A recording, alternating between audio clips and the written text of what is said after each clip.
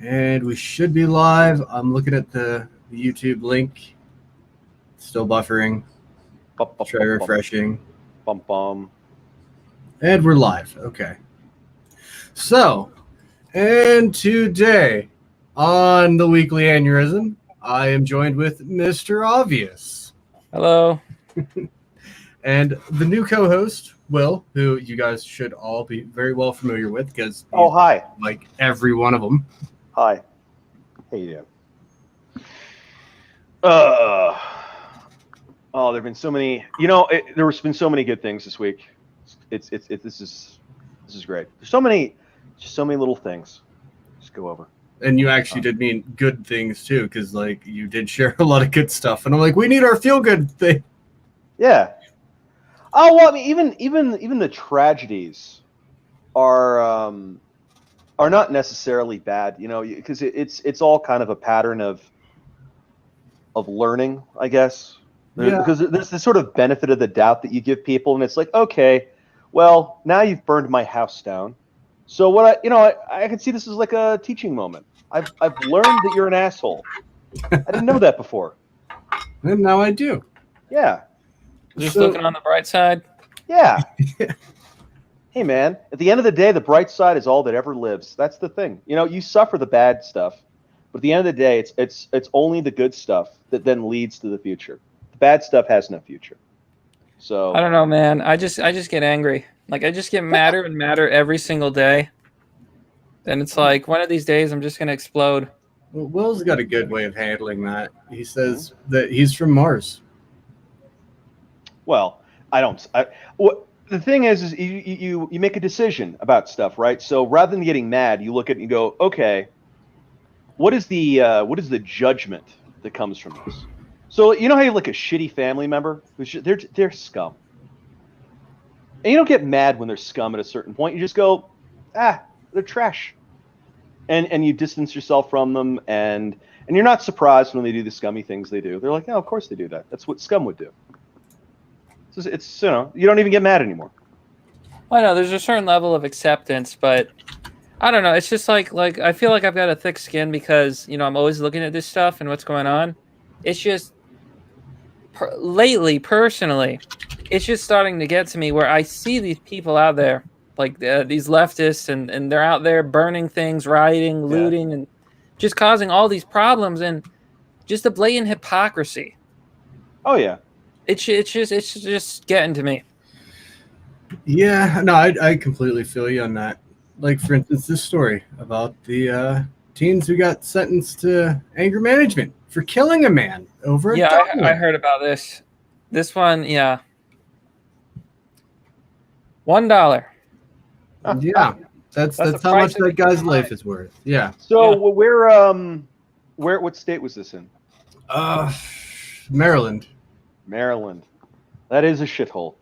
Mm-hmm. It really is. It is, amongst other things, bordered by D.C., which is, for a lot of reasons, D.C. is kind of full of nastiness. Is a place to personally live because it borders Maryland. And then you can look at other places like Baltimore and whatever. It's just bad. Maryland is not a great state. Wait, Machiavelli is saying they excuse it because he was on drugs? What? I didn't catch that part. I thought they said that. Okay, so what I heard was that they didn't mean to kill him; they just wanted the dollar. So, because there was no intention to kill him, it obviously wasn't murder, which is nonsense, if you ask me. Which is third-degree murder. Well, at least second. Yeah, this is in the history of the United States, saved people from the chair like 0 times. So I don't see how that helps you out. Well, from my understanding, though, third degree is you didn't intend on killing that person, you didn't have a plan. Second degree is you did intend on killing them, but you didn't have a plan. And first degree is you intended on it and you planned it. It's all within the context of the reasonable man. Are you guys familiar with the reasonable man? Well, the reasonable man should know that if you try to hit someone in the head, you better be prepared for them to not get back up. Exactly. That's just my opinion. Yeah. So via the reasonable man thing, you frequently would be able to argue second degree in this context, just based on the brutality of the assault. And then what pisses me off the most is the media, like, obviously. And okay, so there's two things here. One is, I don't know if the guy was white or not, but the perps don't look white to me. But the media doesn't talk about it. And the headlines are never, oh, African American people kill. Okay, so it is a white man. Yeah. They killed also, a white I think man. the photo has, I believe, it's kind of blurry. Pictures of the assailant. Well, yeah, but in this photo, zoom in on the face of the guy who's not on the ground. Yeah, you don't really have to. Well, no, the other, yeah, you can see. It's very blurry, but there are other pictures that I have seen of this instance where it's not as blurry and you can clearly see it plain as day. And the media doesn't talk about it, and that pisses me off too, because then there's the headline. It's like, oh, teens did this or the youth did that. If they mention race, it's always in the context of white guy did this. I agree. There should be an equal treatment. Like either, don't make a deal out of the race, or I guess we'll just be obsessed about it in all cases. Just be consistent. It shouldn't be. Yeah. I think it shouldn't be a deal. But so, like, here's another story that goes along the same terms, kind of. You look at this headline. 4 teens, including juvenile, arrested in connection with Raleigh girls' murder outside Bojangles. So 4 teens, right? Yeah. 19, 18, 17. Sure, technically teens, but come on, they're considered adults at that point. This is adults murdering a minor. Yes. Yeah, and they're going to call them teens. And they're also, as far as I know, they're all African American too. They are. So you look down, here's the mug shots. Yeah. Every one of them. And it's not the fact that their race is what really matters. It's the fact of how it gets reported, like we were talking about in the other one. Okay. So what is their motivation on that other one? Like, so the first one, they wanted $1, which seems a little suspect. I don't think it was going to beat anybody to death for $1. I think there had to be something else going on there. I think that it can be over something that's stupid, but I think the basic premise is you have a group of people who are being told every day that they're victims, so they feel entitled to both commit violence and to rob. There's definitely a problem. But I mean, it could just be sadism. Could have been. I'm not suggesting that that they're because I mean, I'm not disagreeing. It could just be people that want to hurt people, but I don't think that their motivation, because it's a lot of work to beat somebody to death. Okay, you're not going to go to the trouble to beat somebody to death for $1. What? That's a soda. Yeah, you're not going to do that. It's got to. You're thinking from the perspective of rational people.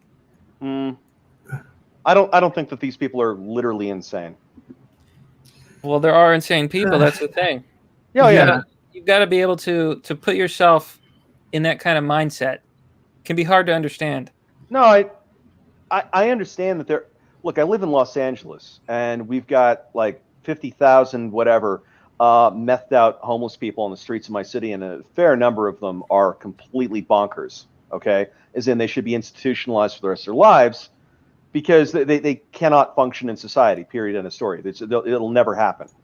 So I understand that there are crazy people, but I'm not sure if these people are crazy. I think they might just be, as you said, fed a violent ideology, which inclines them to sadistic acts. For example, like if a jihadi, for example, cuts somebody's throat, I don't think he's crazy. I think he's just been indoctrinated with a violent belief system. Whoa, you're talking about Muslims here? How dare you? Yes.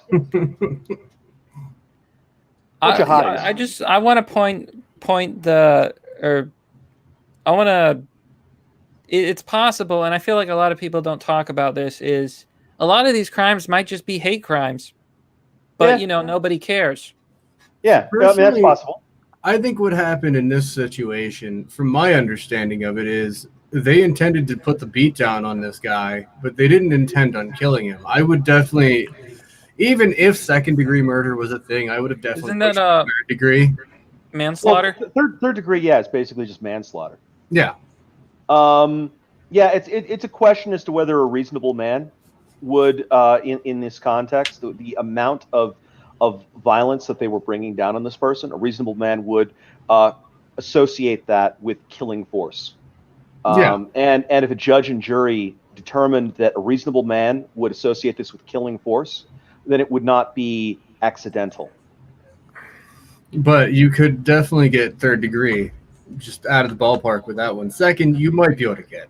Well, a judge could give you a pony, but you know it's by the norms and the precedents of the court, you could absolutely get second degree off this.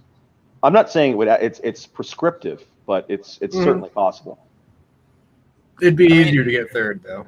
Oh, it's always easier to get a lighter sentence. Always, you know. The easiest sentence would be, "Here's a pony." That's the easier to get third, and I would also feel like justice was actually served. And I feel like the majority of people would feel that justice was served, except maybe his wife or really close family. Well, victims that lose, families that lose somebody, there's nothing you can do for them. You know, you can't bring the dead back. Yeah, you're not. No matter what you sentence them to, it's not resurrecting the guy. Right, and it's not the purpose of the court to bring the dead back. It's their job to adjudicate the law to maintain order. Well, they didn't do that here.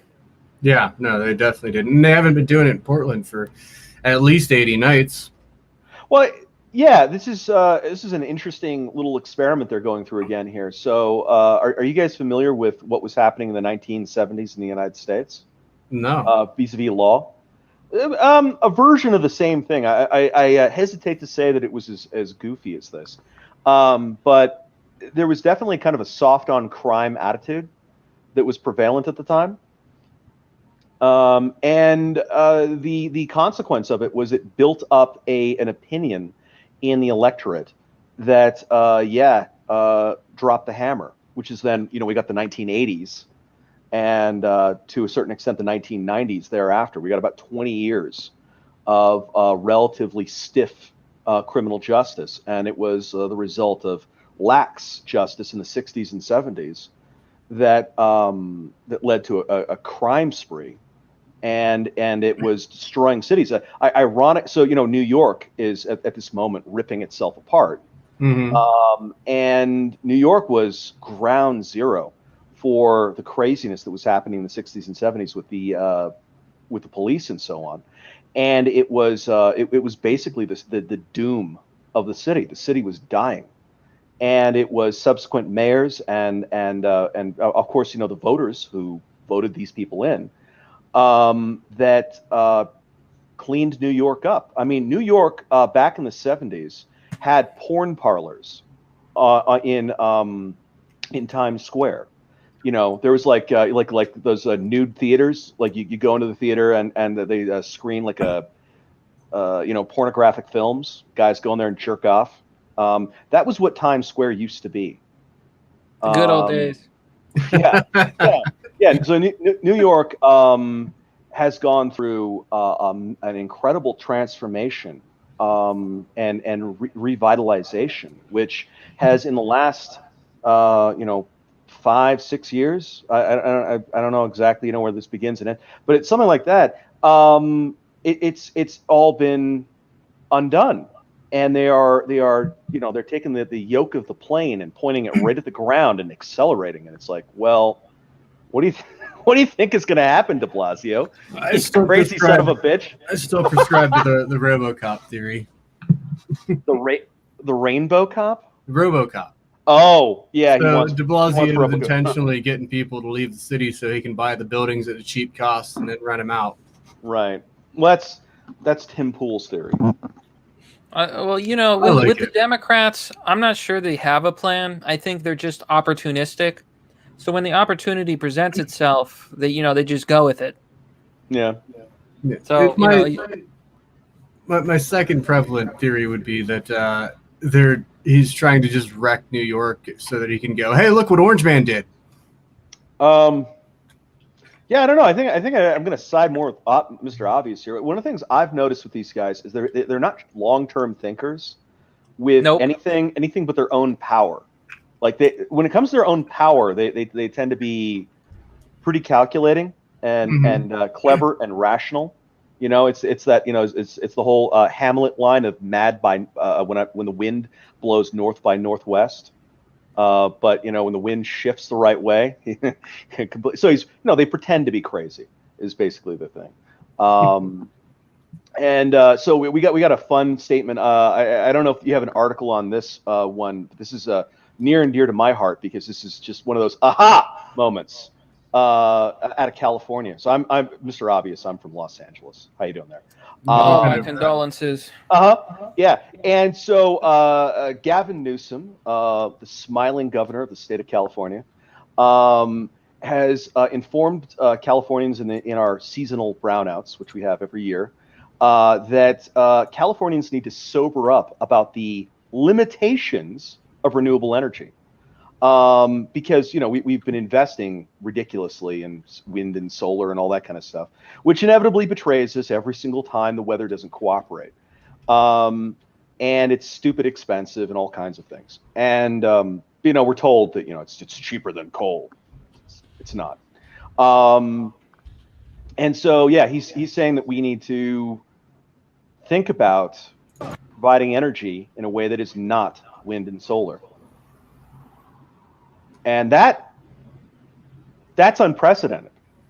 Yeah, out of these people, that's a new one, and it's like, holy shit, are you guys finally fucking learning? It's like that moment at the end of War Games, if you guys don't mind the 1980s pop culture reference, that you know, where they had the computer that was had to learn that nuclear war was not a game you could win.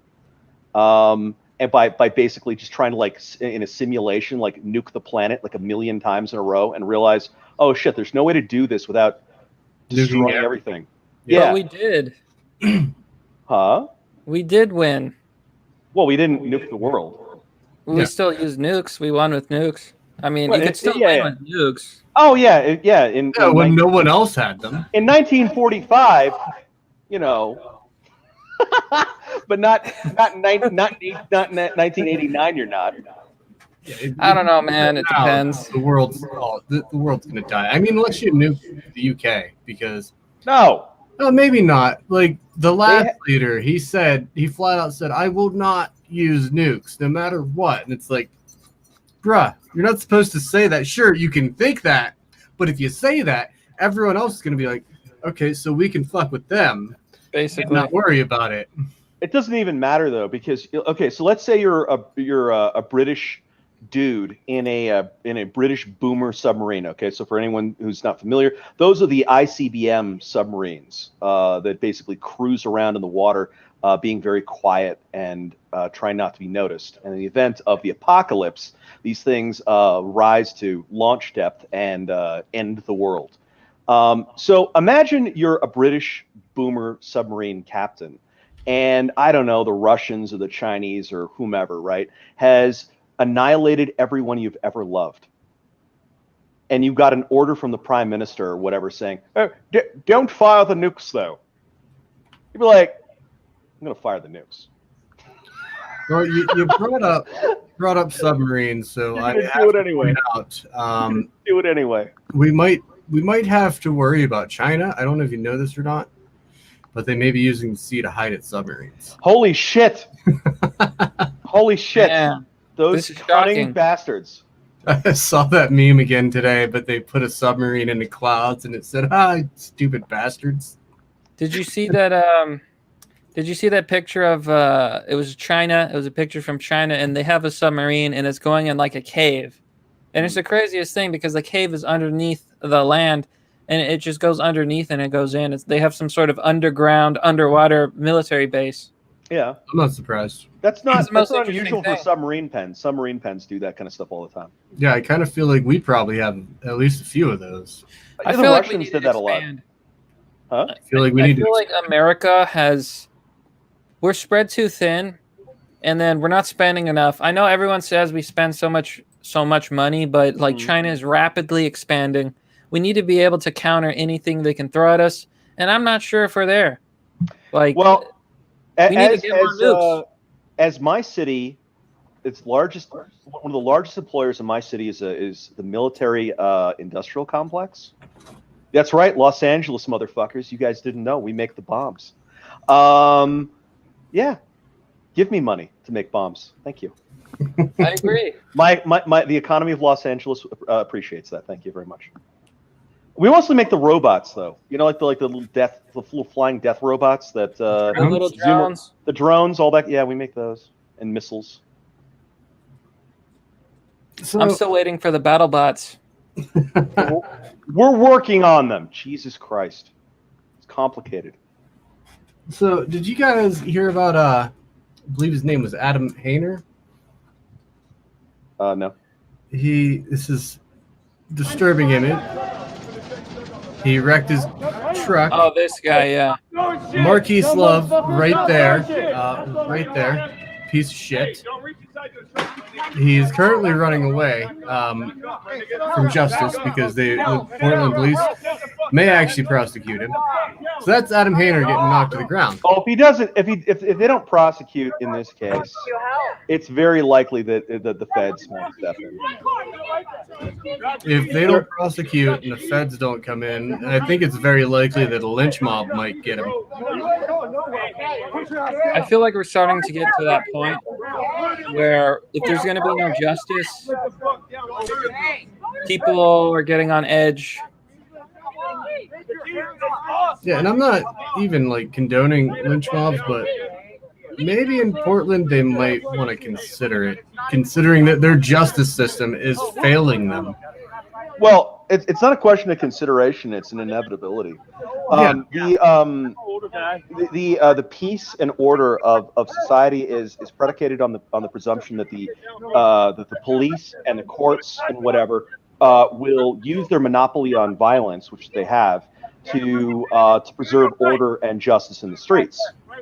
When they don't do that, you get Batman.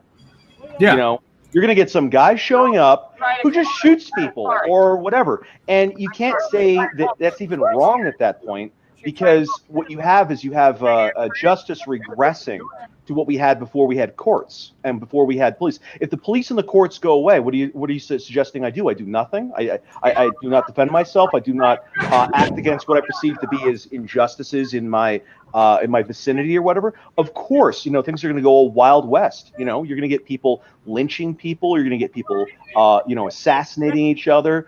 You're going to get fucking duels and shootouts and all kinds of crazy shit. And it's inevitable because that's what happens when the police don't do their job. When they don't do their job, people have to take justice in their own hands because they got no choice. And it's never pretty when they do. Well, I'm not suggesting it's pretty. It's inevitable, though. I'm not advocating it. I'm predicting it. You know what's funny, though? Like, all of these people are out there, and they're saying that we should be afraid of the police and that the police are the scary ones.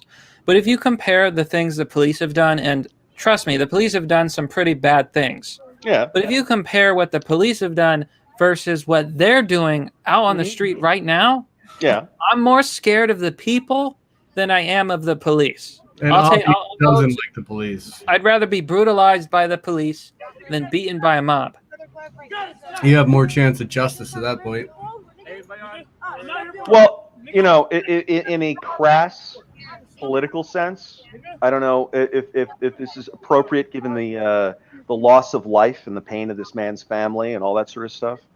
I think that this is making a point, and I think it's making your point. So I mean, this is not making Antifa look good. No, it's definitely not making Antifa or anyone else who donated to Black Lives Matter look good. Or anyone else who donated to Black Lives Matter look good. I like these memes. You must give them all to me. Yeah, I love these memes. These are great memes. Abby actually did a video on these. You must PM them to me so I may steal them. Abby actually did a video on these memes. What was the operation called again, Avi? Sponsored by Operation Sponsored by. Yeah, what upsets me about the guy who got kicked over here? Later on, I think he said, "Oh, but I agree with BLM." Like, what are you thinking? Why are you pandering to these groups that beat you in the first place? They need to stop. I don't care if you're a left winger. I don't care if you're a liberal. I don't care if you want to be the good guy or whatever. These groups, the BLM, the Antifa, they're not good groups. They're violent. They're out there hurting people. And then to turn around to get beaten, nearly lose your life, and then to turn around and say, oh, but I support BLM. You know what? Maybe you deserved an ass kicking. Well, there's also a need to separate portions of movements that are doing something versus those that are not, and the movements themselves have an obligation to make that distinction. So we saw this frequently with the various Islamic groups back when that was the topic du jour, was that they were saying not all Muslims are violent or whatever, right? And that's of course that's true. Of course that's true. But then there's also an obligation on behalf of groups non-violent Muslims or non-violent BLM protesters, for example, to make an affirmative break with people that are advocating these things. And to the extent that these groups don't have any integrity in doing such things, which is, for example, that was an issue with CARE, the Council on American Islamic Relations. I believe that's they continued to interact with Palestinian terrorists, and various other violent groups in the Middle East and whatever, whilst at the same time saying they repudiate violence. Which, I'm sorry, I can't believe you when you say you repudiate violence and then you interact productively with violent groups. You can't do that. That's like saying I repudiate the KKK and then you work with the KKK. You can't do those two things. And so you have to see the same thing out of BLM. So BLM and Antifa and whatever, if they want to argue that they're nonviolent, they need to repudiate and then separate themselves, make themselves distinct from the violent organization. So the violent portion of their groups, which are there, can be isolated, and then we can bring the hammer down on that. Because then at that point, I'm not coming down on Muslims, I'm coming down on jihadis. I'm not coming down on peaceful protesters, I'm coming down on domestic terrorists. And but if you don't let me do that, if you keep trying to conflate the peaceful with the violent, what you're actually doing is you're providing a human shield for a terrorist. They're enablers. Yeah. No, that's why I just lump it all together, because I see all these people enabling this, and it's like, you know what? It's all a problem. I don't want to see any of it. I don't want to see any more protests. I'm done. Just bring in the military, bring in the police, do what you got to do. Stop it. Because at this point, more people have died from the protest that have been killed in like 10 years by the police. That's not really true. For instance, last year, 41 unarmed people died by police. But unjustly or justly? There's unarmed. Unarmed. I'm not talking about unarmed. I mean like unjustified killings. Unarmed. I would probably wager that more people have been killed in these protests, these fucking riots, than unjustly killed people by police last year, for sure. I would probably say even the past few years. Yeah, there's a lot of ways to maintain the protests without having a problem. So, like, one thing they could do is they could just have sit-ins, right? Who would have a problem with BLM if what they did was they went to a place where they're not bothering everybody and they just sat down? You mean like Martin Luther King said, civil disobedience, peaceful protest? That's what we all want. Yeah, that's fine. So, I have a lot more support too. If they want to protest, that's fine. Sit down, and do your thing. And part of the reason why you have to do that, I'm not saying sit down as an act of submission to like me or authority or something like that. The reason you sit down is it isolates the provocateurs that want to throw bricks. Because they're already sitting down, and then one guy is like standing up and he throws a brick. It's like, well, we're obviously not with him. That's just some jackass who can't run, and he can't like blend back into the crowd or something and run away. Everyone's gonna be like, dude, okay, can you arrest this apparent psychopath, please? Thank you. And it makes it impossible for somebody to take what is otherwise a peaceful protest and fuck it up. That's why you do the sit-out. You don't do it as an act of submission. You do it as an act of control, because what you're doing is you're controlling your movement when you sit down like that. But has there been one protest that was actually peaceful that didn't break out into a riot, or that nobody did anything? Recently with Antifa, no, because they're inherently violent. There have actually been a few, but they're mainly like suburban, rural. But it's not even all the suburban rurals. There aren't many. Right? That's what I'm saying. There are a lot of people. I was just going to say, these groups are poison. Like, I think that the well is poisoned, and we can talk about separating the water, but at this point, I think you're still going to get sick. Yeah, it's like when you get the leaders, get the leaders of BLM not really denouncing any of this, that to me says they approve of these actions. And they do. The way that these are being handled. So therefore, if the leaders are saying, hey, this is how it is, we're fine with this, that means, in my opinion, everyone who goes Black Lives Matter agrees with what the leadership is doing. They are complicit. They are complicit in what their leadership is doing. A lot of them are idiots. No. So I completely agree. One of them went on the news recently, and he said, "We're allowed to loot because the United States steals oil and diamonds." I thought you were about to say the reparations thing. I think there's a thing for that as well. They've said all kinds of crazy shit. But the point is that they absolutely will try and double down and say like this is okay. There are a lot of kind of idiots that walk around and they're like, oh well, of course Black Lives Matter, and yeah, sure. I think we all like just taking those words and not looking into it any more deeply than that. I think we all agree, right? Of course. I mean, not only do Black Lives Matter, all lives matter, but Black lives are part of all lives, and I don't think any of us are arguing for the dehumanization of any group of humans. So, but some people, that's all they know about it. That's all they know. So they show up with that, and then they start shaking their hands in the air like that's what this is about, and it's not, and it's their fault for being so stupid, but. You also have to recognize when you look at those people, a lot of them just don't know what the fuck is going on. Yeah. All right, so we actually had a submission from one of the viewers for this, as far as the Democrats having no plan. About COVID relief before the Congress. You've been struggling to strike a deal, as we know, with Republicans on this, but this week more than 100 Democrats in the House signed a letter urging you to pass a smaller relief bill than what you have agreed to go from down to $2 trillion. Nancy.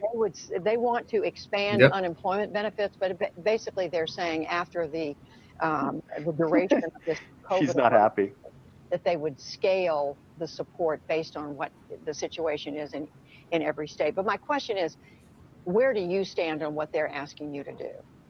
Well, they're asking us to do, and I fully, from a policy standpoint, have always supported the stabilization.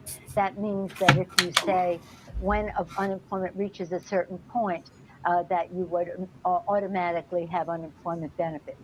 That's a very positive initiative. I've encouraged that. I have welcomed that suggestion. I don't think strategically it's where we should go right now. Yeah. It's all about strategy. It's not about the Americans who are starving. It's not about the children. It's about the Democrats' political strategy. That's what matters. Well, there you go. There's the quote. Yikes, Nancy Pelosi admits blocking unemployment benefits for political reasons. I don't think strategically it's where we should go. It's worse than that for so one thing which a lot of people I guess don't understand is that a lot of states, my state in particular, has a little bit of a budget problem right now. Now, the politics of my state is, and this is true of many other states as well, is sustained to a large extent by basically paying off public sector unions, who are the backbone of the political hierarchy in my state. So, you can get out there and you can vote and say, these are my positions, this is my community, blah blah, representative. You're not in charge of your state if you live in California. You're not in charge. It's the big public sector unions. It's the teachers unions. It's the government workers, and those big unions, they dominate my state, absolutely dominate it politically. And the problem that they have is they don't make money; they spend money. And to maintain power, you have to have a large civil service to have a large number of civil service votes, which means to maintain power, you have to keep all these people sweet, and you have to have a shitload of them. And the problem they're having is they can't afford it, and so they need the money.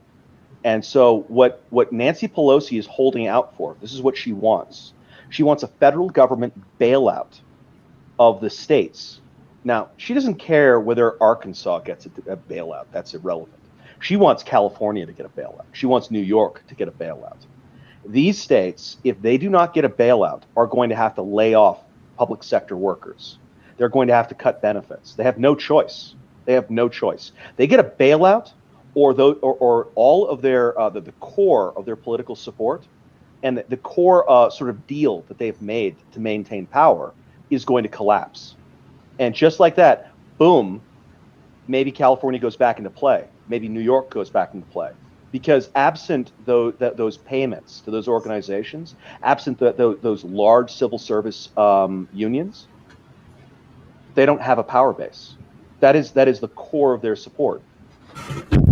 Didn't California try to pass a wealth tax to like anyone trying to flee the state? Just desperate for money. Yeah, they actually did. No, they didn't. It's been proposed. Yeah. It's not going to pass. Oh, okay. You don't think it'll pass? No, it's not going to pass. You don't think they're desperate enough to go, let's try it? But I mean, even if it did pass, even if it did, how are they going to uphold it? Huh? Yeah, that's also true. No, it's not going to pass because, first off, for it to pass, it would have to go through a state referendum, which is not going to. It's going to fail. A lot of people overestimate how much power the Democrats have in California as a result of public support. A lot of their power is the result of machine politics. I don't know if you guys are. It's what I was talking about, the public sector stuff. It's all this. It's patronage systems and all that kind of stuff. When stuff goes to a referendum in the state of California, we often vote it down. They're like, oh, we want to raise taxes, and Californians are like, no, shut up. All that kind of stuff. So we've got an election coming up. We're going to see what happens with the referendums. But what often happens with this as well, which is really gross, is that they put stuff to a state vote, where they ask us, do you support this or that? We vote it down. And then what will happen is the courts in California will say, never mind, it's happening anyway. So we get forced into this against our will with some frequency. You look at a lot of crazy stuff out of California, and it's not actually popular with the voters. It's just we feel powerless. We don't know how to stop it. We try to vote against it. And we're subverted at many, many levels, institutionally. And we, the last election was truly, it was. I mean, if you don't mind, California whining about how fucked its politics are. Where they went to all the communities, all that were like the last Republican strongholds in the state, and they basically did vote gathering to wipe out the last Republican representatives in the state, because they that's their goal. They want to have no opposition, and it's not about the will of the people. It's about tyranny, dude. You can't stop us. That's what it is. I mean, there's revolutions fought over less. Sure. Well, they took our guns away. So. we're also, it's the weather's very nice outside. But the it's and so people talk about you can't do this, it's against the Constitution or whatever. Well, what does that mean to a Californian? Because I live out here in California, and Second Amendment and First Amendment and all that due process. Where's the Supreme Court? Where's the Constitution? It doesn't come for us. We die in the dark. So we don't take it very seriously because our government doesn't take it very seriously. They laugh and do what they want. Revolt, man. You've got to revolt. You've got to do something, or else it's going to come the day where America builds a wall around California. I mean, I'd be fine. Hey, man. In the 1970s, we were the ones who were arguing for the wall. We also we're where the wall fucking started, pal. That wall that you see, that seawall in California, we built that ages to fucking go. We were the ones arguing against the change in the 1960s for the immigration law that has resulted in the whole anchor baby explosion. We gave you fucking Richard Nixon and Ronald Reagan. Apparently it wasn't enough. We tried. We fucking tried. We had a law on the books that was only recently overturned that made it illegal for communists to serve in any respect as state employees at any level. Well, we tried. We tried. At a certain point, they kind of have to pick communists whenever everyone's turning into one. Well, we tried. You know, California was the source of all the based shit back in the day. And we tried, and we got shut down, and we told you what was going to happen, and the zombie outbreak has happened, and now Californians like myself are living on the roofs of malls drinking rainwater. Okay, I'm sorry. The outbreak has happened, and now they're going to rampage across the country, and oh well. They're not going to rampage across the country. They already are, pal. No, well, didn't California used to be blue? You mean red? Oh yeah, red. It used to be red, and now Reagan used to be the governor, didn't he? Hardcore, dude. Fucking George S. Patton came out of California. Kick your ass. We had all of that stuff, and we warned the entire country in the 1960s that if they did the immigration reform, it was going to lead to this crazy, demographic thing that's happening now. Who voted for that though? Ted Kennedy, amongst others. Was he blue or red? Ted Kennedy? Ted Kennedy is a Democrat, or was. He's dead now. Yeah, that sounds the Kennedy right. family. So no, California tried. As far as we got overrun. We told you. As far as the Democrats go, they have this fancy little theology that protects them from everything, where it's rules for me, rules for thee, but not for me. Oh, I'm so happy about this. Oh my dick got so hard when I saw this. It hurt. It was painful. Yeah, so Lightfoot's Chicago, isn't she? Yeah. So Mayor Lori Lightfoot defends ban on protesters on her block.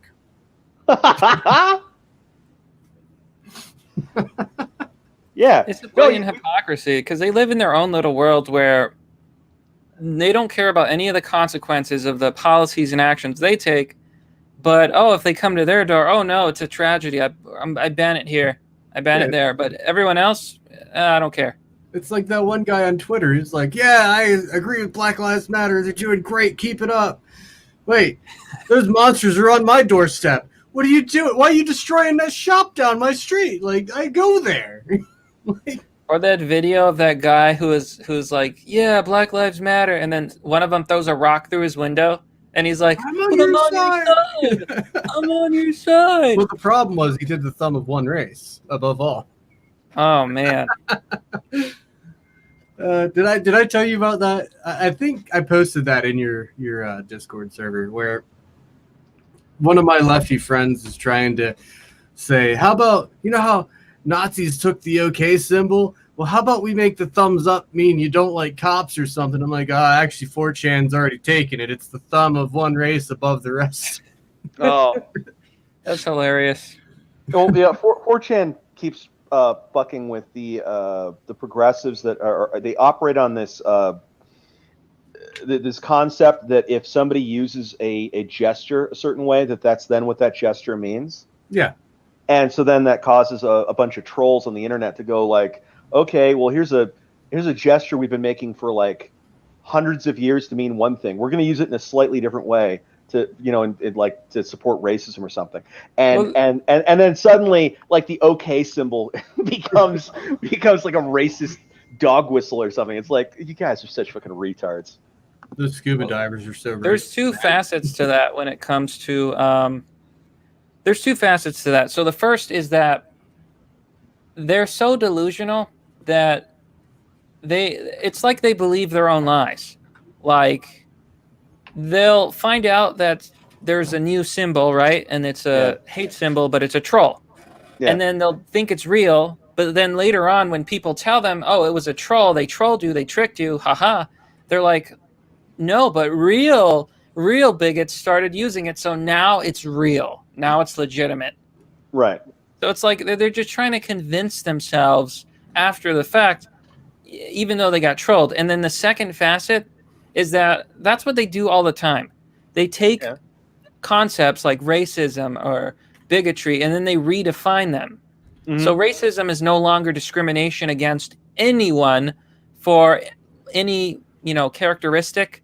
Now it's prejudice plus power equals racism, and only white people have power, so only they can be racist, and you cannot be racist towards white people. It's like they're redefining language. It's straight out of 1984 Newspeak, and they just believe their own lies. It's a doublethink.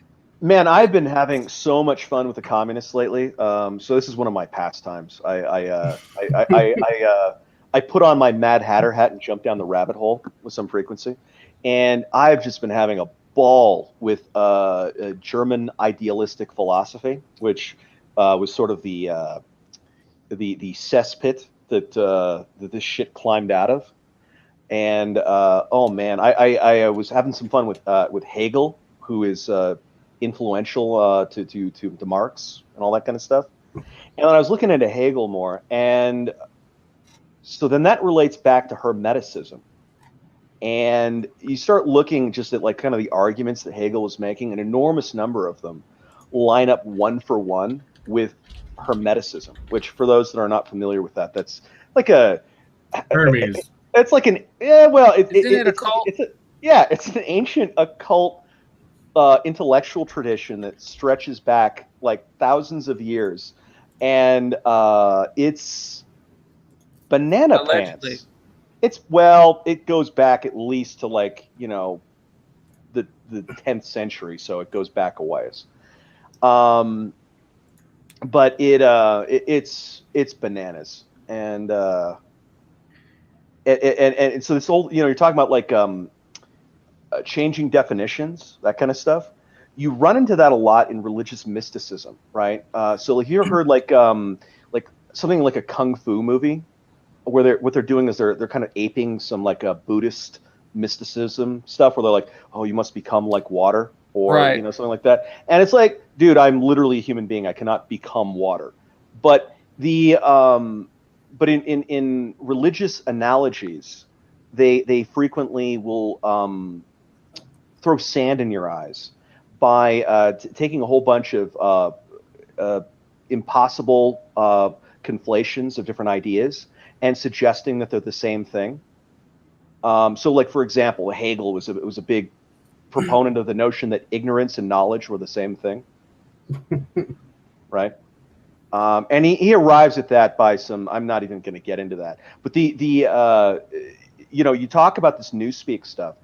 That's where they're getting it from. They're getting it effectively from old religious esoteric mysticism, and it's by the intellectual transitive property. That's what they're drawing it from. The thing though is these people, they're so brainwashed. Like Bezmenov says, you can show them indisputable factual evidence, and they won't believe it. Like even with all the evidence in front of them, like see, there's this, and they'll just be like, no, that's not what my program says. It's a religion. Mm-hmm. No, all right. So, like, for definitely. example, if you go to some guy who believes, I don't know, that the world is 6,000 years old or something, right? And you show him fossils, he's gonna be like, no, the devil put those in the ground I actually had an ex that thought that.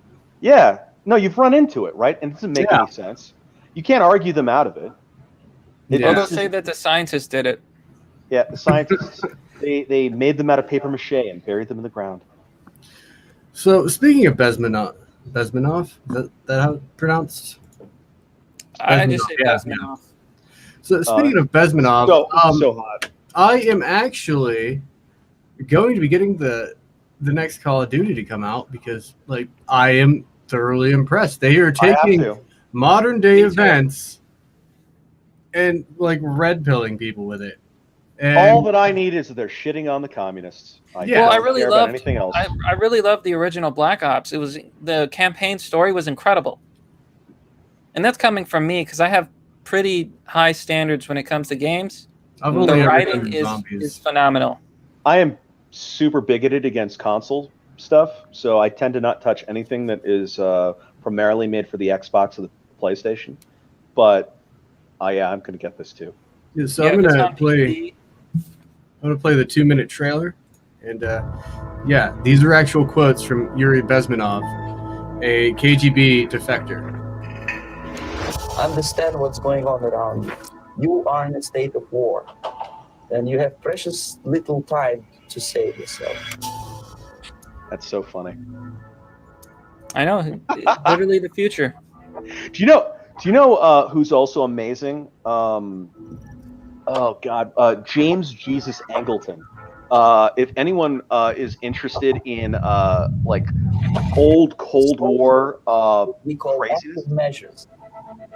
check out James Jesus Angleton. He was the head of CIA counterintelligence from the end of World War II to the 1970s. What matters is essentials. And that guy is fucking hardcore. Defense systems. Yeah, I still have to watch that video. You told me about it before.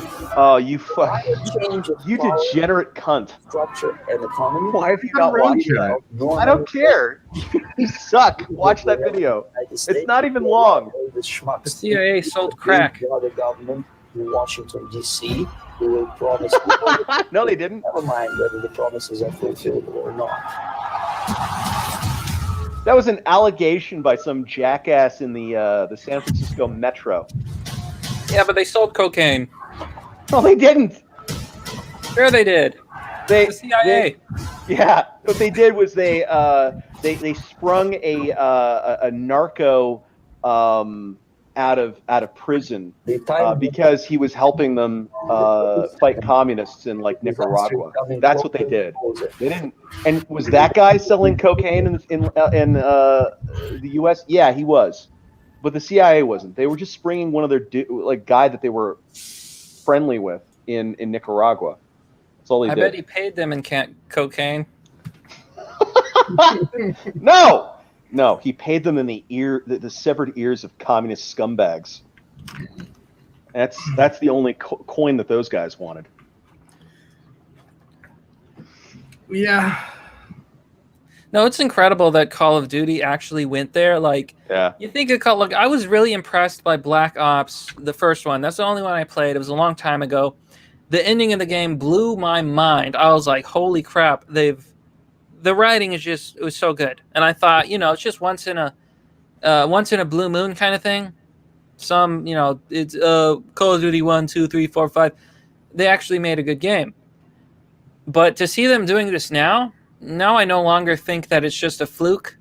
Now I think that, I don't know, they got good writers or something.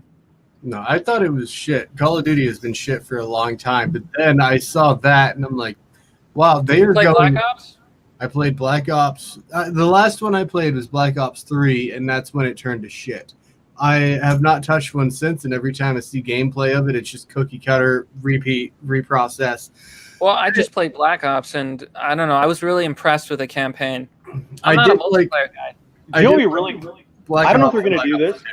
I don't know if they're going to do this. But something would be really cool is if they went through some of the declassified CIA operations where they were, gathering intelligence or extracting somebody or whatever like that, and they did just kind of like they created a mission based around those case files. But wasn't the CIA? Cool. Some of those are fucking crazy.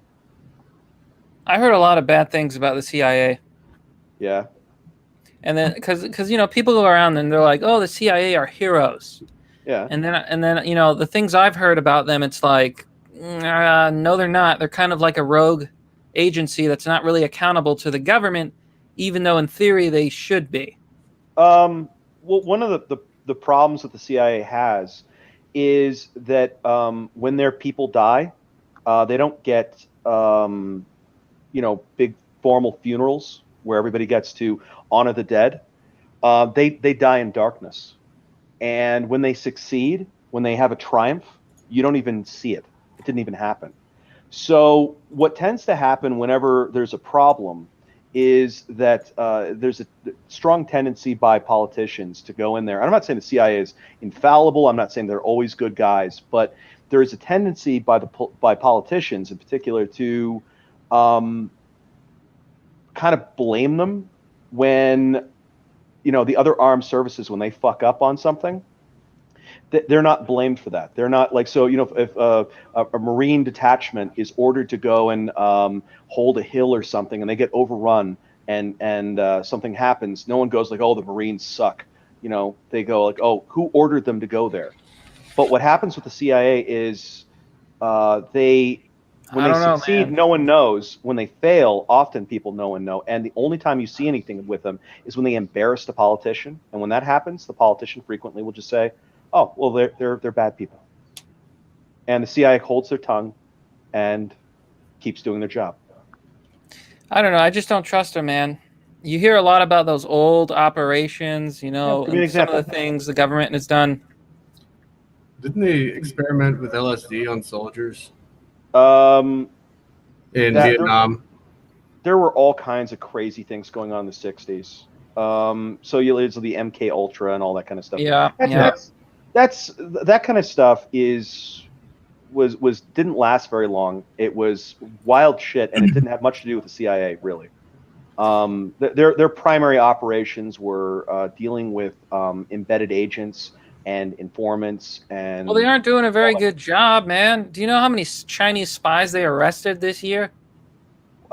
I'm not suggesting that it's going well right now. I mean, big problem that happened was after the Cold War ended. The CIA got their dicks cut off. I don't know if you're aware of that. Well, I don't know. I've just heard that they do whatever they want. They topple countries. You don't really know what's going on. Yeah, I'm pretty ignorant on what the dealings of the CIA. Assassinations, a bunch of stuff. Oh yeah, look, I'm not saying that they don't do some dark shit, but something to keep in mind with that is that most of the stuff that you'd be talking about would be actions during the Cold War. And the Soviets were doing, the CIA was facing off against the KGB. And the KGB was doing all kinds of dark shit the other way. And so, it was a war. And one of the big problems when people look at this stuff is they basically say, well, how could it be a war? Because it didn't really affect me. I was so happy. I was just sitting here, grilling and having my barbecue and, enjoying the American dream or whatever. But whilst that was happening, there were a bunch of people who were deployed around the world fighting what was effectively a secret war. And yeah, they shot people. When soldiers are sent to other countries, they shoot people. Yeah. That's what they do. And the CIA was doing that. They were absolutely killing people. They were also, saving people. They were also getting intelligence. They were doing all kinds of different things. And when you shoot somebody as a soldier, you're not shooting someone because it gets your dick hard. You're shooting someone because it's an aspect of the mission. This person has to be shot as per the mission. Whether per the mission or per self-preservation. Sure, exactly. And so when the CIA was shooting somebody, it was in the context of mission. Our mission is to do this. This guy right here needs a bullet. And they would do that. It wasn't personal.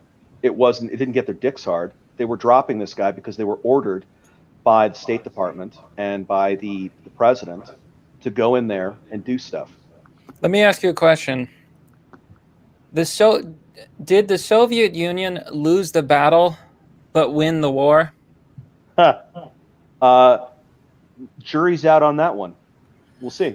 We have not fallen. No. We have not fallen. I feel like what they were trying to do, like the demoralization, destabilization, crisis, that's definitely happening. I feel like those seeds that they sowed, it completely succeeded. Their plan ultimately succeeded. So the Soviet Union is gone, but to this day, we're still fighting them. We are still fighting them for sure, but I wouldn't say they've succeeded yet. Yeah. Fat Lady is not sung, pal.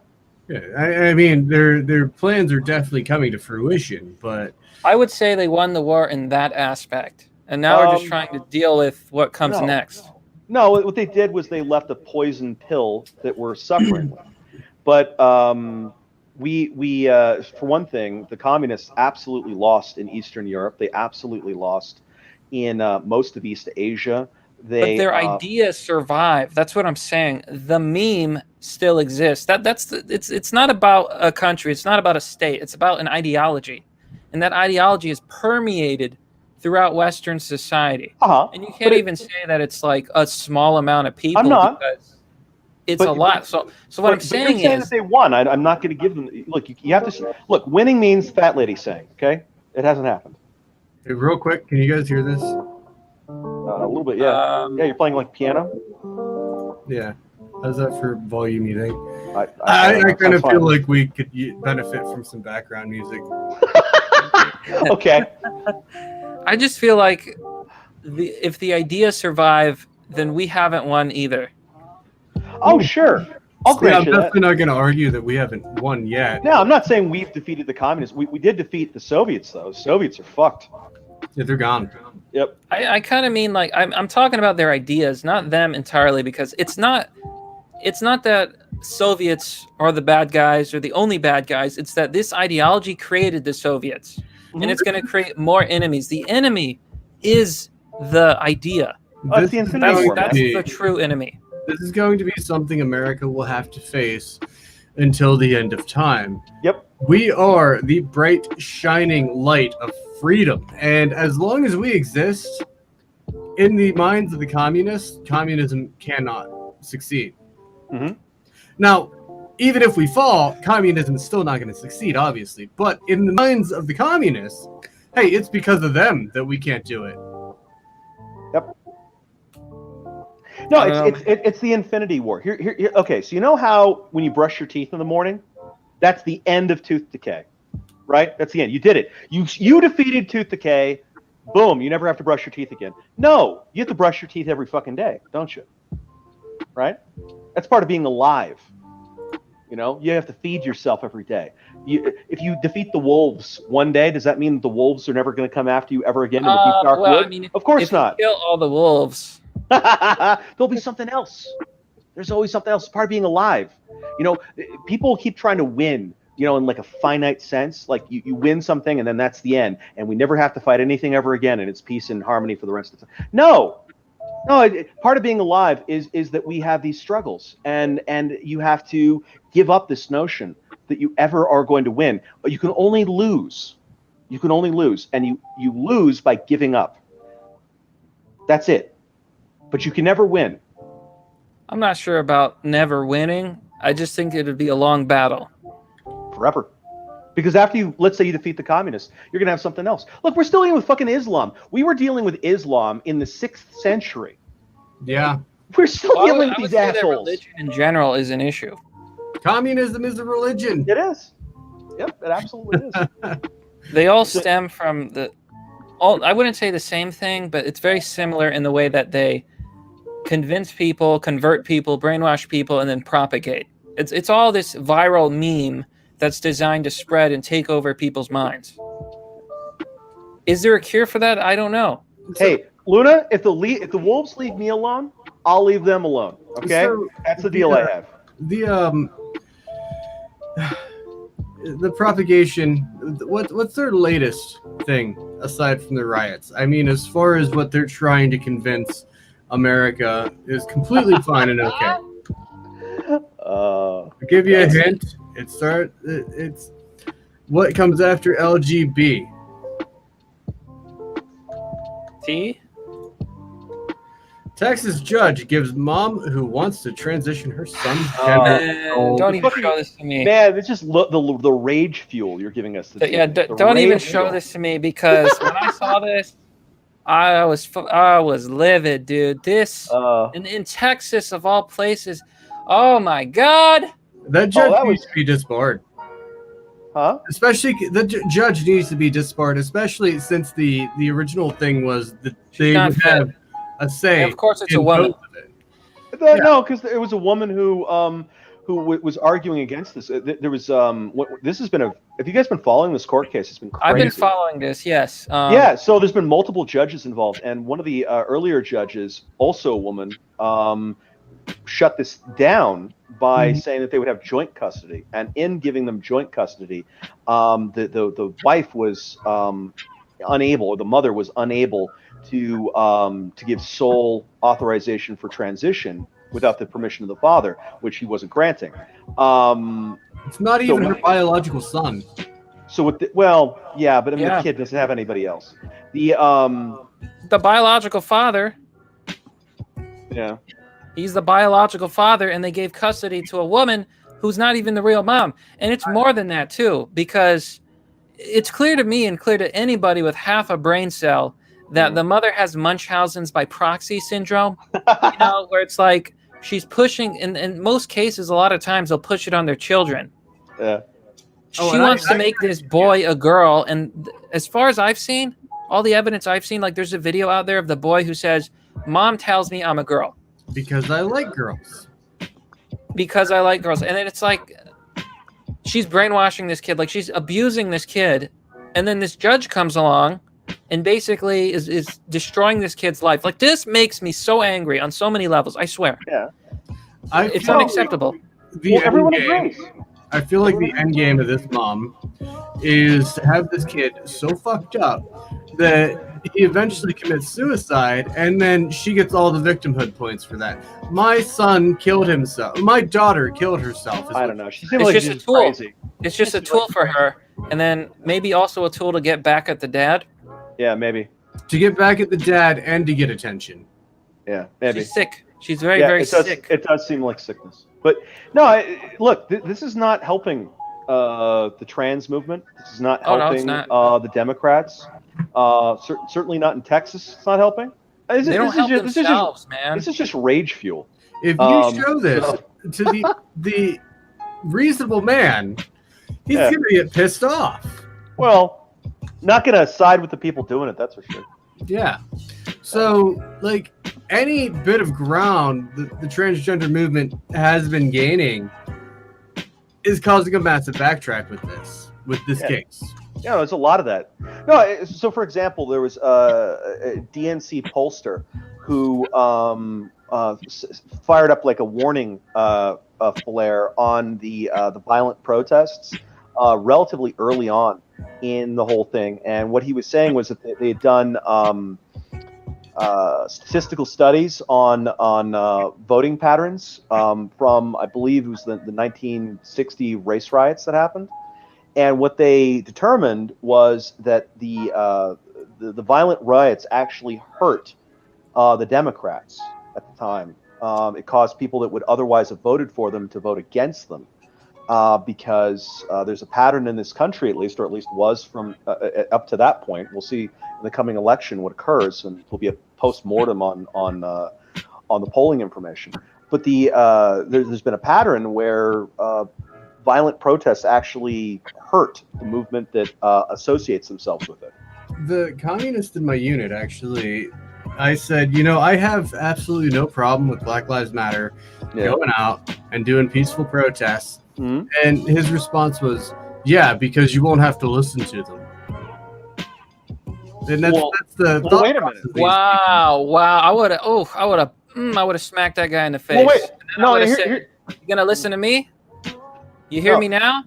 No, here's a problem with a lot of people don't understand First Amendment. They don't understand the right to speak. It also includes the right to ignore. Mm-hmm. So if you're yelling at me, you've got the right to talk, right? But I also have the right to not listen to you. That's my choice, whether I want to listen to you or not. So if you are being an obnoxious jackass, I get to walk away.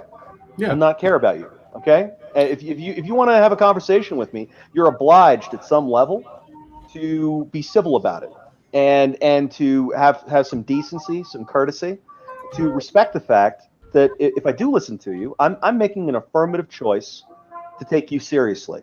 And if you go out of control and start attacking and being violent and or being rude, well, I'm going to walk away. and that's on you, man. You know. The thing is, though, what do you think garners more support? Give me 1 sec. Well, on not- this subject, What do you I think want- garners more support? This, or this? Absolutely. It's not. It's What do you not think the average American is going to look at and go, you know what? I want to get behind that. I want to help whatever they're trying to do. Yep. it doesn't make me angry. That's like the thing right there. It doesn't make me angry. It's like, okay, They look like reasonable, civilized people. they're in suits. They're polite. Yeah, he was sitting down people from church groups and having them sit down in their Sunday best. And if you wanted to go over and talk to them, you could do that. Yeah, it's like, okay, yeah, I can consider your beliefs. And on that subject of like, they're not making themselves look good. None of these groups are making themselves look good. Like, I don't think they realize it, but the Democrats, the left-wing activists, Antifa, BLM, they think they're out there sending a message by being rude and by causing all these political problems and causing a ruckus. But the reality is, there will be pushback. Regular people are going to see all this insanity. They're going to be like, wow, the Democrats, they blocked the stimulus check and I can't feed my kids? Or wow, they're burning down buildings outside. These must be bad people. For every action, there's an equal and opposite reaction. You know, the pendulum will eventually swing the other way. And I don't think any of these groups are making themselves look good. Not in the long run, not in the big scheme of things. Oh, for sure. And I feel like a red wave is coming because of this. And the biggest reason for all of this, Twitter. Because I feel like a lot of the DNC are looking at Twitter and going, yeah, that's what the base, that's them talking. I have a direct line to them. What? Why else would they be doing this shit? They want to get reelected. They want to stay in power. You know? Who is crazy enough to think Twitter is reality? Well, I can understand kids thinking that, right? Like, but they're mental children. A lot of They these are cynical reptiles. No. I got you. Who's crazy enough to think that Twitter is real life? Yeah. Let me zoom in here. I'm telling you, the psychology of these people is exactly like that. These people are crazy enough to think Twitter is real life. Right. The psychology is like a child. It's like, if I don't get my way, I'm going to throw a temper tantrum, and that's rioting. Well, you see the same thing with Islam. Well, I feel like that's a lot more. That's a lot more like thinking. I think the left is a lot more feeling. No, look, dude. If I show you an image of Muhammad getting pooped on by somebody, right? Is it an intelligent, intellectual response to respond by burning the city down, or killing people?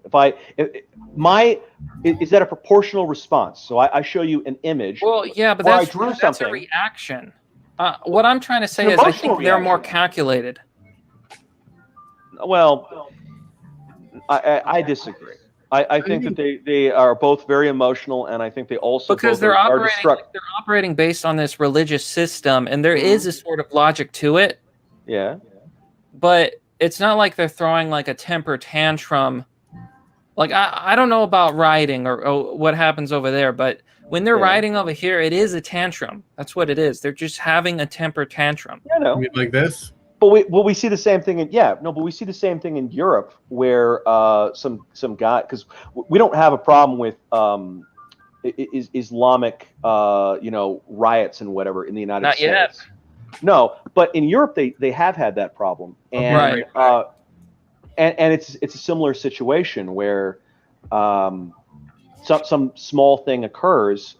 And then you have this violent outburst, which is completely disproportional, and attacks all kinds of people that have nothing to do with it for one thing, and for another thing, they're not making themselves look good, in Europe or anywhere else. by killing a bunch of people for a cartoon. So it's, I don't know. I see the Marxists. This is me, as a religion. I do. That's What where. is okay? I feel like the word religion isn't accurate. I like the word cult. It's a cult. Religion is basically. What's the difference between a cult and a religion to you? There is no difference, but it's more accurate. Wait, you can't sustain that. Yes, I can't. I can't say that because when people think of religion, they think, oh, you pray to God, you do some charity. But no, when you think of a cult, you're like, okay, a bunch of people who are brainwashed, who are part of this organized group, and they're going to try to convert you. And if you don't listen, they might hurt you. Right. When you say cult, I feel like that's just a way better. Okay, so then would Christianity in the 14th century be a cult then, technically? Because if they had the Inquisition and all that jazz, submit to Christ. Well, I mean, it kind of depends, man. A lot of people forget the Crusades were about fighting against Islamic occupation. No, I know, but still, if your notion is submit or die, right? If that's what makes somebody a cult, then kind of every religion has done that at one point, or at least all the major ones have. Well, yeah, I do think religion is a cult. It is. Well, okay. Then I can say religion because religion is a cult. Odinism has never done. Oh, shut up! Like your post 1970s revisionism, Odinism. No offense. Yeah, sure, it hasn't done anything. No. Even back then, they didn't force Odinism on people. They killed people for not being a part of their religion, though. No. They killed people because they had stuff that they wanted, and they also wanted to earn Valhalla if they couldn't get that stuff. Okay. So if you want to go back all of that stuff, there was absolutely kind of a crusade that happened. So we've got this notion of the great struggle between Christianity and Islam in the Middle East and all that, and the Crusades and all that jazz, right?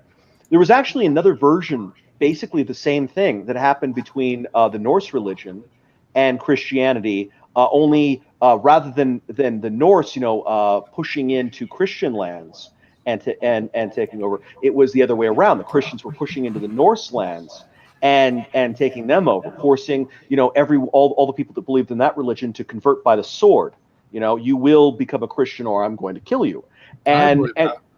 And so absolutely there was a back and forth, and the Norse, when they were fighting back against that, would naturally try and play back the game and say, look, this area used to be ours, and we want it to be ours again. Convert to us or we'll kill you. And they would do that. And then the Christian kingdoms would respond back, and there were battles. It was a thing, and there was a desire by both factions for their relative religion to be preeminent in that territory. I feel like that's not even really about religion. That's just about two different countries or like groups competing for resources. With or without religion, they're going to want to conquer. They're going to want to put their own culture. So in that respect, I feel like that's just war.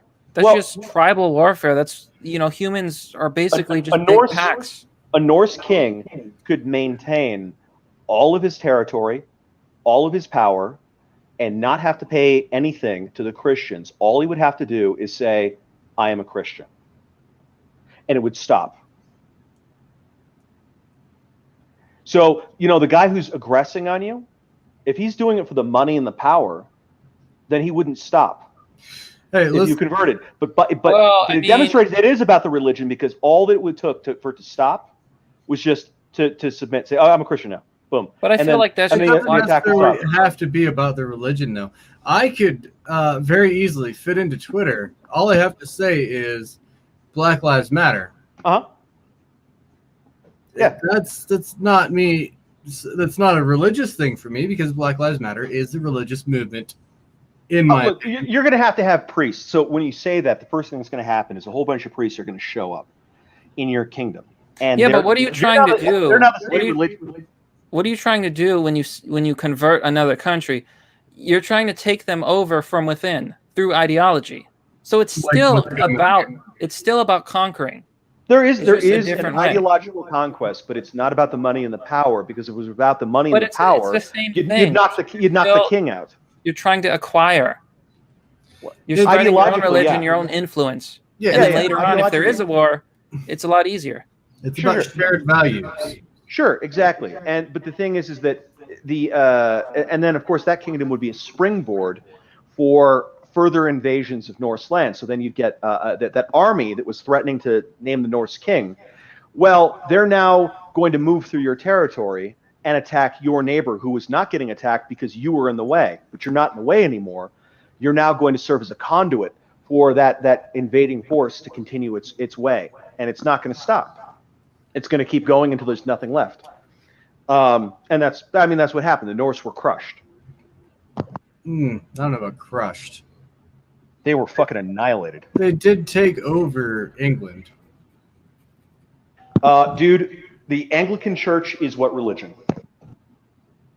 Hey, I didn't say the Norse religion took over England. The Norse men took over England. They settled, and they're Italian men in England as well, right? From the Italian conquest, right? When the Romans came through. Okay. So England has a history of repeated invasions and the French, for example. William the Conqueror. William the Conqueror was a French guy. He came in and no. William the Conqueror was from Normandy. He spoke French. Came from Norway. He spoke He French. was a Norseman. Well, people in Africa Spoke speak French.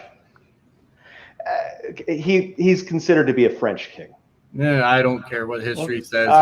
Norse. Yeah. You know what? We all come from the same fucking two monkeys, so it doesn't matter. The point is, he came in there and he went absolutely shithouse on the local political authorities that were kingdoms and whatever that were in England, and that was sort of the beginning of the unified kingdoms of the unified kingdom of England. Prior to that, you had a bunch of little small kingdoms, but when he went in there, he just conquered everybody, and that was all his kingdom. Yeah. So it sounds like England had a lot of problems with national security. Have you ever heard of Sandia? Sandia Labs. Oh, yes. Yeah. Yeah, national security is our business. We apply science to help detect, repel, defeat, and mitigate threats. So they're national labs for the United States, and they. I don't even know where to begin with. They have a re-education camp for white men to teach them the right way of thinking. It's a cancer going through a lot of the HR departments. It's a corporate thing. That's why I hate HR. HR is cancer. I hope HR gets automated. I hope HR. It is. It is getting automated. It is getting automated. Good. It even happened in the Army too. You guys read through this, and I'll go ahead and share this with the chat for anyone who does want to read through it. We can finally get AI, and then it's going to turn racist, and then they're going to have to shut it down. Just like all the other, every time they use AI to automate hiring, it always ends up being like, oh, men are the best candidates. I don't like the women, or they don't hire the African Americans. It's like no, that's not what happens. It's well, no, I know the AI is just operating on logic. It's just finding the best workers. No, but it's not. They get offended and they're like, "Oh, it's racist."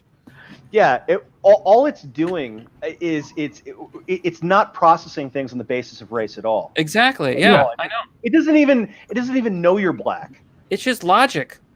Yeah. So, what it's doing is it's going on based work experience. Yeah. Record, that kind of stuff, and it's just tabulating all of that, and it creates a statistical pattern. It's the whole equality of opportunity versus equality of outcome thing, where they get upset that the machine is operating on basis of reality. Merit. Well, no, on the basis of merit, right? So it's basically that is the reality. They can't handle the reality of the fact that what they think is happening. Well, they don't agree with merit, though. Well, yeah, but they think that there is merit to these groups and that it's just being ignored because the system is bigoted. No. But what they don't realize is that, no, operating purely on logic, the machine is simply picking the best candidates. They cannot handle that. I understand what you are saying, but no, with the look, I've helped program some of these systems personally. Okay, and what they're objecting to is that we are not including race in the system. They want us to include race. So they want. Okay, so the irony is, Yeah. they want the AI to be racist. Yes. Yeah. So when we set it up, we set it up. We do it on the basis of merit, and and that's just in response to what corporate's asking. So the executives will say, well, help us hire employees that are going to be useful to the company. Okay. Well, that creates an obvious merit bias, right? Because people that it's not even a bias. It's just no. It's in the terms of sense. I understand what you're saying. I don't mean bias bias in the sense of like an ethical lapse. I mean it in the sense of how I am designing the logical system, right? So if I've created a system where I desire more people, let's say I'm a bank, and I desire more people that are going to repay their loans versus people that are not going to repay their loans. Yeah. The computer doesn't care, You can tell the computer, hey, give loans to people that won't pay it back, or just give them to everybody. The computer doesn't give a shit. It's happy to do either, whatever you want. So what you do is you tell the computer, okay, I want to give loans to people that are going to repay it back. That then creates a bias in the logic. Okay, I don't mean in an ethical sense, okay, but in the logical sense, to get people that are going to pay the loan back. And so then there are all sort of correlating variables on that. So when the management says get people to be useful to the company, you get people that are better qualified. at their work, more qualified, better at their work, that kind of stuff. And that creates, and their argument against that, the progressive argument against that, is that penalizes underperforming groups for systemic racism, which has given them burdens which cause their value to the company to be less, and you're compounding that injury to them by judging them based on their problems, which are in fact your fault. It's your fault that they have these problems. That they suck. Well, that's their art. Look, I'm not saying I agree with this. I'm just telling you what it is. And so then they cite the system as being racist, not because they're suggesting the computer is illogical, but because they're saying that the computer is validating. They're complaining about the computer racism. being logical. Well, they're saying that it's validating systemic racism. Look, I've literally been in these arguments on literal machines that I've literally worked on. Okay. I get how it works. They're completely delusional. Well, I don't agree with them either. Yeah. As far as that woke problem, this even extends into the army. As you can see with this handout. Not the army. As you can see with this handout, things to think about: overt white supremacy, socially unacceptable, and then you got obvious shit that people are like, "Oh, that's bad." Even the Democratic Party right here. So what's the black line? Hey, I disagree with some of these. Everyone should be able to say the N-word if they want to. Convert white supremacy, social. Oh, I see. I don't even spell that right. So the black line represents the line where things start to become less acceptable, and below they are considered acceptable. Is that right? But it's signs of white supremacy. I see. It says it's covert. If you do that, like if you call police on black people that are, I don't know, murdering an old lady, that, my friends, is covert white supremacy. I see. So, like, make America great again. That's covert white supremacy. Yeah. I guess we want America to not be great, to suck. What's the alternative? Make America shit again? So the point is, though, this is deep. They've built their roots. This movement is a vine. We are a tree. This vine is growing bigger and bigger and digging into our roots and taking our resources and poisoning our well. Who? I like this analogy. We're being strangled by this parasitic vine. Yes. Wow. Well, yeah. So have you guys looked into it all, the Frankfurt School stuff? I've heard a lot about it. Never critical really race read theory? about it. Oh man, you really should. Wasn't it like some degenerate school, and then like it was just full of all of these toxic Marxist ideas, and that's what the Germans from World War II got rid of. People always say not quite, but the thing is this shit has completely taken over sociology, completely taking it over, like lock, stock, and fucking barrel. And that gives them an outpost in every university in the country, every college in the country, and then that webs out. It starts taking over the humanities, and it starts pushing then into even into STEM through basically philosophy. Are we talking about cultural Marxism? That's one term you can use for it, I guess. But postmodernism. What I'm specifically talking about is critical race theory, and okay. Yeah, you really should, and not just I mean, it's critical theory in general. Race theory is just an application of critical theory to race. That's all it is. And it webs into the whole intersectional thing, right? So intersectionalism is basically just all the bazillion stupid branches of critical theory as applied to anything. And so it's if you're interested in this stuff, I definitely recommend. Another person to look at is James Lindsay. He's been talking a lot about this, and he's articulated. He's got a bunch of videos out. He's written some pretty good blog articles on the whole thing. And so if you're a little like wishy-washy on this, which I don't, it's reasonable to be, looking at Lindsay might give you an idea as to what is going on. I'm not really like a philosophy guy. I'm more like of a applied scientist kind of guy. Oh yeah, look, I'm an engineer. It doesn't matter. And Lindsay himself was I believe, a physicist, so it doesn't matter. This is touching everybody. You cannot avoid it. It will come everywhere. You could be a fucking culinary student. I don't give a shit. It's going to affect you. So I think it's touching everybody. Yeah, it is touching everyone. Like Joe Biden. But not in the good way. Biden sniffing your hair. It's touching everybody, huh? God damn it. Why is it taking so long to load? Here, I'll just do this. It's touching everybody, huh? Yeah. Yeah, it is. It is. That's what I was trying to get. Yeah. If Trump did like 10% of what Joe Biden does, he would have been gone. Yeah. I don't understand how people can just ignore. Look, okay, I understand how they can ignore it because, according to the Democrats and the left, like they're the heroes of the story. So anything they do is good. Like it doesn't matter. It's like, oh, okay, he's just friendly. We're all heroes in our own story, are we? Yeah, not? I don't know what you're talking about though. Well, yeah, you can really that, are true. The heroes. Well, I mean. Are you saying it isn't true for me? I am the hero. Fuck you. So Joe Biden. I don't think I'm the hero. Buddy. I think I'm the anti-hero. Oh, the anti-hero. I see. So Joe Biden is not trying to rig an election by getting rid of mailboxes. They're just trying to save money because they're going broke, and if they have no money, they won't be able to count the votes anyway. It's dumber than even they're literally upgrading the mailboxes.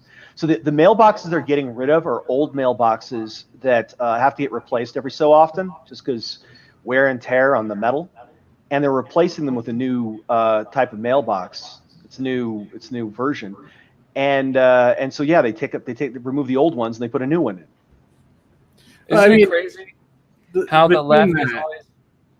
Huh? Well, I was going to say that the left is always like, in the media especially, they're always talking about like right-wing conspiracy theories. Yeah. But then you have stuff like this where people are like, the left is like, oh my God, they're stealing the mailboxes. Trump is trying to cheat. It's like, no, that's not true at all. That's not what's happening. You're a conspiracy theorist. I mean, at least you could say you sound like Alex Jones, but at least Alex Jones was right about a lot of things. Also, Alex Jones had llamas. So Vegeta has some mailbox memes. Send them to Uni, and he may post them up. Yeah, go for it. So the thing, though, is what I have learned in my short time of actually paying attention to politics is if you want to find out what the Democrats are up to, look at what they're accusing other people of doing. The left always projects. Oh, always. I'm not going to be that prescriptive about it, but in this case regarding election fraud, yeah, In all cases, man, yeah, Democrats always that's a talk pretty about good racism, meme. but they're The the Jedi, party that's a of good meme. racism. They had the slaves. They fought to keep the slaves. They started the Triple K. Oh, do you want to post the chick from Baltimore in the red dress, Uni? Oh yeah, I love that. You want to do that? Yeah, because I think we might maybe be starting to see something of an awakening. I don't know how big it's going to be. I don't know how far it's going to go. But man, I'll fucking take anything. And if people are starting to wake up a little bit, it's not going to take a lot. I'm seeing have it a more big and more, impact. guys. I'm seeing it more and more. Like when I go to comment sections, and I was a commenter a long time, way before I ever made content. It's pretty I've been much what his seeing videos in the end with past in the couple comment of section, by years, the way. in the past year or so, I've seen more and more people say some pretty red-pilled stuff. And some of this stuff is, it's kind of out there even for me, but I'm starting to see it now more and more. It's like it's becoming socially acceptable to believe the truth, even if it's not politically correct. And that gives me hope. Yeah. So I mean, the whole point of political correctness is that it isn't actually. We wouldn't call it political correctness if we're actually correct. Right. We just call it correct. We call it politically correct because it's not correct. Well, not necessarily correct. Well, not correct.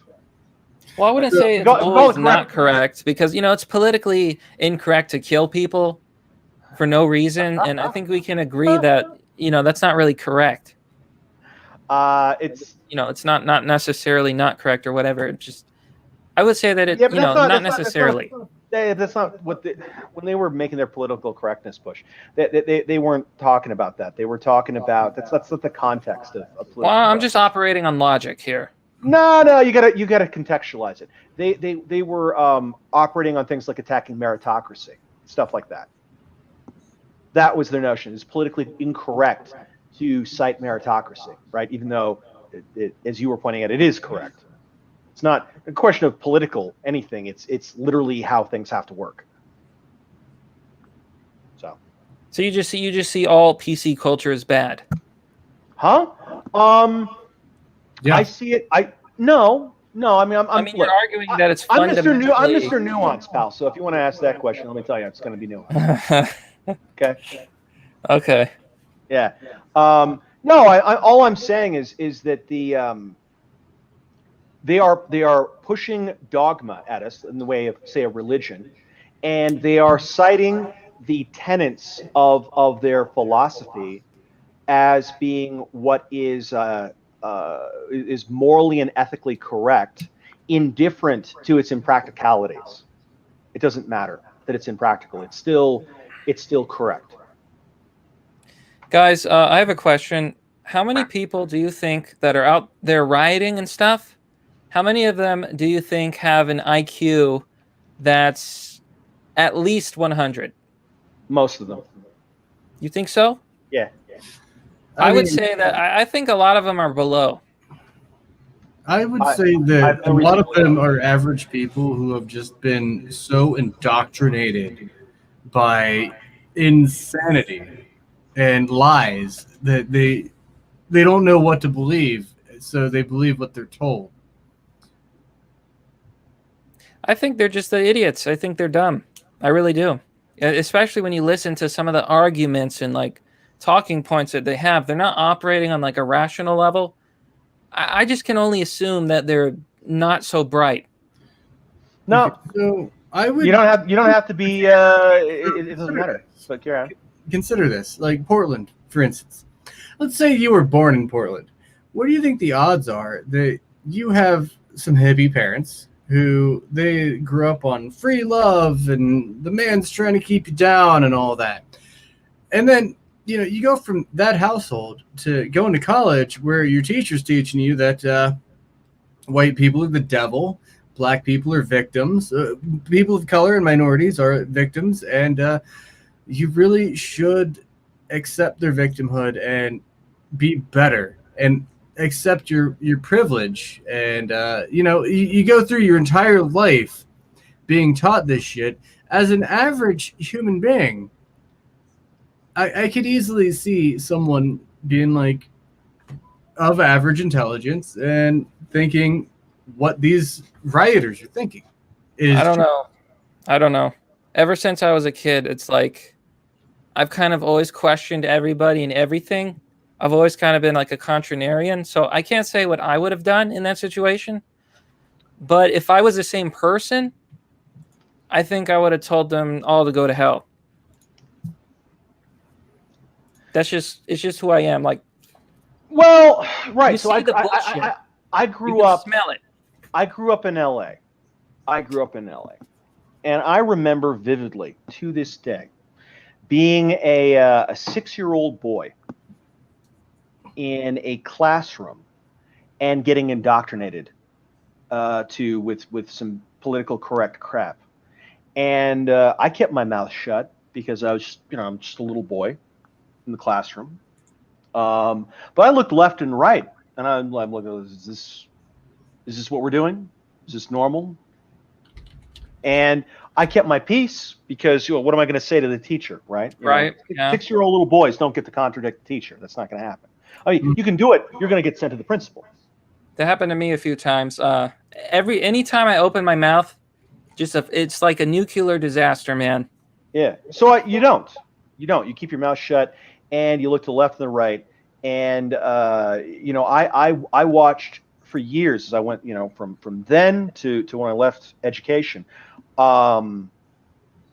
Repeatedly, this happening. I mean, when I went to college, I was seeing the exact same thing. I've got an English teacher, right, who's teaching me English composition. I've got a history teacher that's teaching me American history, and they're doing the same thing. It never stopped. It didn't stop until I left academia entirely. And when that happened, I'm then ensconced in corporate culture, which immediately started reinforcing the same thing. So I've been under, and I'm not alone, I've been under continuous ideological pressure from when I was a 6-year-old little boy to now. And, you turn on the media because, the corporate pressuring, the academic pressuring is not enough. I turn on the media and I'm told that I'm a bad guy if I don't agree with whatever crap comes out of their mouth. I'm told I'm not allowed to speak my mind. I'm not allowed to express myself. I can't engage in public discourse. I can't protest. I'm not allowed to even protest. Okay. If I protest, I'm breaking quarantine. Okay. Californians in the state of California were told that they could not protest if they stayed in their own cars. Showed up to a protest and stayed in their cars without coming out. That was a danger to public safety because of the coronavirus. If they stayed in their cars. But Black Lives Matter is fine. But people can run around in the streets and beat the fuck out of each other, and they're physically touching each other with their fists, and that's fine. It's up to us, dude. Well, I'm telling you, this is what I'm saying. I'm not going to get my face kicked in, muchacho. Okay? Well, yeah, but it's up to people like us who are kind of born half red-pilled or whatever to speak up and to wake up the people who are still asleep. Because that's the only way any of this ever changes. It's only when we make their noggins jog a bit and, they start to say, hey, wait a minute. They're saying because I'm white, I'm bad. Yeah. That's not true. I'm not bad. You're full of it. It's gotten so bad in California, all we can do is run. I'm telling you. We can't do a whole lot else. Just don't vote Democrat wherever you go. That's all I ask. No, hey, you know what? Statistically, do you know which way Californians vote in Texas? Statistic? They vote Republican statistically. Thank God. In fact, Californians moving to Texas is helping keep Texas from going blue. If the Californians weren't going to Texas, Texas might have already gone blue. I didn't know that. No, that's good to know because Texas is a very special state, and if it would have It's flipped, probably going to go blue anyway. I hope it doesn't, because if it does, America's fucked. I don't know what to. Well, look, you can lose any. We're going back to the Infinity War. Okay, You can't I'm lose not talking Texas, about. dude. I'm not talking about Marvel, movies or whatever. I'm talking about life. You can't require that you win every time. You have to be tolerant to setbacks, because what is going to happen in the history of the world is you're going to lose sometimes, and sometimes you're going to lose a lot. Okay, but Well, you don't lose the battle, win the war. You don't lose until you give up. So probably one of the most epic examples of this would be the Jewish people. Okay, they lost big. They lost big, and they got annihilated. They were fucking crushed, and they lost their country. They became nomads for thousands of years. They had no country. But I mean, this happens so many times. But they kept faith. Well, yeah, but I'm just saying, like, if you had like 100 bad relationships, and then you're like, well, there's a problem with all these people. Yeah, but aren't you ever, maybe sometimes the you're universe the just problem. shits on you. Like if you have a village somewhere, But right? over 100 times? Let me think about this. Let's say you have a village or a civilization somewhere, and you're doing pretty well. Things are good. Then Genghis Khan shows up and pushes your shit in. Okay? He was based. Well, he kills everybody. Yeah, but he was based. He had the biggest conquest on Earth, biggest empire ever. Killing a shitload of people does not equate to based to me. So he destroys your country. Is your country done when he does that? Not necessarily, because if you can somehow find a way to keep faith and remember, then eventually the great Khan and his power will recede from the world, like the tidal wave that it was, where it washed upon the very civilization. Well, yeah, but and then we can rise from the ashes and become ourselves again. But that applies to them too. It does. Who's to say they're gonna last forever? No, I'm not saying that. I'm talking about fucking people, dude. They're also people. So the thing is victory goes to they that keep faith, is what I'm telling you. So, what you're talking about is like persistence. Yeah. You have to be fault tolerant. You have to be willing to. You have to be able to take a punch. Okay? Resilient. Sometimes life just goes to the guy that can take a punch. Right? The other guy might hit really hard. That's fantastic. Whatever. But you know what? That was round 1. This is round 20, round 30, round 50, round 5,000. At some point, one of us is going to go down just from exhaustion, and the guy that won't go down, he's going to win.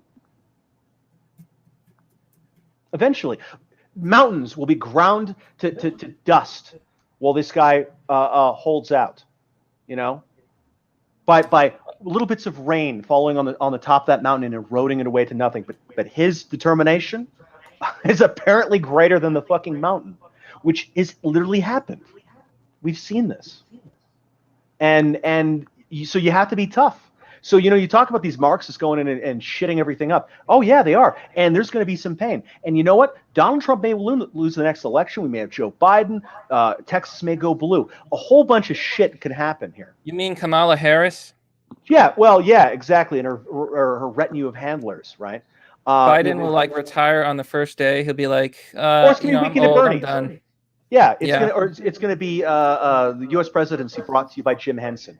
But the thing is that what you have to be able to do is to survive even when you lose, right? You can't base everything on this. I have to win every time, or it's the end.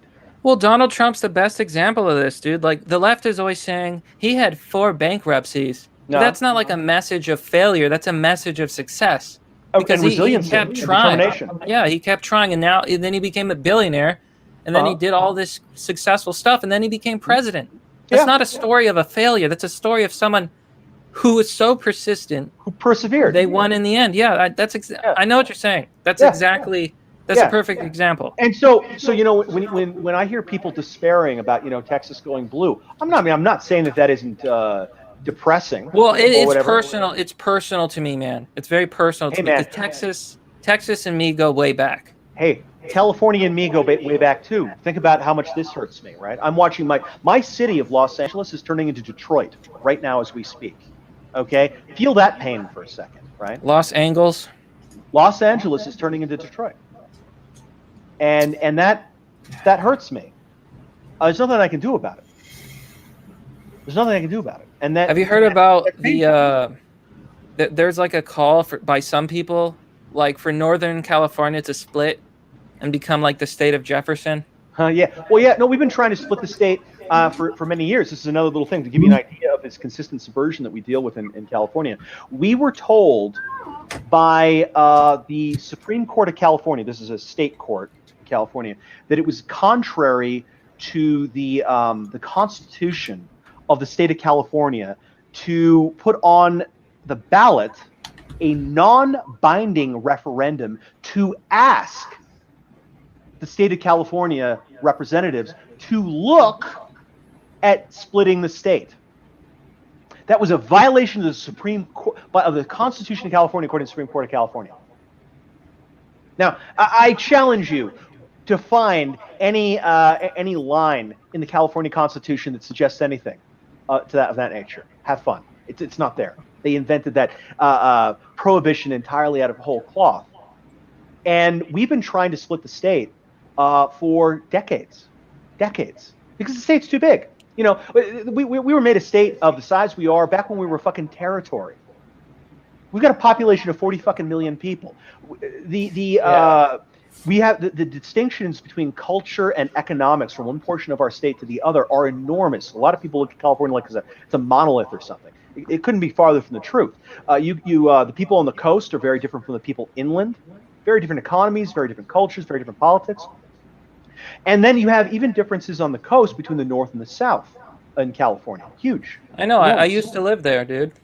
Yeah. So the notion of it all being one state like that is frankly obnoxious. We get told what the law has to be from fucking Sacramento all the time. Like they should, because of their size. Well, from Sacramento. I don't know if California should ever be split because of the simple fact that it is the perfect living example of why the Electoral College is so important. Because Sacramento tells the farmers, hey, you're not allowed to use your water. That's going to the cities. Yeah. And you want to hear a story? All those millions of gallons of water that are coming down from north. Yeah. We're not going to let you use that either. That's going into the delta to help that fish that it's not really helping. Yeah. You know what that reminds me of? I don't have a problem with the Electoral College. I think it's fine. When I lived in California, they were always talking about a drought. You know, there's a drought. We don't have enough water. But every single day I would go to school, I saw the golf course, and every single day they watered that golf course. Oh, they're using wastewater though, dude. That's what they always do with that. Look, before you look, I don't disagree with what you're saying.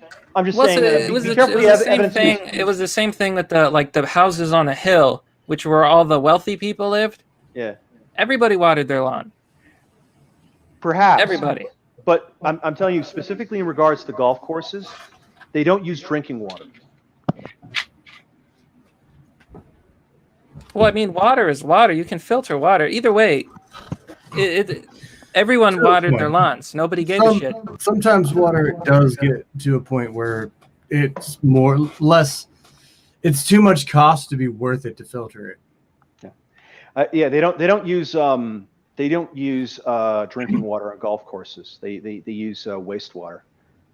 I mean, it's fine for the plants. The plants don't care, but it's you wouldn't want to drink it. So, as you can see on the screen, this is one of the memes that Vegeta shared. Trump is trying to steal this election by not letting us steal this election. Yeah, that's golden. And then I don't wear the mask because I'm protesting against wearing a mask. And protesting doesn't spread corona, so I don't have to wear a mask when I'm protesting. That's funny. Turning the logic around on them. Well, Yeah. it's not logical, but turning their way of thinking on them. All right, so Mr. Obvious has a video on a certain horrible Netflix movie. Oh God. Oh, we're more rage fuel. More rage fuel. More rage fuel. There we So, go. Mr. Obvious, you want to give a TLDR of this movie here? So long story short, French film. The French like to make everything sexy for no reason, but it's a movie about 11-year-old girls who twerk and they get likes on social media, and it's about this Muslim immigrant girl who joins the twerkers and violates her family's traditions. The movie is questionable. It's like eroticized, and it's just really disturbing. Now, from what I've learned, apparently the creator of this movie never intended for the movie to be like glorification of all this, of like hypersexualization, but Yeah. the American Netflix, and this is on them. They made like a very questionable cover that was unlike the French cover. The French cover was modest. The American one was basically eroticized, and then their description was like an 11-year-old girl joins a gang of twerking dancers, and Well, that it was just might be insane. subversion by somebody at Netflix. Maybe I think maybe it gets I think they employ degenerates. I No, no, think no, they're no, no, full no, of no, those No. sick people. it's more complicated than that. So like when you exist within the corporate structure, there are like passive aggressive things you can do to fuck with people that are obnoxious. And so it might be like one portion of the company approved this fucking thing, and then Well, I know somebody what else you're is saying. responsible for promoting it. And they're like, okay, Someone trolled. are we doing this? Okay, I am going to sink this fucking ship here. Yeah. It's Like possible. don't I know. understand that. I've thought about it. Like maybe someone in the company was like, "I'm gonna troll Netflix," because. Yeah. But the point is Netflix is definitely woke. It's full of these people who think that all of this is okay. You see it Yeah. in their shows because their shows are always pushing like underage crap, LGBT, woke politics. There's Yeah. there's always some feminist. They use the line patriarchy unironically.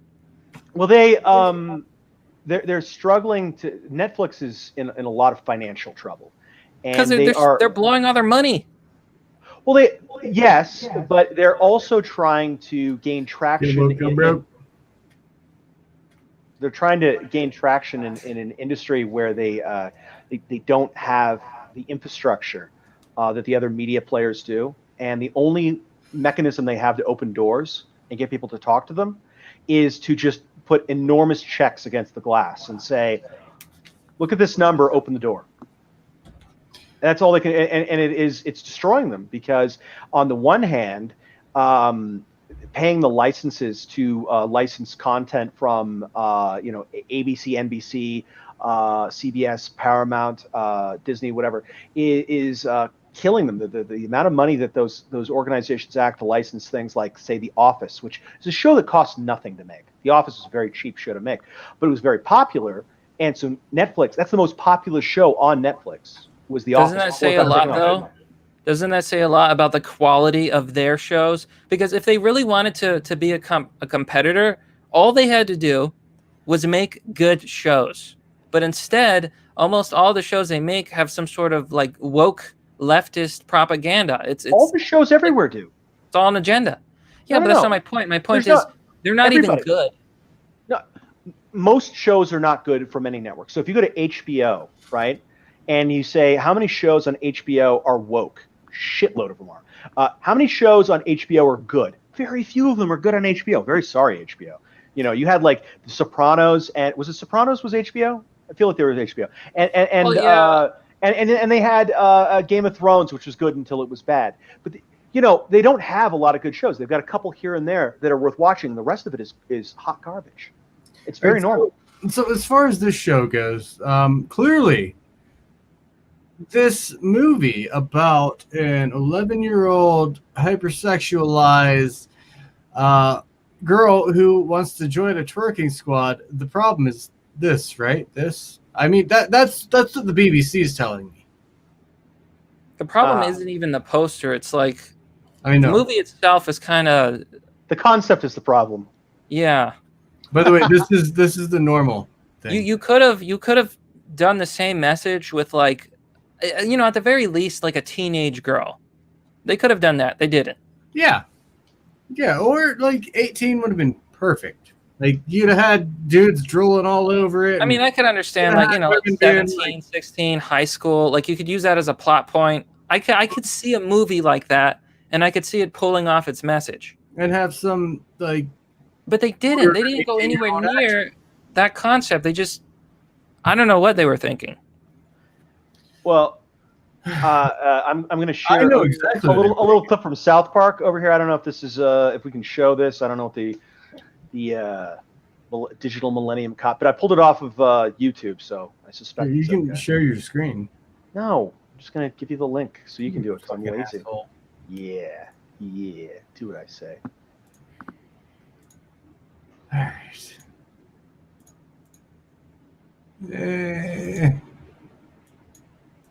No, don't go to the beginning. I gave you a goddamn time code. What was the time code? Doesn't matter. You suck. Hey, I'm sorry. 15 seconds. Yeah. I'm sorry. I have YouTube automatically muted when I open it, so I didn't know that. Yeah. Here, let me pause that. And then you've got the pageant judges jerking off under the table. I think that's what's going on. Frankly. Probably, yeah. So I'd wager. How do you have 11-year-old girls twerking? Who the hell is that for? It's not for 11-year-old boys. It's not for 11-year-old boys. That's what they want you to think. But I understand that French culture is very like, because like I watched Wakfu, and like I was a little bit familiar with French culture. It's a lot of what they make is erotic, but there's a big problem with French people. I know when you do that, and we're talking about children. It's inappropriate. Oh come on! Not even a chuckle. That was perfect. Oh, I mean, it goes without saying. Come on. I mean, I like what Dimitri Martin said back when he had his show. When you use the term French in front of anything, it makes it better, unless you're talking about people. That's funny. That's funny. Like no shade to France here. I'm sure France has done some good things, I guess. I've got British ancestry. Fuck France.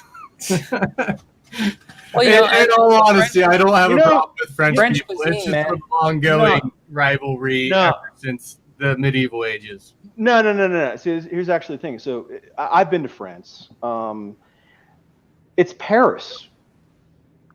Dude, Paris isn't Paris anymore. Well, I don't care. The point is, it's Paris because if you literally leave Paris, it's not like that. It's probably better now. It is outside of Paris is probably better than modern Paris. There's a problem with Paris. No. For example, if look, I suggest you go to France sometime. It's a beautiful country. The people outside of Paris, I mean, not like the suburbs, not the suburbs of Paris. I'm talking, go away from that portion of France. Go away from Paris.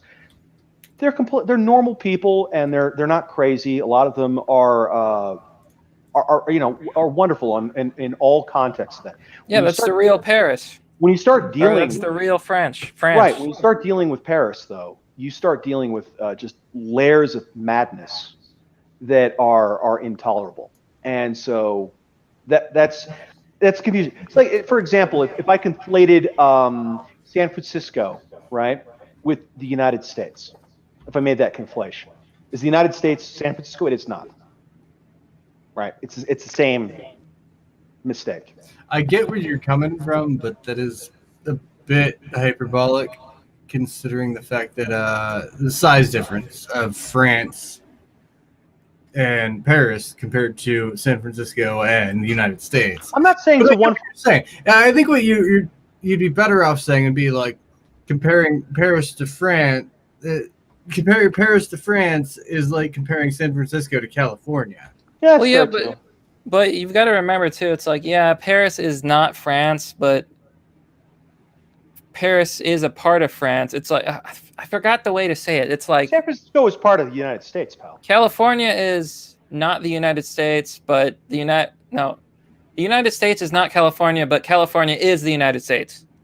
That's what I was trying to say. Yeah. So, Paris isn't representative of France, but it's still. I'm just saying France is a more complicated place than the Parisians. Well, of course, that's than the true. Parisians would lead you to believe. Yeah, because their notion, what they want you to think, is that they are France. Oh yeah, I'm sure they think that they're the bee's knees. Yeah, well, they do. So who here loves feminists? Uni, are you saying you don't So like when you women? say love, do you mean like hate? Uni, are you saying you don't like women? Is that what is happening now? I'm saying that the DNC has now given me what is it? Forgiveness to the controversial women's march leaders that are very anti-Semitic. Well, Oh, well, that has nothing to do with feminism, though. That's just anti-Semitism. It's women's march. Yeah. what exactly is their argument? For Nobody ever talks about what their argument is. What exactly are they arguing against the Semitic tribe? The fact that they hate Muslims would be my guess. Well, let's look at Linda Saussure, I guess, is the chick that we're talking about here. So let's look at Linda Saussure's comments. Oh no! Even Tamika Mallory has been accused. Oh yeah, but I'm going to start with Linda Saussure. But Linda has definitely been more accused and more at the forefront. Sure. Yeah. So look, if we want to quote, then we're going to look at Linda Saussure. She has controversial statements about Israel. Yeah, but what are those statements? They never tell you what the argument is. No. If they're talking about like human rights, That's what Will's looking up right now. But while you're looking it up, we can discuss it like we are. Like, I don't think it's anti-Semitic to talk about like human rights in regards to Israel and some of the things that they're doing. But I don't know because I don't have a context because they just say, oh, these people are anti-Semites. Stop humanizing Jews. How's that? Okay, but yeah. Okay, so is that all? Is that it? They have no other. Is that the only thing she ever said? No. That's that is a pretty big one. You know, when Adolf Hitler said X, was that the only thing he ever said? No, but he did say that. Well, he didn't even say that, did he? No, he said X as an example. Said whatever. Did Hitler say X? Yes, Hitler said X. So I mean, it is a pretty big one, and no matter what anyone's thoughts on the Jews are, which I think their actual big problems, if they do have problems with the Jews, is actually with Marxists. That's still a pretty big one.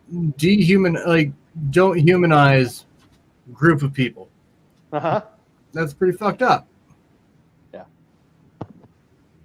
I will just say, like, I just don't like the idea that you're not allowed to like criticize Israel because I think they're corrupt. That's not what people are saying. I know. I'm just saying because this happens all the time. They say, "Oh, you're not allowed to criticize," because I'm pro human rights. I have to stand by that principle. Yeah. So I'm just saying. I don't know. I don't know these people. What human right is being trampled on here?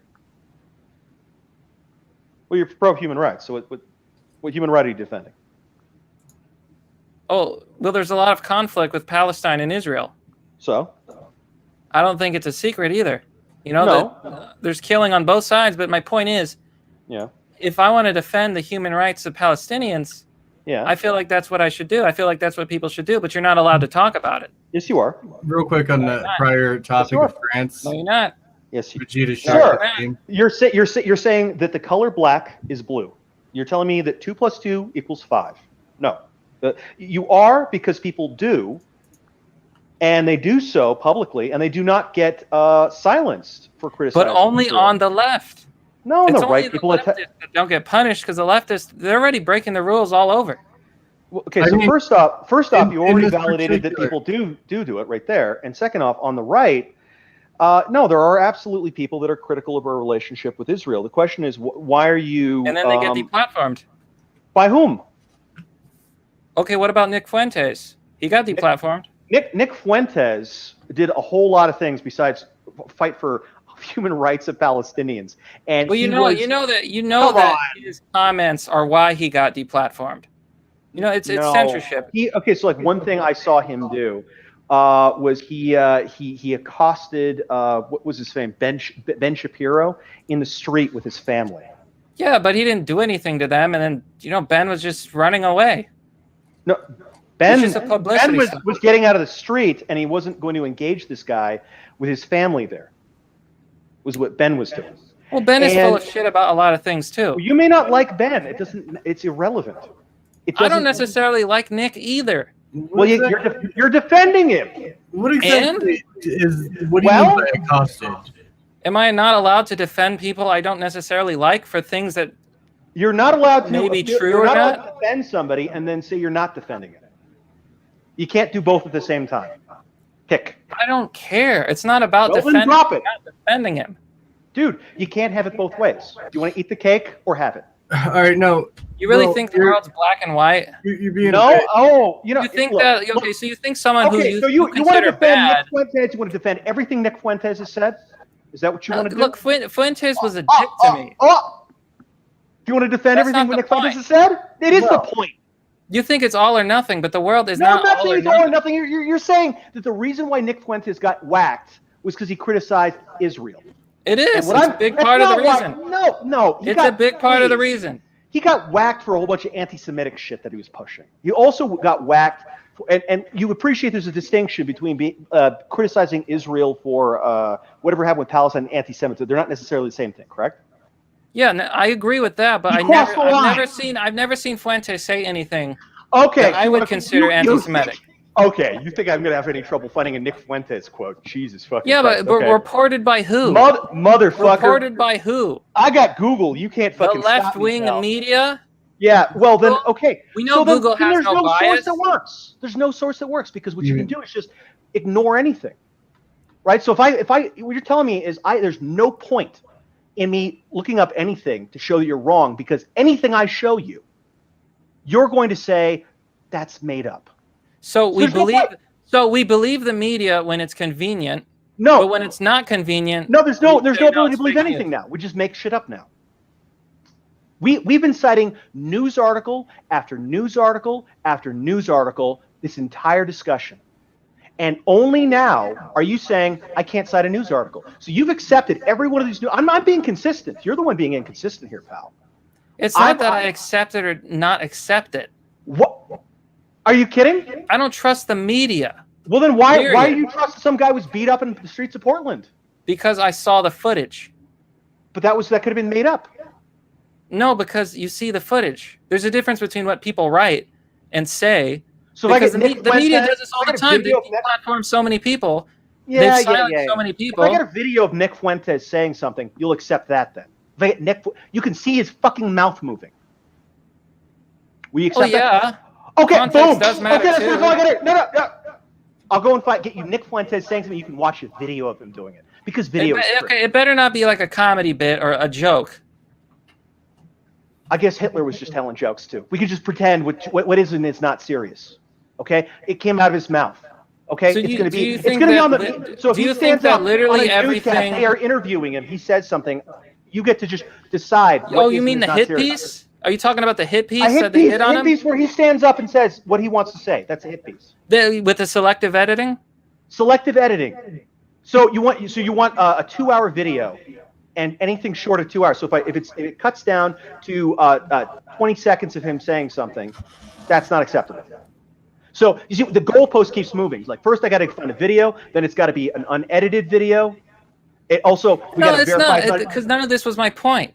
Well, it's regardless my of whether people's ideas are right or wrong, they should have a right to free speech. I'm not taking away his right to free speech.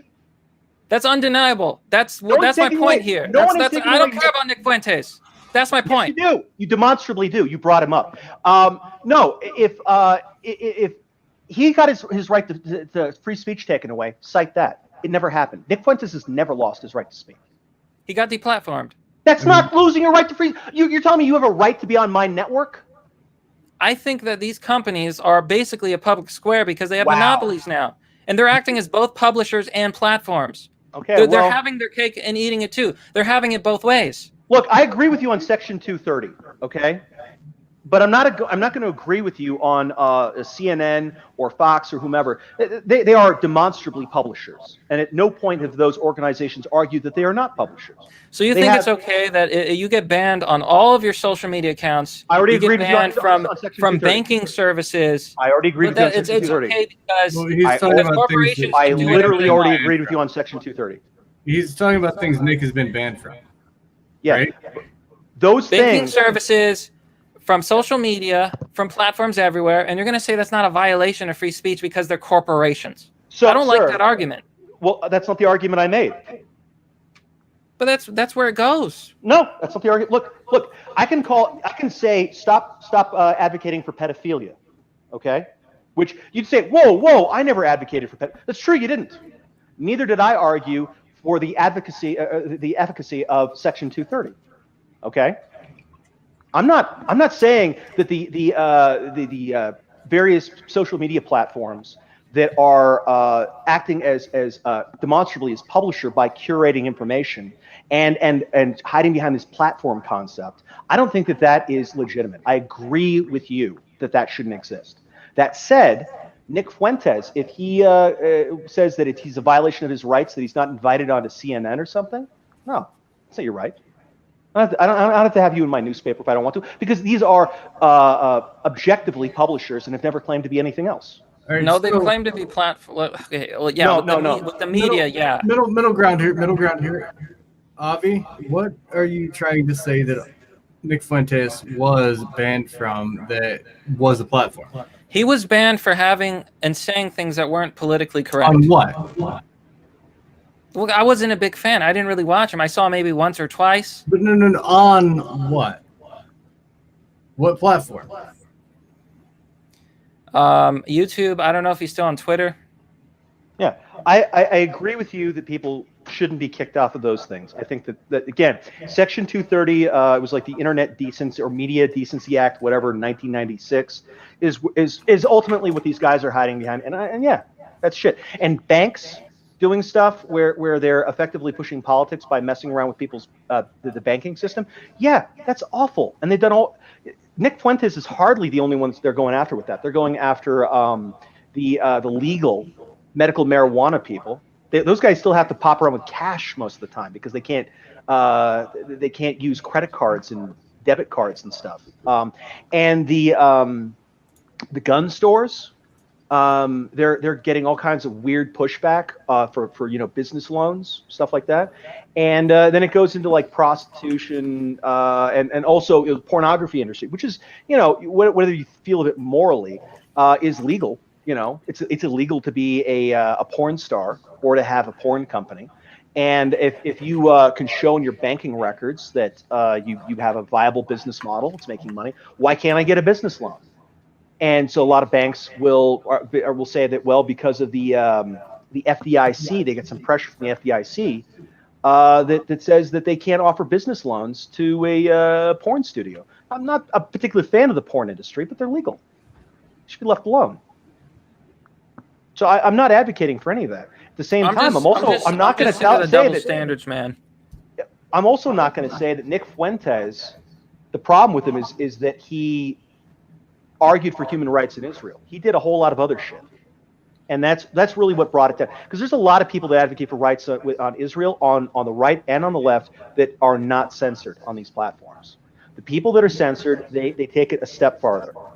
And that was the step that nailed him. So don't conflate the extra step he took with the prior step. I don't know, man. I just feel like there's a very fine line because the left will say this person was a bigot, this person was a bigot, this person was a bigot because they said that all lives matter. To them, it's all the same thing. So it's really obscure. It's really obscure for you to say, okay, well, they went too far this time, but they're right this time, or yeah, I don't know, man. Of course I can say that. I can say that. What, someone's always wrong? Yeah, we could even conflate it to a more specific thing with double standards. So, like, Nick Fuentes did double. Pretty much anyone who does anti-Semitism on the left is, hey, whoa, you're done. What the fuck are you doing? But then you got Linda Sarsour and fucking what's her face, Tamika Mallory, who Ilhan thing. Omar. I don't know how to say her Yes, name. Ilhan Yeah. Omar. She is they do the- she's clearly she's clearly an anti-Semite. but they do the same thing, and the Democrats are like, you know what? Yeah, they just shrug.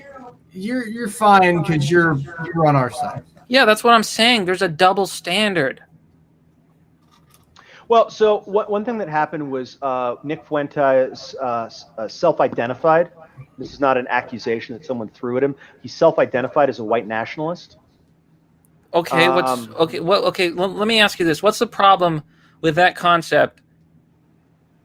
Because all over the world you have the same concept for different people, different races, and different groups. I have no problem with people identifying that way. I also, and I'd like to reaffirm, and I'd like this to be noted, I do not agree with the way that Section 230 is being employed. So I would not knock someone off of YouTube for saying such a thing. That said, the reason they went after him is not because he asked for human rights in Palestine, as alleged. It was for advocating for white nationalism. So I'm not going to conflate human rights in Palestine with white nationalism. I think that's fair. I don't know, man, because Israel is for the Jews, Japan is for the Japanese. That's literally not. What's how the Israel difference? Works. No, Israel doesn't only allow Jewish people to immigrate to Israel. And Japan also doesn't only allow. Well, it depends on who you're talking to. A lot of the orthodoxy is that's what they believe. Well, the Orthodox Jews, they believe it doesn't. It's for them. The government of Israel doesn't operate that way. Yeah, but they're still religious. You know, we've been talking about religion. The government of Israel is secular. There's no state religion in Israel. So, the main purpose, though, of this article, which hilariously added to a bit of drama in this here podcast, is the double standard of the left. And just further, how much of a joke the DNC is. I should bring you Elizabeth Warren speaking at the DNC Native American. Oh, this was such a gift from the fucking meme gods. It's so funny. Man, I laughed my dick off when I first saw that. We don't even live in real life. This isn't real life, guys. It this looks is like a parody, doesn't it? Yeah, this is some sort of clown world. It doesn't exist. I'm not going to lie. I actually haven't heard this yet. I've been saving it for this. I just see this image right here, and I'm like, oh my God, that's amazing.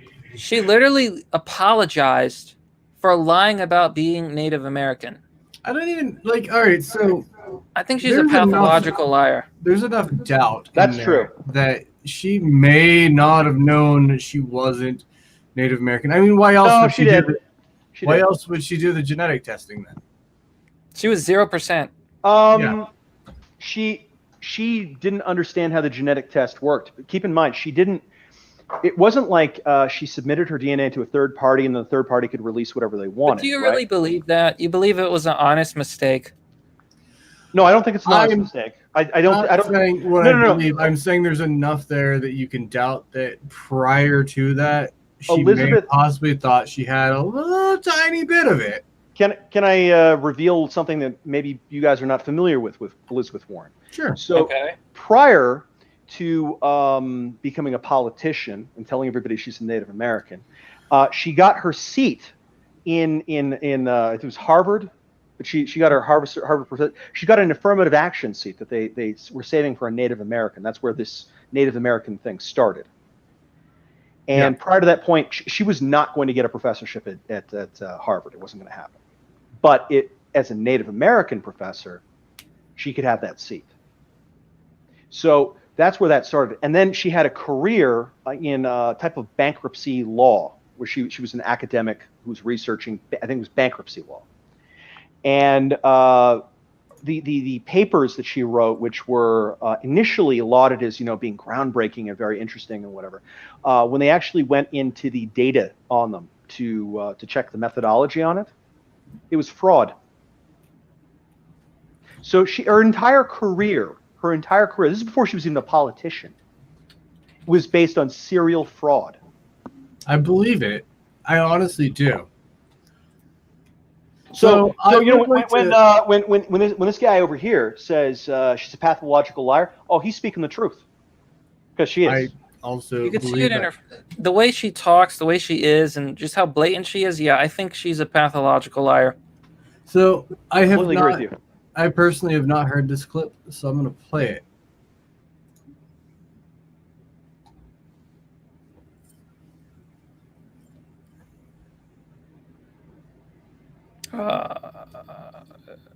Is there a way to do audio?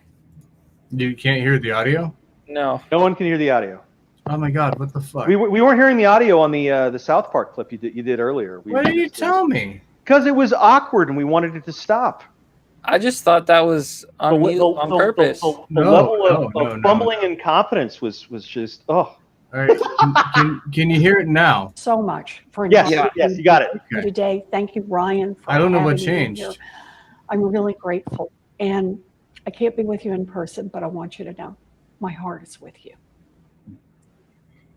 Thank you, Senator. You have always truly been an incredible friend and more than kind in terms of your work. Such a bad acting, man. And with Thank you, Senator. We all know where your heart's at, and so thank you for your good work.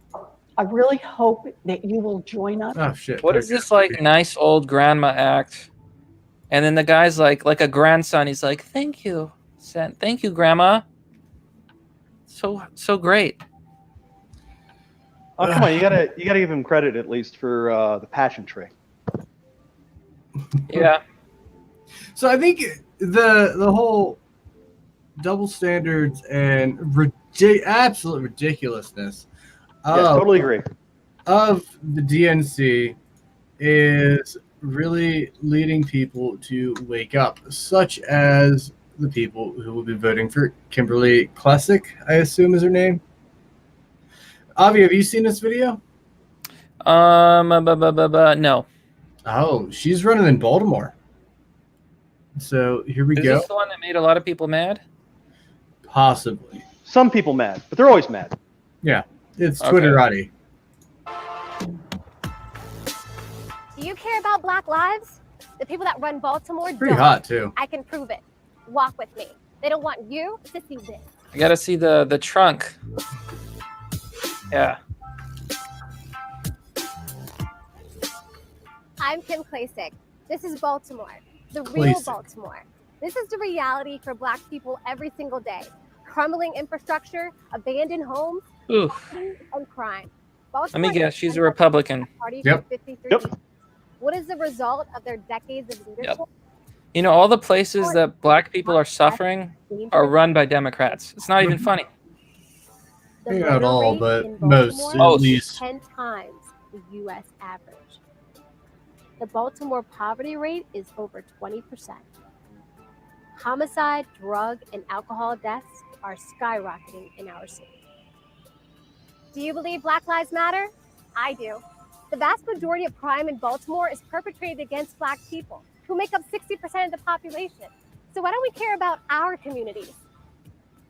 The Democrats Careful with those have statistics. split with the Black people of Baltimore. If the politicians walk the streets like I do, they would see exactly how their policies and corruption affects us. But they don't want to see it. They don't want you to see this. Go to any Baltimore neighborhood and ask this question. Do you want to defund the police? No, No. absolutely not. I had 3 sons killed in Baltimore City. And I think if we defund the police office, it's going to be worse than that. So, no, Damn. I'm opposed to that. What are you going to defund The the poor police guy. for? Why? I know. How do you defend your city, your community? Families are losing people. It's not just Baltimore. The worst place for a Black person to live in America is a Democrat-controlled city.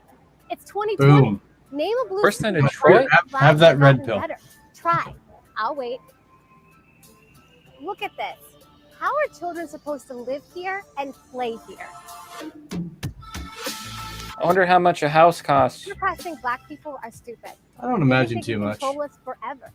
That we won't demand better and that we'll keep voting for them forever, despite what they've done to our families and our communities. Are they right? I'm Kim Klacik, and I'm running for Congress because I actually care about Black lives. All Black lives matter. Our communities matter. Baltimore matters. And Black people don't have to vote Democrat. I'd vote for her. I'd vote for her just because she's hot.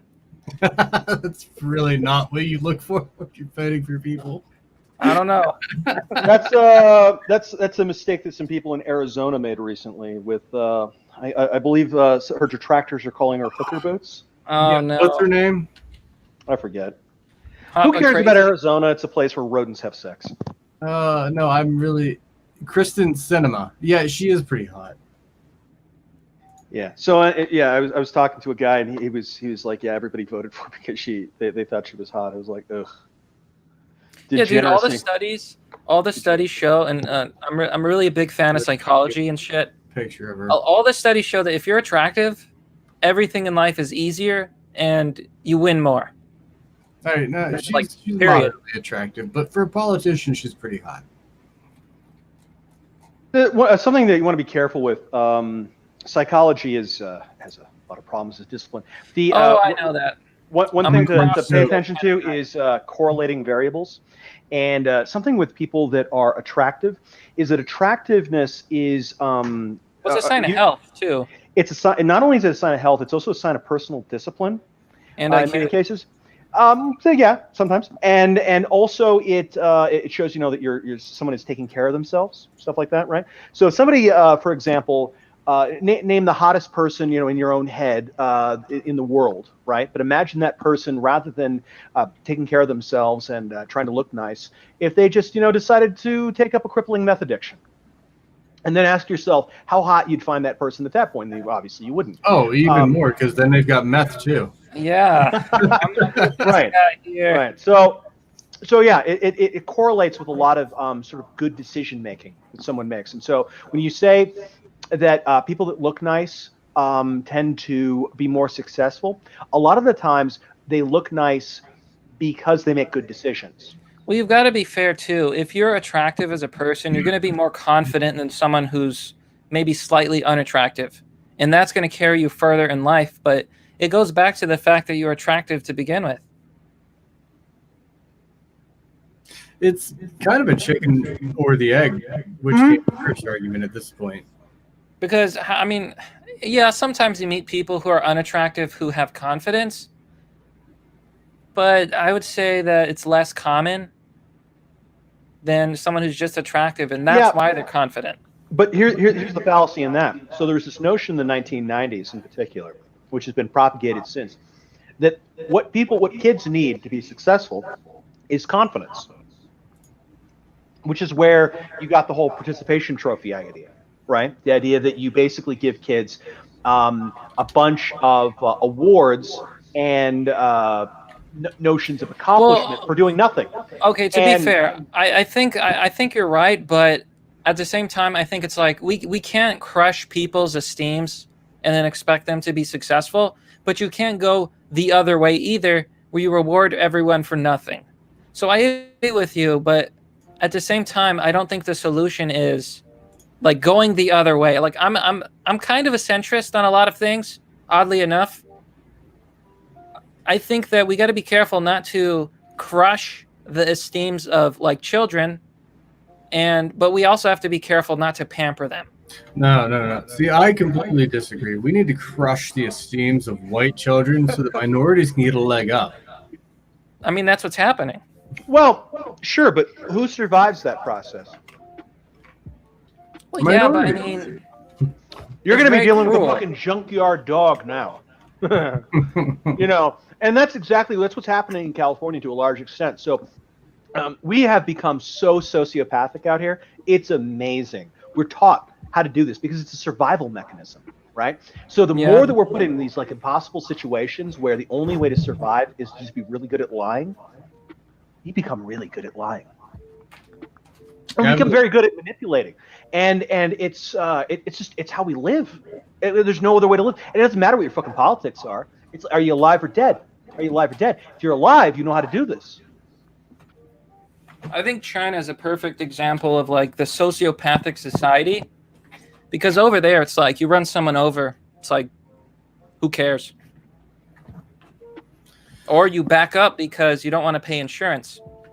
There's a lot. There's a lot of that goes the world over. Different cultures are kind of fascinating. So you've seen the issue of people just pooping in the streets in India? Oh, yeah. Now, you wouldn't tolerate that where you are, right?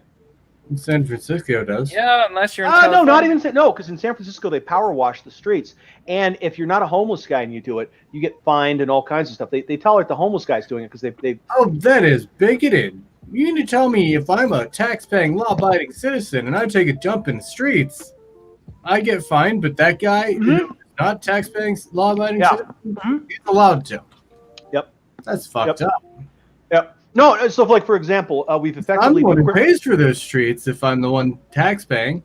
We've effectively decriminalized shoplifting by the homeless. So if you're a homeless guy and you go into like a convenience store and you steal a bunch of shit and run away, there's no consequences for that.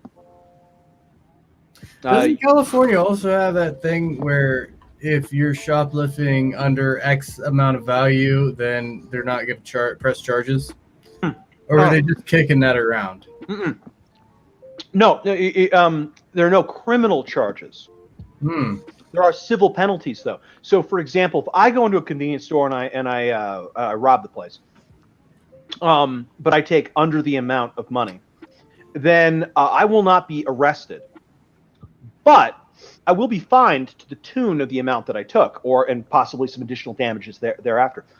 But the homeless guy has no address and no assets, so what's the point? Well, I also want to say that, are they actually going to pay even if they get penalized? Is a criminal going to give a shit about the law? And then you have the problem of, like, you let them out of jail. Like, the Democrats now are releasing people from jails. They love to do that, apparently. So there's really no consequence at all for, like, committing a crime or anything. That was one of the things I loved about that lady that was defacing the BLM memorial in front of mural in front of the Trump Towers. She's like, because of bail reform, I'll be back on the streets in an hour. It was beautiful.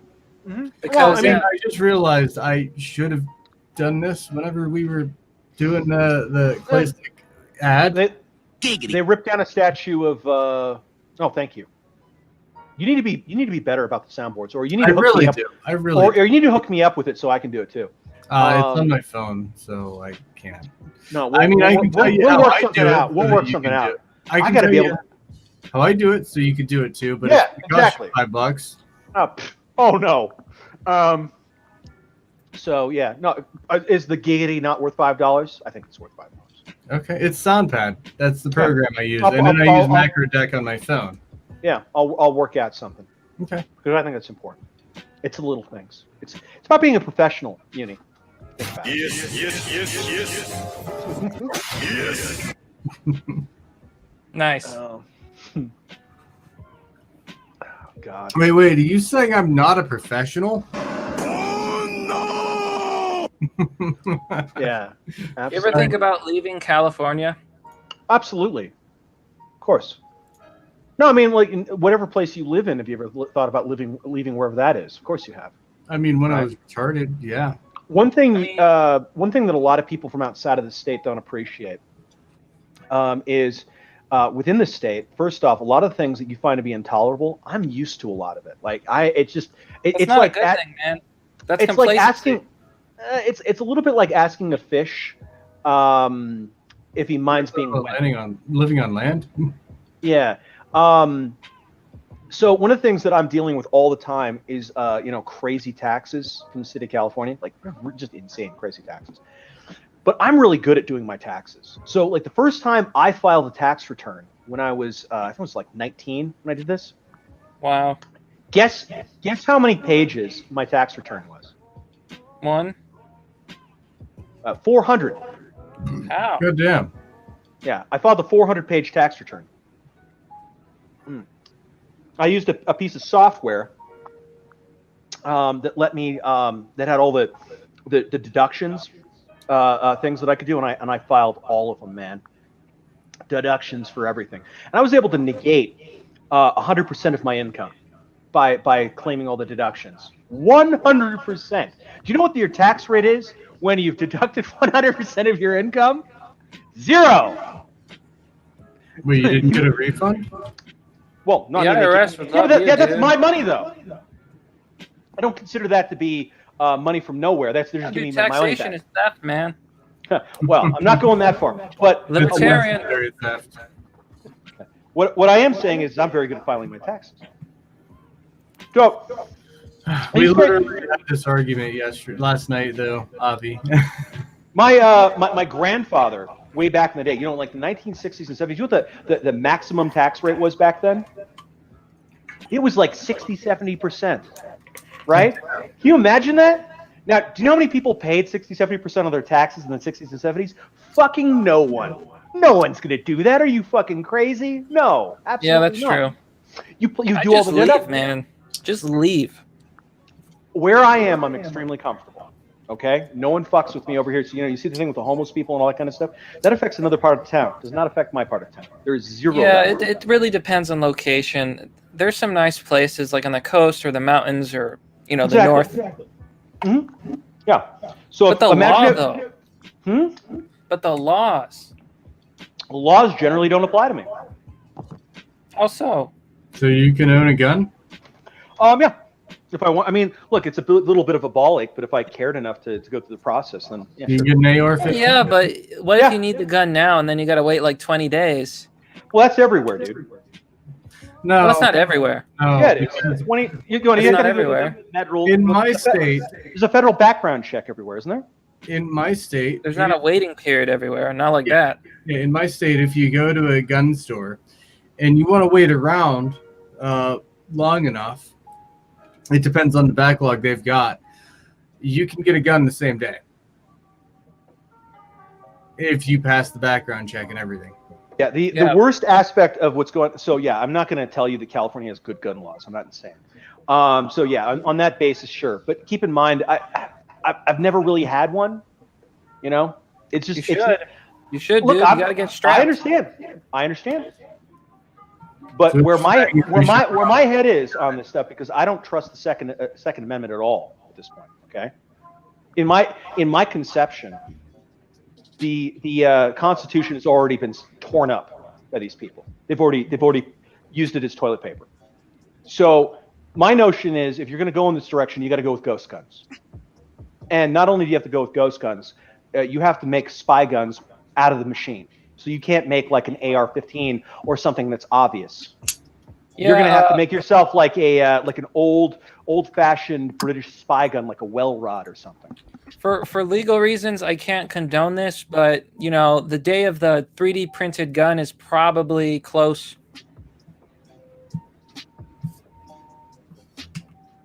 Probably coming. Yeah, so I mean, you guys probably despair when you hear me say stuff like, "Oh, I've ever had one," blah blah. But see, where my head actually is on this is, I want gun control to collapse over the entire planet. I'm sad. I want it to collapse in China. I want it to collapse in Japan. I want it to collapse in Germany, in England, in France. I want the entire planet. Yes, whole planet. I want the entire gun control regime to crash and burn and go laughed at into history. Am I going to wake up one day and I'm going to see in the paper that some guy got arrested because he supplied like 3D printing plans for guns all over the world, like hacked all the bypass, like hacked the firewalls? So probably, but so what? Can't stop it. The sad thing, though, is you can't stop the metal. That's not setting, but Will, you were talking about I can't have guns that look like guns, and like I saw this video the other day. I can't find it again. This Russian guy, he had two pipes, right, and he just put a shotgun shell into one pipe. The shotgun shell just fit, and then he put that pipe in the other pipe, and he just and there's, I guess, a tack or something at the end of the one pipe that just punctured that primer. Yeah, the law is funny that way. Like, you can That kind would of be skirt illegal in around it. California, wouldn't it? If you assembled the two things together, then it would not be illegal. If you took them apart and they couldn't tell what it was, then they can't charge you if they don't know what it is. So what if you used it for home defense? Okay, so the way it works for homemade guns in the state of California is we have particular laws on this that are amongst the most aggressive in the country. You're obliged to notify the state of California when you make a gun, and then you must pay a fee to get the gun registered, and they will issue you a serial number, which you must then inscribe on the gun. And then you must show it to them for inspection to see whether the gun that you made has their serial number on it, which correlates with your license of said weapon. And then, of course, there's a tax stamp and all that kind of stuff that you normally pay when you buy a gun and it's registered. So if you were to use that, could you then argue that, no, I didn't, like if they didn't find the pipes, I just shot the guy by using this glove on my hand, like a good sturdy glove, held this shotgun round and punctured it with a nail. You can say that. It's another question is whether the judge buys that. I mean, do keep this in mind. You're not going to be the first person who walks into a court of law and lies to the judge. Yeah. You could be the first person with that story, though. Could be. I doubt it. You got to wow the judge, man. You got to be creative. Judges are rarely impressed with stories like that. And then doves flew out, and my gender changed, and everything was perfect in the world. I wouldn't say perfect, but it was a hell of a lot better in the golden age of America, like the boomers' time, than it is now. A house used to cost like 2 years' salary. Now it's like 30-year loan. Well, you know when housing started to get more expensive, don't you? When the population increased, when immigration increased, and when there was regulations to make building cheap housing more expensive. Nope. It was the same thing that caused healthcare to become more expensive, and it was the same thing that caused education to become more expensive. Wait, there's middlemen? Massive federal subsidies.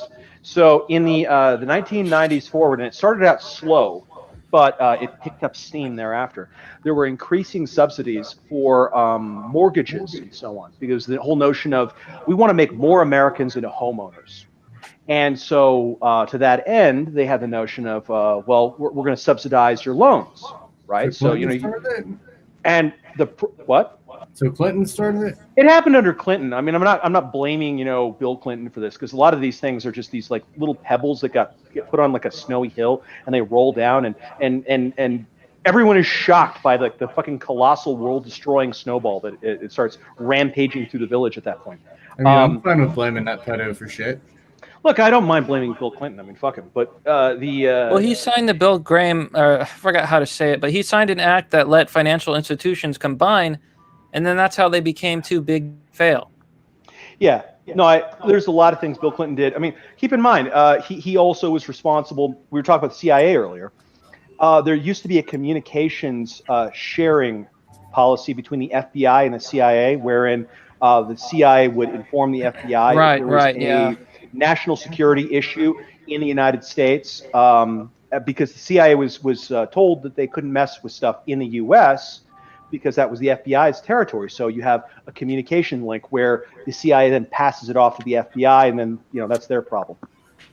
Bill Clinton, as an aspect of the Cold War being over, put a block in that communication stream, so it was difficult for the CIA to communicate with the FBI and vice versa. And that is widely regarded, and this is what was the conclusion of the congressional investigations and so on after 9/11, of what caused the intelligence services to not respond to the terror attack on the Twin Towers. The issue was that the CIA knew things and the FBI knew things, but they weren't able to talk to each other. And it led everything he did, and that was Bill Clinton. Was terrible. Everything I feel like everything he did led to some sort of disaster. Oh, he gets blamed for a good economy, but at the same time, I'm not gonna do that. I'm not gonna say everything the man did was bad. That's not fair. Look, there's not a huge difference between listing 20 bad things he did and saying everything he did was bad. So let's just do it the 20 things bad that he did. It's more defensible. Consider it that. Can we list the good things he did? One thing that he played the saxophone. Cool. That's good enough. That justifies the rest. There you go. He gets blamed for having a good economy, but like that was the advent of he destroyed internet commerce. That was the advent of internet commerce, and it wasn't his policies that did it. It was this new the .com bubble. You mean I can buy shit online now? And the housing is more complicated because you also have like Chinese buying up properties and then it's driving up housing. That's what happened over in Australia. What was happening earlier. Yeah, that isn't what was happening at the beginning. But look, the other thing was that he wasn't controlling Congress. That was Newt Gingrich. So one of the things that Bill Clinton sometimes, when he's particularly drunk, likes to pretend that he was responsible for was the reduction in debt that happened during the Clinton administration. But that wasn't Bill Clinton that did that. That was Newt Gingrich. Now, sadly, at some point, Newt went crazy and blew the Republican Party up. But prior to that point, he was doing good things. I mean, you know how it is, man. Like when something good happens, they did it. But when something bad happens, it wasn't them. Well, both parties do that to a certain extent. I'm not saying it's just Democrats. I'm just saying in general. Yeah. No, look, I would say one difference is Trump takes those bad things and goes, "No, I did that, but it's good because of this." I don't know. Trump is a big self-promoter. I think you can't say otherwise. Yeah. I feel like he's excessively narcissistic, and one of the things about him, though, is he has a very strong American identity. So when you attack America, in his mind, you're attacking him. That's a good thing. We want our president to be like, "I am America. We're gonna make America great." I can't fault him for self-promoting because every 7 seconds they're telling him that he's a monster.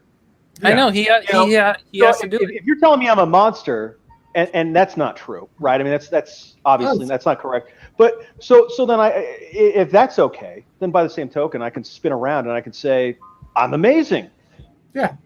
See, listen, Trump had 2 scoops, so therefore he's literally Hitler. Yeah. How dare him have 2 scoops of ice cream when everybody else gets 1? Doesn't he know that America is about equality? My favorite freak out was the taco bowl. Oh yeah. I'm not familiar with the taco bowl. Because the thing about the left is no. Talk about the taco bowl. Tell you need that. I am talking about the taco bowl. The taco bowl. Look, here's the thing. The thing about the left is they really believe, like in their minds, this person must be evil. Trump must be some evil bigot who hates Mexicans. It's obviously not the case. So when he gets the taco bowl and he's eating out of that taco bowl and he's like, "Oh, I love the taco bowl," they're like, they can't process it because in their minds it's Mexican food, therefore he must hate it. So even though it's not really Mexican food. Well, yeah, but in their minds it's like it doesn't make sense to them. They have a meltdown. Wait, isn't that another example of him being racist? The Taco Bell bowl freak out. What they suggested that what he was doing was an American domination of Mexican culture. I'm serious. Dog whistle by celebrating Cinco de Mayo by eating a version of Mexican food, which had been changed to be more palatable to older white Americans that are kind of prefer to eat things with a fork and knife. And it's stupid because everyone has like a grandfather or a grandmother or something, right? Is your grandfather or grandmother somehow trying to oppress anybody by having a taco bowl? No, it's just they're old and this is more comfortable for them. Leave them alone. White people love ethnic food. Listen, what I want to know though is, can Trump teach me this?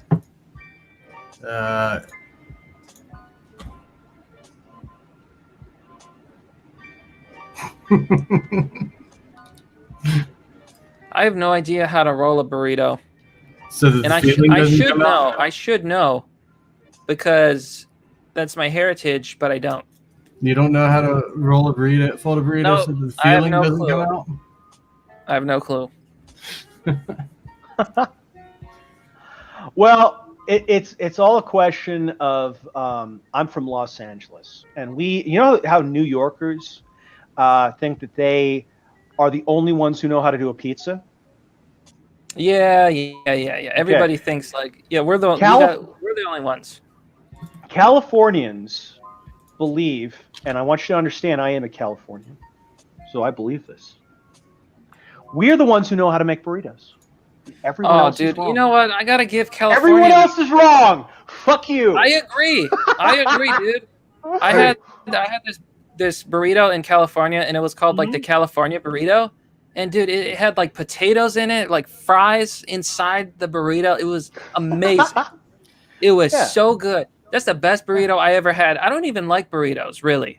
But the California burrito, oh my god, fries in the burrito. That's revolutionary. Fry. That's an esoteric ingredient. But the general concept is the mission burrito. It's called the mission burrito.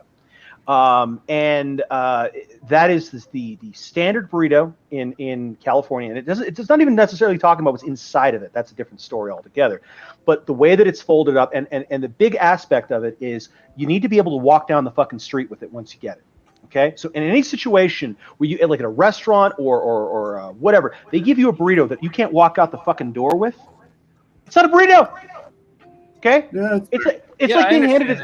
You give me a sandwich, right, or a hamburger or something, right, and it can't be like held in my hand and I can't walk down the street with it. It's not a hamburger. I don't know what the fuck that is. And you can use various things to kind of make it work for you. So like if you want to like wrap it in some paper or some tinfoil and then you can walk, fine, that still works. So long as I can walk down the street with it, it does not matter. But if one of the things that makes me crazy, you go as a California, you go to like Arizona, New Mexico, Texas. You order a burrito, they give you a fucking enchilada. Okay, they call them smothered burritos. Fuck you.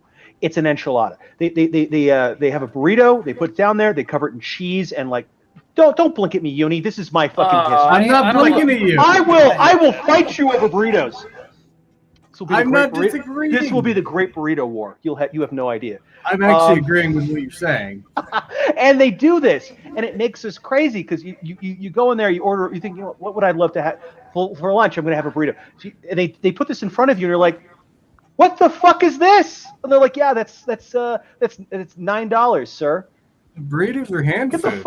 Get the hell. A burrito. Yeah. You need a burrito. Right. An enchilada, you need a fork or something. It's like ordering a hot dog and getting soup.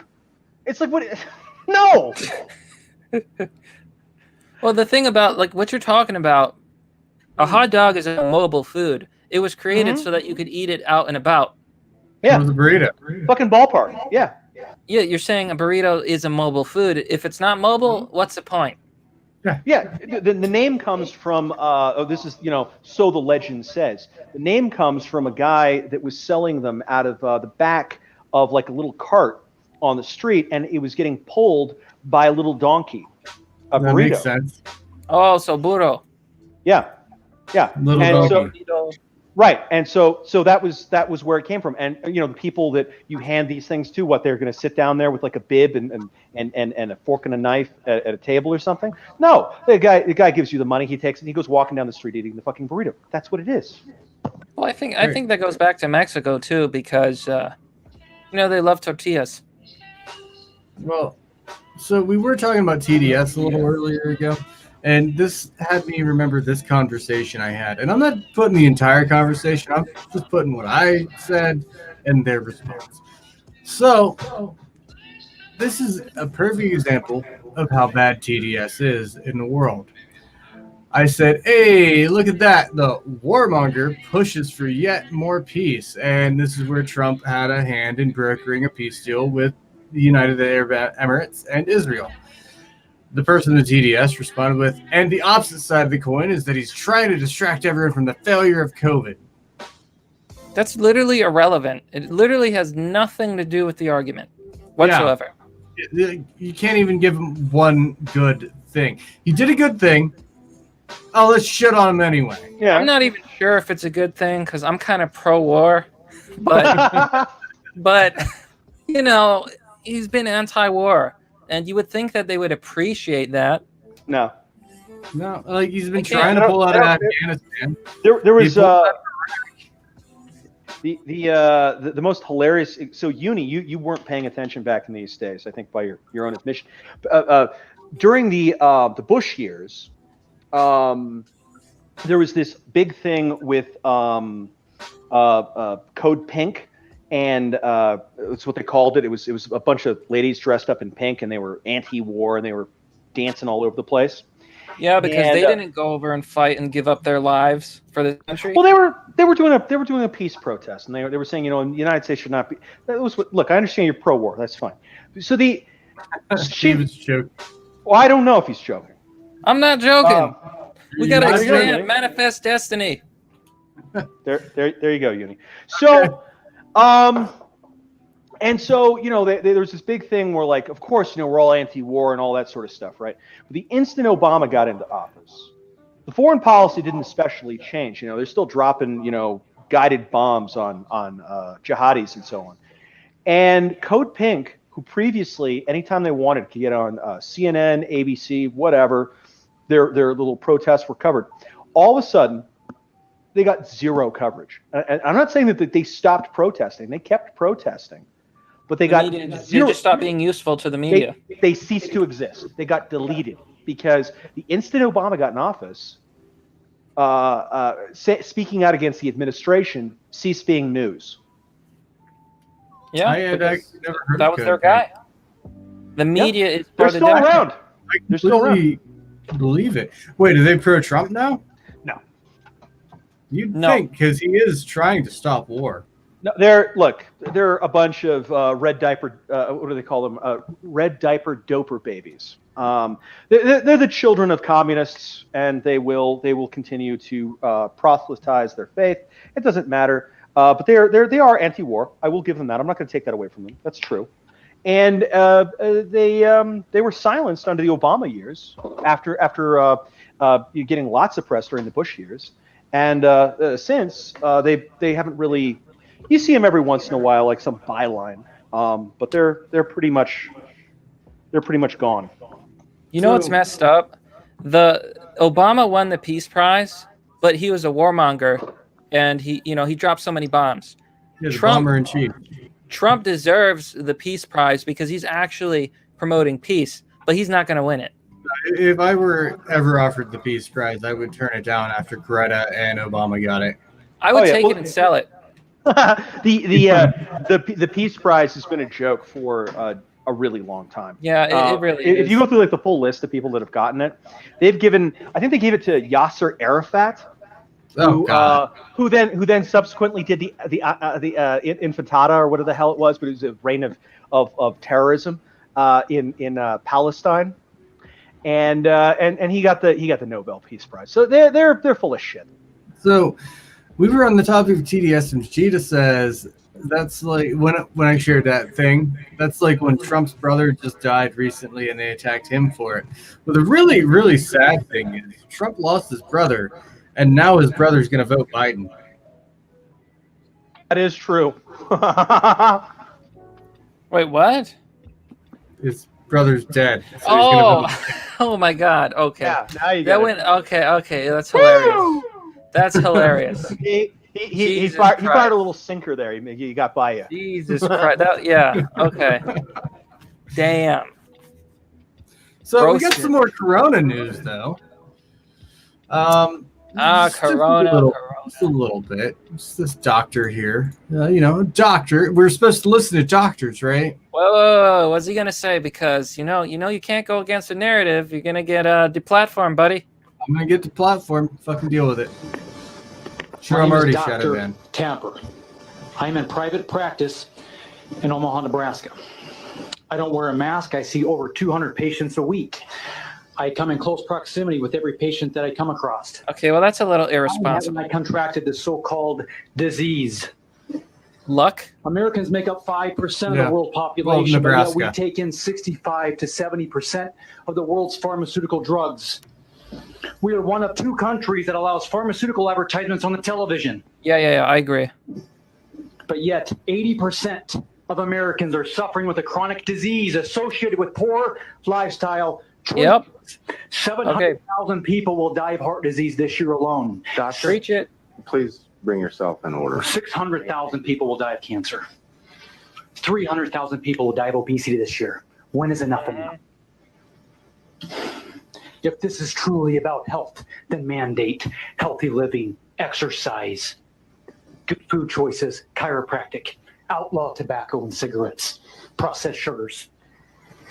I believe it was Thomas Jefferson who stated, if people let the government decide what foods they eat and what medicines they take, their bodies will soon be in a sorry state as those souls who live under tyranny.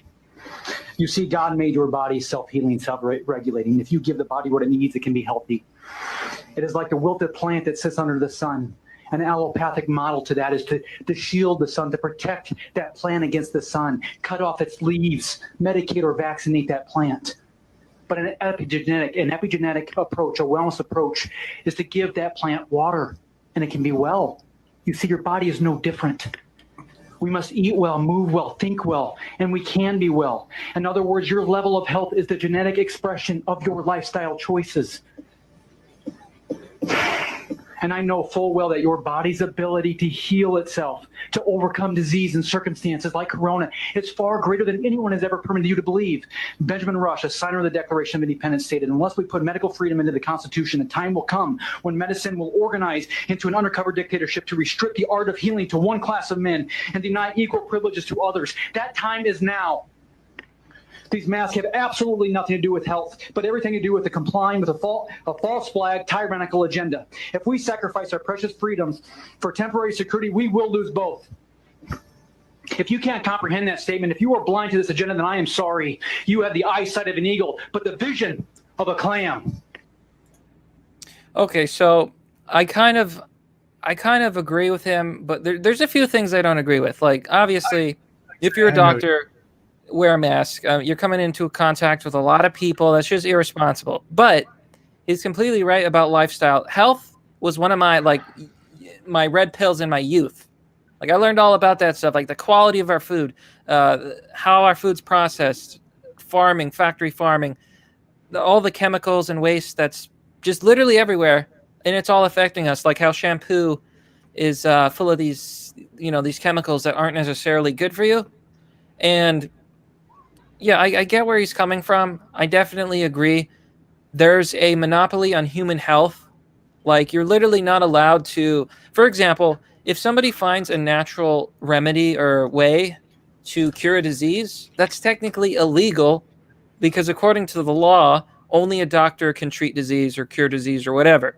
But then you have the situation where, everyone's still sick. In fact, America's sicker than ever. And then the drugs are so expensive. There's a pharmaceutical industry which doesn't give a shit about anything but profits. Like, a lot of the drugs that are passed, can't you, Yemi? if the drugs that are passed get tested again, oftentimes they'll fail, like double-blind studies. They'll fail in other locations. Tylenol would most certainly be a fucking, you would need a doctor's prescription to get it if they tested it again. And then OTC drugs, over-the-counter drugs, kill more people than all illicit drugs combined every single year. So this is such a big subject. I couldn't possibly lay it all out there. But yeah, I agree. You heard what Trump is doing about the price of pharmaceuticals? I've heard about it, and he say you may not hear from me because I'm going against a lot of very, very rich people. And from my understanding, the last president that went against Big Pharma was JFK. He also went against the Fed, and that's why I think they killed him. He also went against the communists. Triple whammy. Yeah. Also, the guy that shot him in the head. I don't even think it was him. Oh, come on. So Oswald spent a fair amount of time in the Soviet Union. He was a defector, He came back to the United States. Then he went. And we let him back? Yeah. Well, it's like we let the what is it? The people in that went to be brides in the Middle East were allowed to come back to the United Kingdom, right? I don't agree with that. The jihadi brides have been let. I think that's too dangerous. Well, you can say what you like. It's what's happening. So anyway, so Oswald he comes back and he's still an American citizen, and I think, and he went. Well, sure, and he went to the Soviet embassy in Mexico City after that happened, which is interesting because I think it was like the 3rd Directorate, something like that. But anyway, there was a KGB directorate that had its headquarters in the Mexican embassy, and that particular directorate was responsible for 2 things: one, assassination, and the other one was sabotage.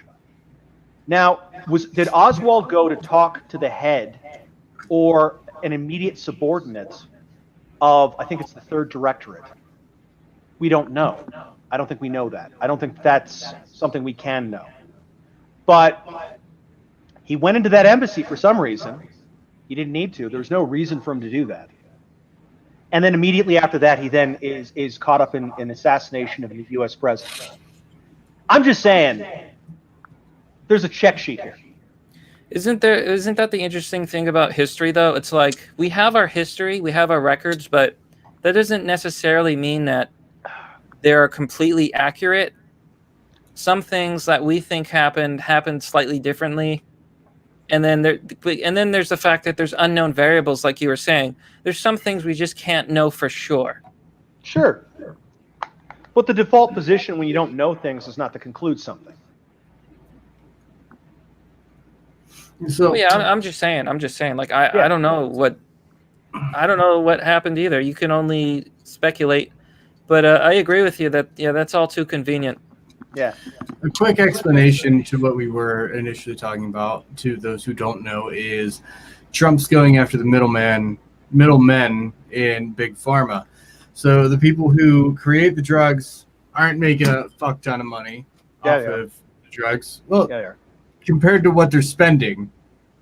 Well, they make more than they spend, obviously. Pfizer makes bank. It wouldn't be worth it. So the doctors aren't necessarily making a fuck ton of money off of the drugs. That's the thing. That's the thing, dude. The doctors get paid off by the pharma to push certain drugs. Doctors make less now than they used to.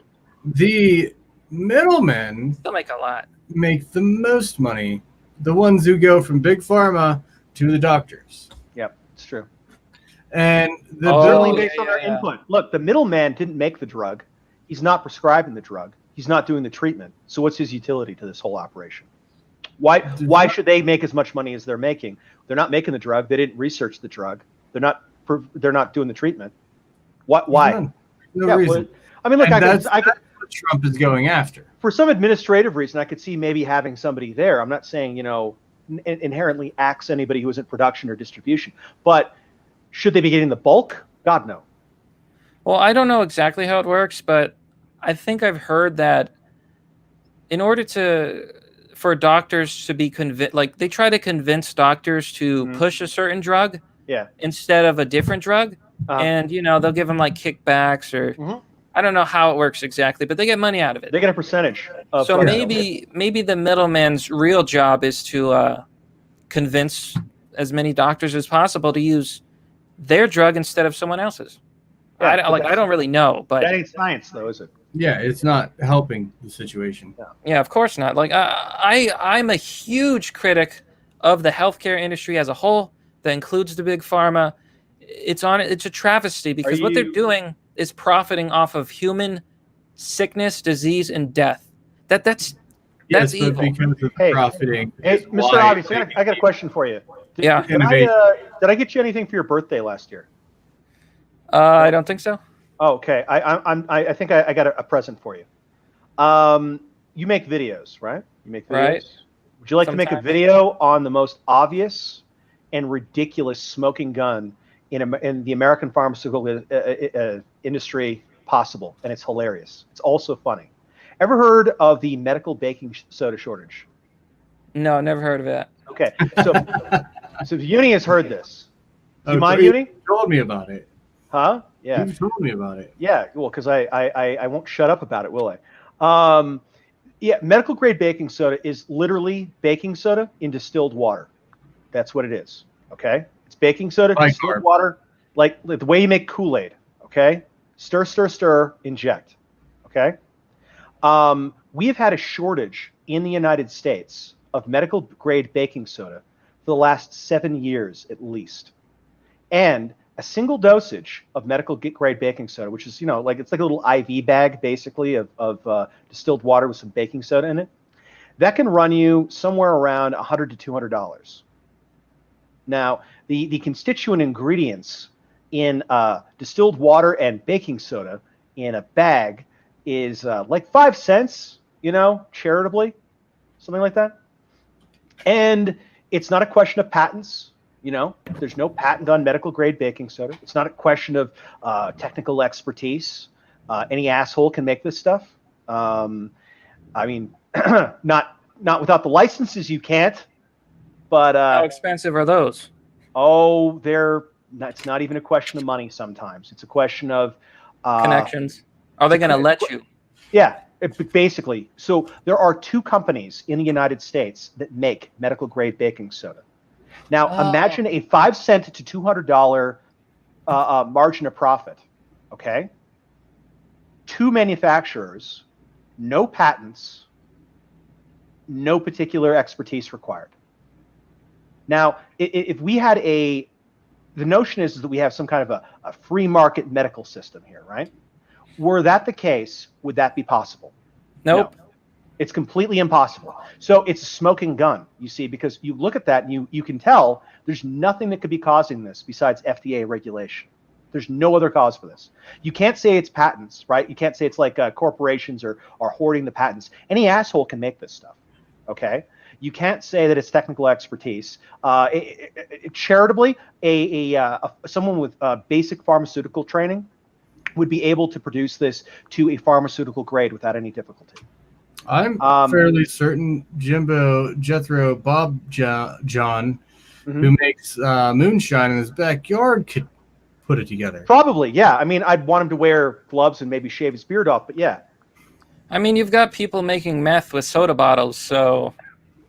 Well, yeah, so the Mexican cartels are producing pharmaceutical-grade methamphetamines.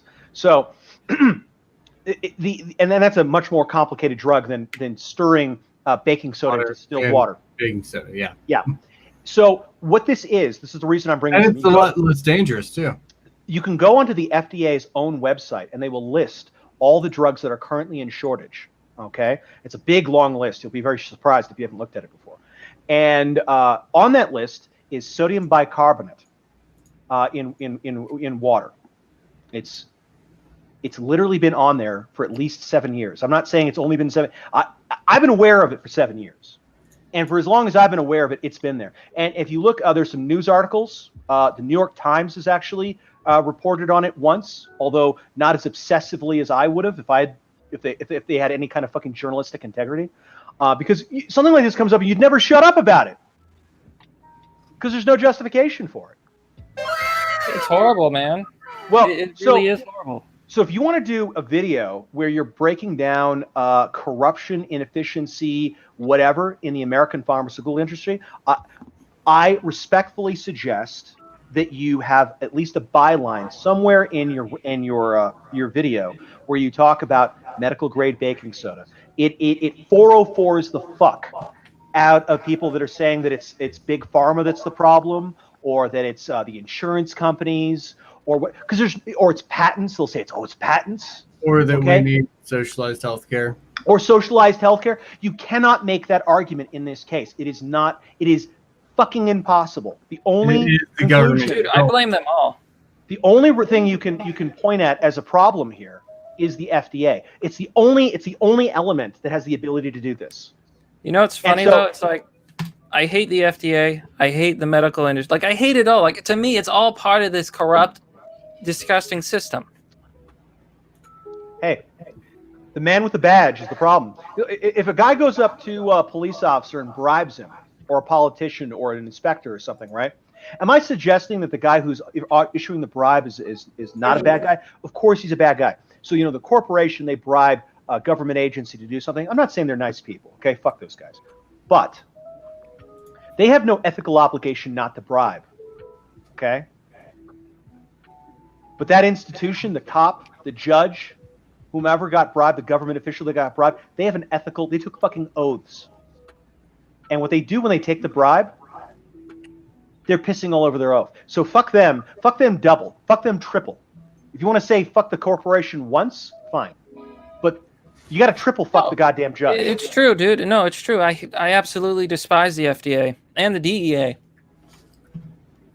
I just hate the state of drugs and substances in this country in general because there's just so much bullshit surrounding it all. There's just so much. The FDA is... I can't even begin. I'm telling you, man, medical grade baking soda. If you've ever been arguing with socialists or whatever, talking about how amazing the government is at stuff, medical grade baking soda, and watch the hamster that's swirling in their head have a heart attack and fall over. Well, I think a good argument for normies.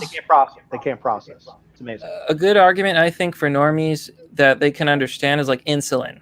I feel like that's a pretty good one to go with when you're talking about this sort of thing. Because most people understand that insulin itself is it's not that hard to produce. It's harder to produce than medical grade baking soda. Well, I know, but that's just that's the emotional one that most people understand, I think, because they might know someone with diabetes. Medical grade baking soda too. You can't defend. See, you hear insulin and people are like, I don't know if I could make insulin. Do you know how to make insulin right now? No. Right now. I can make medical grade baking soda. I'm just saying that as far as trying to convince people goes, what you're saying is correct. I believe you. It's just, I think it's more emotionally appealing if you go with something like insulin. You can mention the baking soda stuff too. No, because what they'll think in their heads is that it's complicated. Because they don't know how to make it. But if you talk about something that's so fucking dumb that their grandmother could have made it, right? Well, I mean, assuming people are rational. Rational actors. No, because then you just jam up the pathos. If somebody only thinks emotionally, then you communicate with them emotionally. Same way you communicate with an animal. You go up to the dog and you go, "Do you want to go to the vet? Do you want to go to the vet? Oh, you're gonna get neutered. It's gonna be great. They're gonna chip your balls off. It's gonna be so great. Oh, you're so excited." And then you go up to the vet, and the dog gets its nuts knocked off. This is how you communicate with somebody who thinks like a fucking dog. I mean, I get what you're saying. That's definitely good to know. It's sad because there's so many things like this. There's so many things like this. It's just. There's so many problems. Shit. Like how they charge people $500 for a box of Kleenex. What happened, Uni? Shit. Here, I gotta pause this. I don't know what this is necessarily. Kyle sent it, but we'll watch this. But that's not what I'm holy shit, and it's the thing I'm gonna show right after. I'm Rabbi Lauren Bergen. Please pray with me. God, you have been a refuge. God, you have been a refuge for us in every. We continue the conversation. Van Jones, Scott Jennings, Andrew Yang. Did he seriously? They cut her off. Van, let's start with you. Yeah. I'm Rabbi. They cut her off. They cut off a Jewish woman. Watching CNN react to being exposed to prayer is one of my favorite things ever. That's proof that they hate God. Yeah, this is what I was saying. Holy shit! All right, Rose McGowan. Here we go. Rose McGowan, what have the Democrats done to solve anything? Help the poor? No. Help black and brown people? No. Stop police brutality? No. Help single mothers? No. Help children? No. You've achieved nothing. Why did people vote for Trump? Because of you motherfuckers. Nice. God Who's damn. this person? Rose McGowan. She's oh my God, you don't know who Rose McGowan is? Jesus Christ. I don't care about celebrities. She's a massive feminist. Rose McGowan used to be a really hot it girl in Hollywood. She was, Then she shaved her head. Then she shaved her head and started wearing frumpy dresses. But she man. she had a career in Hollywood. She had a career, and she was something. And she apparently got touched or something by Weinstein or something. Makes and sense.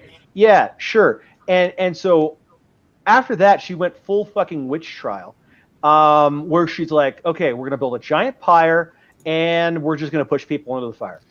And so she's been doing the Me Too movement in Hollywood. Yeah, I was gonna say, she's been a That's what massive she is. proponent She's of Me Too. She's Me Too. That's what she is. She runs the Me Too thing. She actually judged what's her face, Alyssa Milano, for what was it, endorsing Joe Biden? Something like that. Because of the Me Too movement. Yeah. Yeah, it was because Joe Biden had that thing where he got accused, and Rose McGowan was like, "We're supposed to believe all women. Why are you supporting this guy?" Yeah. Well, so here's a kind of a weird way of looking at things, and I'll just ask you your patience if possible here. My thought on witch trials is that they end when the witch gets burned. And what I mean by that is the person who starts the witch trial is actually the witch. The person who's like, we should create a fire and push people in and burn them alive. And that person is usually the person who's kind of twiddling their fucking mustachios or whatever. And it's some sort of sociopath or psychopath that wants to kind of sow disorder and mayhem. And in history, it doesn't stop until the person that's pushing that shit gets pushed in the fire. So in the Salem witch trials, those ended when the people that started the witch trial themselves were killed. It's because they always need a next target. Yeah, it doesn't stop. And then eventually what happens is people start to realize the madness of the whole thing. And then when they figure that out, the only way to stop it is to use the apparatus of the witch trial to then destroy the person that started it. And another good example of that would be in the French Revolution, the Terror, Robespierre, all that kind of stuff. That didn't end until the people that were dropping the guillotine on people, until they themselves went through the sausage slicer. And then when that happened, suddenly, boom, everything calmed down. That's a better example than the witch trial, because I actually personally had a relative who was a judge during the Salem witch trials. Yeah. You don't know him. Don't tell me you did. He died before you were born. I didn't know him, but he hated it from all records. Like, the fact of the matter is, he would beg these people to confess so that they could be sent to rehabilitation for being witches, and they would rather die than confess. So it got to the point where he went to the king himself and said, "Hey, we need to do something about these laws. Like, this isn't cool. People are just choosing death over rehabilitation. It's not helping anyone. We're just brutally murdering people for no reason." Yeah. So also, looking into the Salem witch trials, a lot of it was started as a real estate scam. So there were accusations that were being made against people on the basis that other people wanted to take their land. their property. Is that what you're saying? Yeah. Wow. Yeah. You get them killed, and then boom, the owners of the land are dead, and now I can I don't know, buy that land from the government for nothing, or just have it. And on that basis, there was sort of a financial incentive to accuse each other of being witches, so that you could use the apparatus to kill people that were. You know what the modern witch is? The modern witch, in my opinion, is racism. Yeah, it's also it's also the sexism. It's all the PC shit. Yeah. It's all the isms. Yeah, it's the PC shit. Yeah. I'm with you. You wanna know who's a really big proponent of the PC shit? Castro's son. Yes. Canada. Oh, Canada. Do you guys have a chance to read this article? I have been following the story from the beginning. It's pretty funny. Too long, didn't read. So basically, Castro's kid, Trudeau, had a thing where he was trying to help kids by donating to a But not charity white that kids, his family. No, it was all kids. But by donating to a charity that his family was very close to, a charity that paid his mother $250,000 for different speeches, to the point that the finance guy in the government, the head financial dude, had to forcefully resign because they weren't spending the money on kids. Well, that's most charity, dude. It's a scam.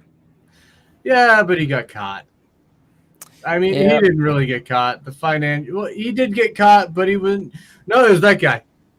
Yeah. It's the fall guy.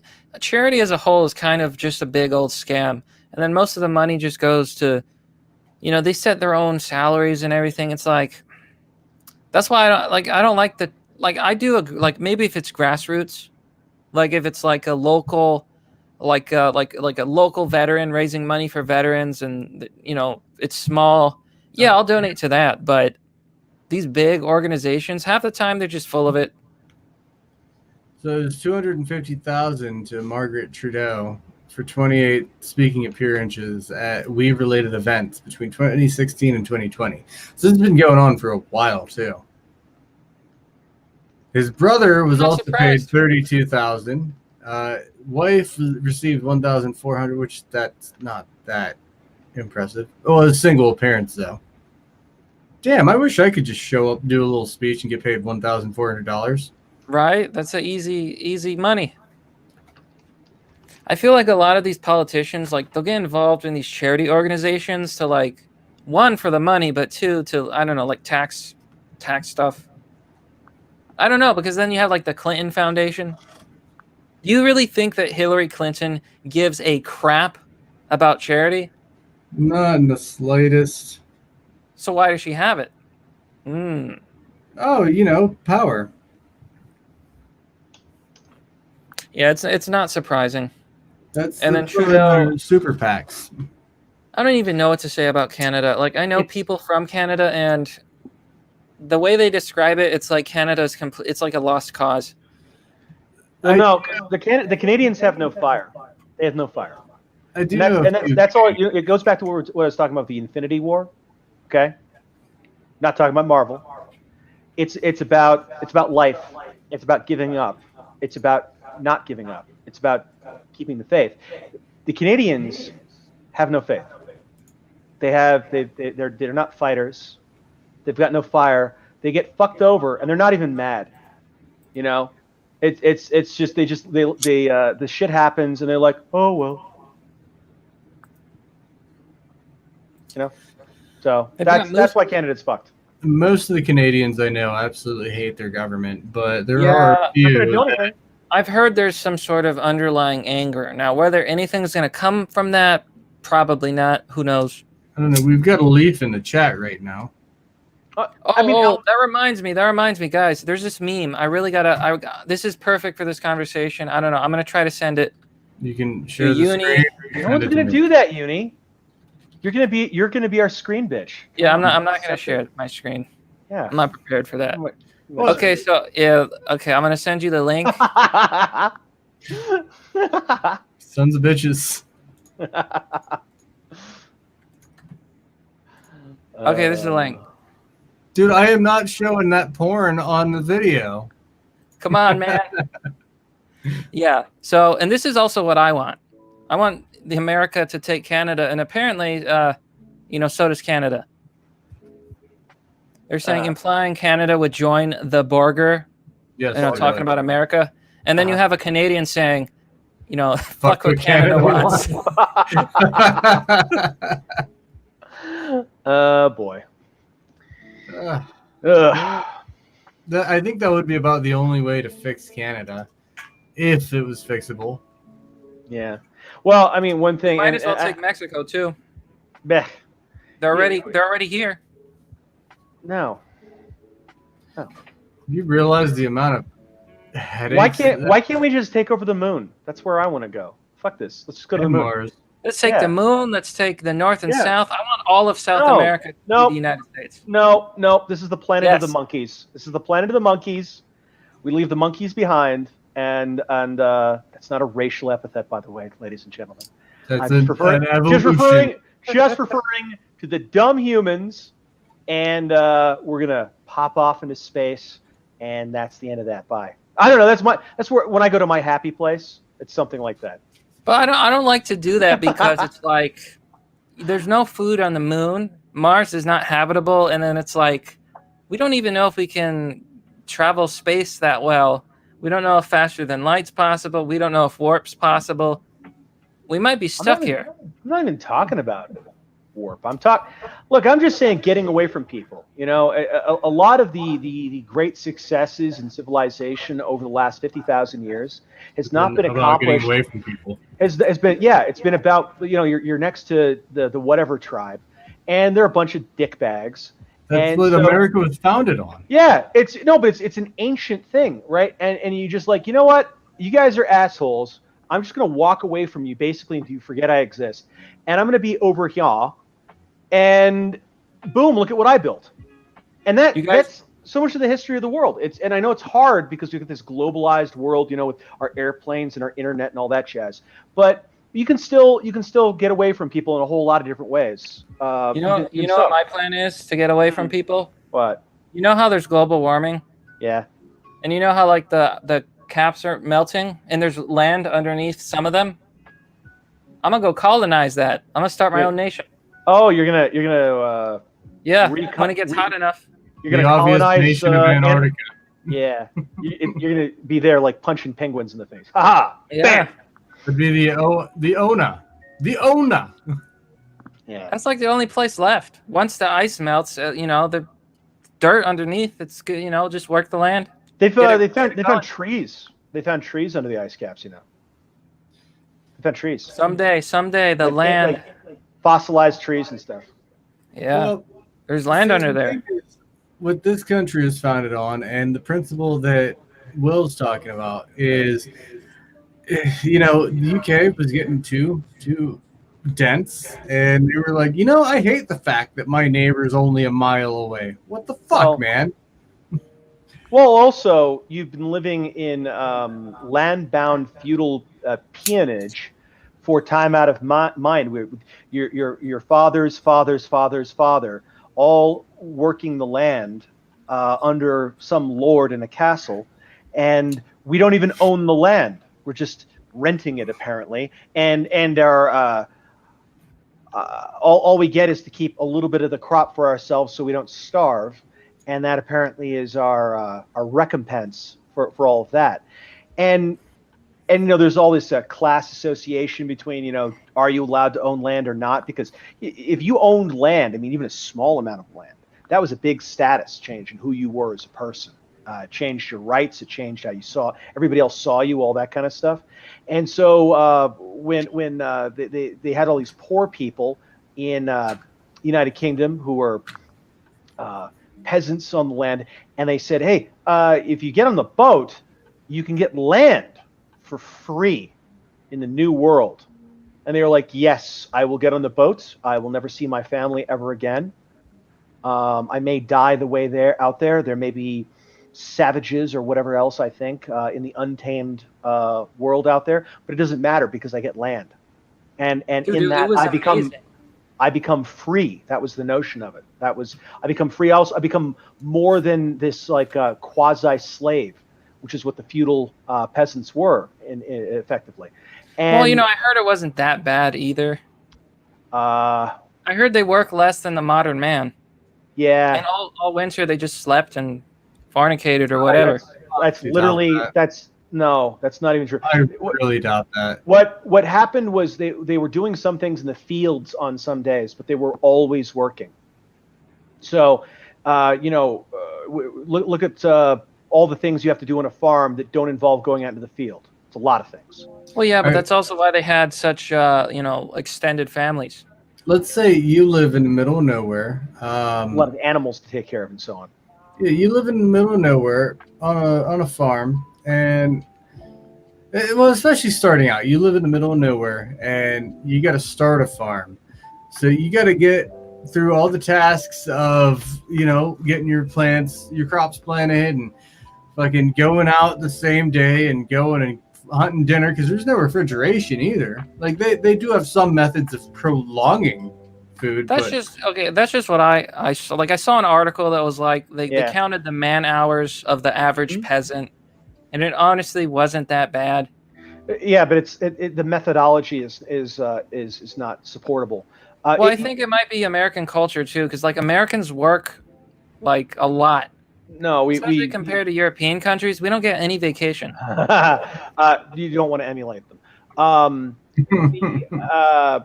You see similar arguments when you talk about chattel slavery, for example, in the United States, where there was an enormous amount of variation as to how brutal and awful that might have been. So on some plantations, it was going to be a fucking horror show. It would have been like, Auschwitz type stuff. With like people getting mutilated and all kinds of stuff like that.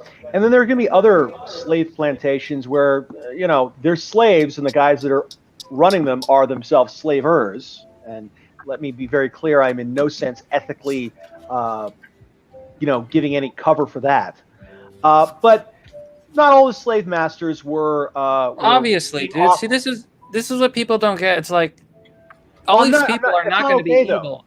It's not okay. Oh, I know that. I'm not saying you are. I'm just saying that obviously some of them are going to be better off than others. Mm-hmm. No, but see, that then applies to the feudal peasants.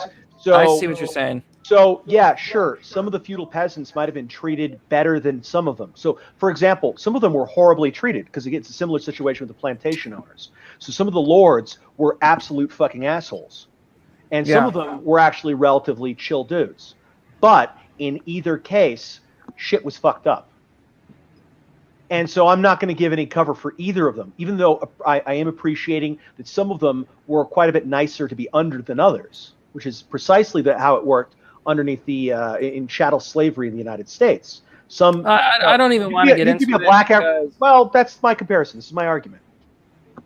I'm just saying because like modern America, if you look at certain groups, they haven't done much for themselves to fix things. Yeah, but that's on them.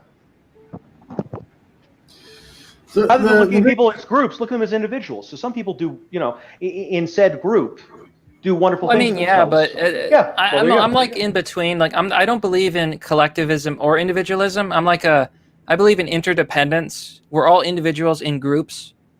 So I don't it's a group also. Yes, there's individuals, but yeah, I feel like we should be able to talk about both. I don't have an inability to talk about anything. The issue is that you have the ability, the freedom to sublime that situation in our system.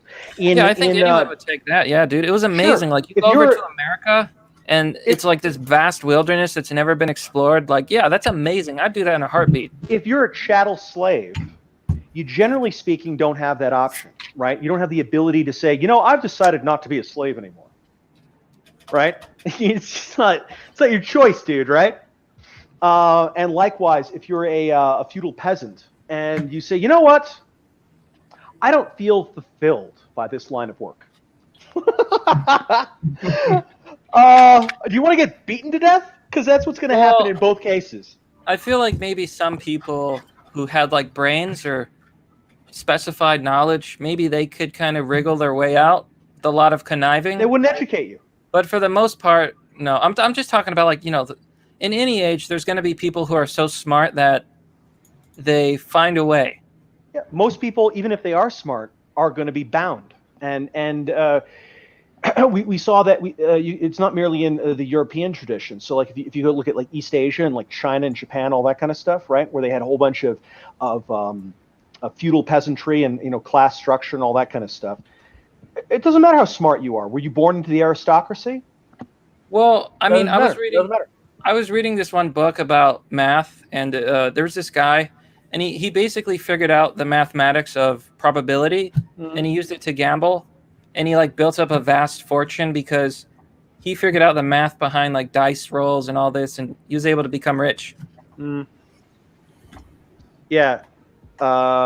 Generally speaking, I'm not. You can say like there was this one guy who got out of it, sure, but it was very hard for anyone to get out of it. Saying, like people overwhelming took the majority did risk not get to it. leave and like colonize America, and maybe you died, but maybe you got your own land and stuff. I think where they really messed up was that the colonies were disrespected, and even though they would have been an extremely valuable asset, they didn't give them representation. Like there's stories about how the mainland would disrespect the colonials by sending them like inferior fashion, like inferior clothes. I mean, they did all kinds of stuff. Dude, who gives a fuck about fashion when you're in the colonies? Well, they didn't even want to rebel. They didn't even want to leave. But they were such dicks that they fucked themselves over. Now America is the empire. Well, sure. Well, the crown and parliament made some very large blunders. Something I recommend you looking into if this is a period of history you're interested in is the Stamp Act and kind of all the history around that I think mostly illustrates what was going on. I think I've heard about that. Yeah, So, it's okay. The big thing though that started this conversation off was moving to the moon and whatnot, and I can get behind this effort. I would love not having neighbors being nosy and tell me what to do.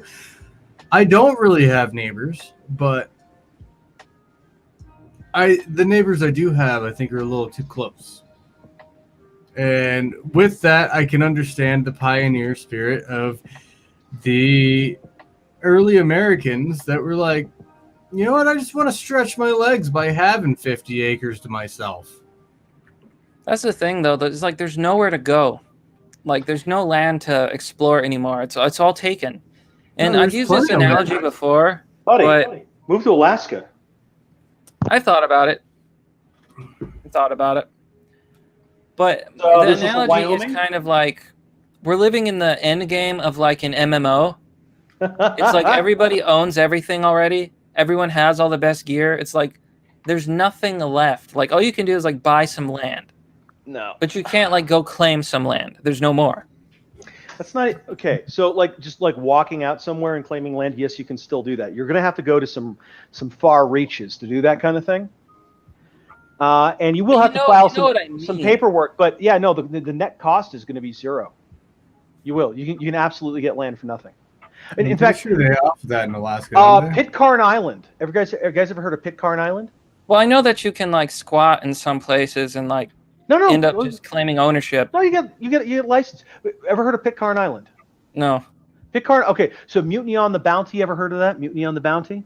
So anyway, basically, land that was an island that was settled by. It's a Pacific island, and it was settled by some mutineers from a British ship, and called Pitcairn Island, and they've been living. The descendants of the mutineers have been living on Pitcairn Island ever since. And recently they have said that because the population on the island has gotten so low because their young people keep leaving to find careers or whatever elsewhere, they are offering free land on a tropical island if you will agree to live on the island. Do they have internet? Probably not. Okay, so see, that's the deal breaker. But no, it's not. No, it's not, because you're not thinking with portals. So consider satellite internet. Boom, you've got internet again. I heard it sucks though. Well, first off, it only sucks to the extent that the latency is shit. Okay, so the bandwidth is good. But are you going to play like a Twitch game or something on it? No. That's what I'm saying. Like I need good internet. You don't. You're not going to find anyone. I was molded by the internet. Anywhere new to colonize. For better or for worse. You're telling me this motherfucker is like, I need the untapped wilderness with low latency internet. That's not going to happen. Yeah, fuck anywhere. You. Fuck hey, you. in the long run, dude. In the long run, I'll go. Look. I'll go colonize Antarctica when the ice melts. And there's no high-speed internet in there. You're fucked. But the first thing we're gonna build after we build the power and all that other shit, is the internet. That'll be our big, that'll be our big project. Van will go to a tropical island that he can have the land for free on because they don't have low latency internet. He doesn't even care if the bandwidth is good. The bandwidth is good, but it's not acceptable because it's not low latency internet. Whew. You think they could solve that? Well, Elon Musk is trying to do it, so maybe he will. At that point, it'll be low latency anywhere on Earth. I mean, if they pull that off, I'll live anywhere, dude. Yeah.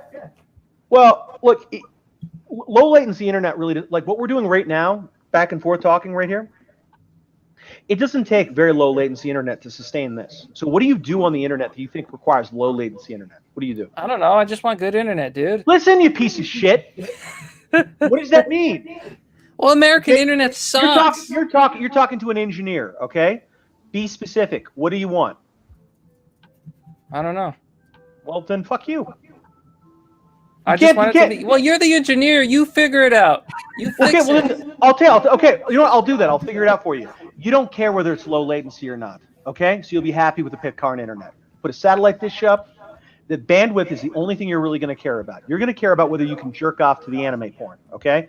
And the satellite internet will give you the shiniest, sweatiest Japanese boobies you could possibly want. So you'll be fine. Unless there's clouds. Clouds don't affect satellite internet. They don't? No. It's not. It's not a laser.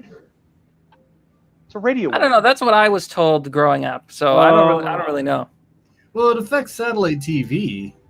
Not really. Then why is it every time a mouse farts, I lose signal when I use satellite TV? I don't know what's going on atmospherically when that happens. It usually requires that there's it's not just clouds. It's like there's effectively radio emissions are coming from the clouds themselves because of electrical activity, and that can jam the radio signals that are going from the satellite to your dish. So sure, but unless there is some kind of jamming occurring atmospherically on that basis, you wouldn't worry about it. So a cloud in and of itself is not going to block the satellite signal.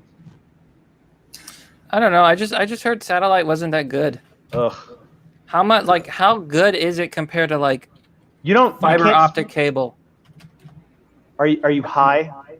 I'm asking for the comparison. How high are you? Okay, fiber optic cable is about as good as it gets. Period. End of story. Anything. That's less what I have. I want to move to the far reaches. I want to move to the untapped wilderness. We'll just build a cable, man. We'll internet. build a cable. We'll make it go across the ocean. We'll hijack Canada. I've lost all empathy for your plight, pal. All empathy. I don't care. We just need a big cable, man. This has progressed to like millennial first world whining, and I'm just rolling my fucking eyes at you at this point. I'm half expecting you to storm a federal courthouse right now. Yeah, this is like I want to go to the untapped wilderness, but I'm not going to go unless I can get New York pizza. When I walk out my door, it's there's only one place you're going to go to get it, pal, and that's in New York. Okay, it's like if I said my thing with my burritos. Where do you think I'm going to get my burritos from, huh? You think I'm going to get that in Alaska or Antarctica or the moon? It ain't going to happen unless I do it. So I'll tell you this: he wants to go to the untapped wilderness, and he wants fiber optic cable, and this is the garden he's going to make. No, you guys don't get it. Look. I don't get it. I'm the one who doesn't get it. Look, listen. If there was ever the case where suddenly more land appeared on Earth out of nowhere, and it was uncolonized, I would give up the internet to go colonize it. You just told me you won't go to Alaska or Pitcairn Island. I'm giving you a piece of land for No, what I'm free. saying is, oh my God, I don't want to go there. It's already colonized. It's not. What? There's people there. I want my own country. I want to set the law. No, you don't. You'd probably get overrun by squirrels. Probably, what are you talking about? Not in Africa. You'd be eaten by wolves. No, you'd get picked to death by penguins. What would happen? Or to you? polar bears. There's no polar bears. Going to they're in the North Pole. Going to some little island isn't really the same thing. Oh, come on. It's not. It's what a do you got to tropical. do? What's your resources? You got nothing. I got coconuts, man. You're not gonna mine metals. You can't do shit. You want me? Oh my god, this guy thinks he's gonna mine things. Yeah, this isn't fucking RuneScape or anything. How do you think you're gonna go out there with a fucking pick and I don't know what- crack oh, ore I'm off telling you, the and then all you're the gonna land put is it in gone. a forge or something? You're gonna restart, like the Bronze Age or something? Is this what's gonna happen? I'm just saying, if you wanted to start a functional nation, you would need land that actually has resources. Now, I've heard No, you don't. that Singapore there's doesn't have shit. You do, because then you got nothing. You got no value. Singapore doesn't have shit, and they're rich. How are they rich? Yeah, They how are have they money. rich? They what? They have money. Because aren't they just like the free They got market money in or their whatever? bank account. A man with money in his bank account has money in his bank, right? You're People in talking Singapore do. about you're talking about resources. If you go to Pitcairn Island, you can rent your house out that they give you for free. Rent a house out for a tropical island. Look, all I'm saying is that there's really not a lot of land, especially a land mass left. There is Not one. even true. Not Look, even true. there is one with resources, but it's currently underwater. It's off the coast of it's off the coast of Australia. But there is resources. It's just underwater. So if someone figured out how to What do you even mean by resources? Jesus Christ. there's stuff like you're not gonna find shit on an island. It's What do you small? Yeah, but what does resources mean to you? Do you think Hawaii doesn't have resources? I think it's small. Hawaii is rich as shit. So You it's think the Japan- continent of do you think, Zealandia. oh yeah, great. Of underwater area. So what found- about yeah, but what does it have? What about Japan? Do you Listen, think Japan has listen. I am listening. The submerged part of Zealandia is rich in mineral deposits. What mineral deposits? So it looks like New Zealand. Oh, this is a different one. Oof. But still, Giant. like all the land is gone. That's my point. No, it's not. Look, okay, so there are ghost towns in Japan. Ghost towns. Well, Japan's not very friendly with immigration. I don't care if it's a country that has been cited for having a shitload of people on it for as long as anyone can say. And let me tell you, they've got more people on Japan today than they did 20 years ago. They got more people than they had 50 years ago. Okay? And 50 years ago, 100 years ago, no one said Japan was like underpopulated. Okay? And they've got ghost towns with more people today. So yeah, but it's a pretty big island. Oh. Due to even Japan has to import things it doesn't have. Every I'm place saying imports you can't Every have a place imports nation things. on a tiny island. Yes, you can. Well, yeah, There's a but bunch it's of gonna there's a suck. bunch of tiny nations. It's gonna suck. Oh my god. You're gonna be like the nation of Jeff. What are you talking about? Look at Taiwan. Taiwan is a tiny country. Have you never heard of the Merchant They're Kings? rich as shit. Well, you know about the Merchant Kings, right? I mean, look, we can talk about the I guess all trade you empire really- of Venice. Do you know how much land the trade empire of Venice had? Well, They yeah, started but, out I mean, as a bunch of mud flats. I don't feel like these in are the middle fair of a lake. comparisons. What? They were one of the most powerful trade empires in the history. Yeah, of the they world. were. Yeah. Circumstance and history, and then the events, They had the mud cards flats. fall down. They had mud flats. That's what they started out with. They were a bunch of bloody banjo strumming fucking fishermen in the middle of a lake or a lagoon with mud on it, and they had some huts that they had placed on the mud flats, and then like 100 years later, they were a trade empire. So does From what's mud on flats. screen? Does what's on screen surprise anybody?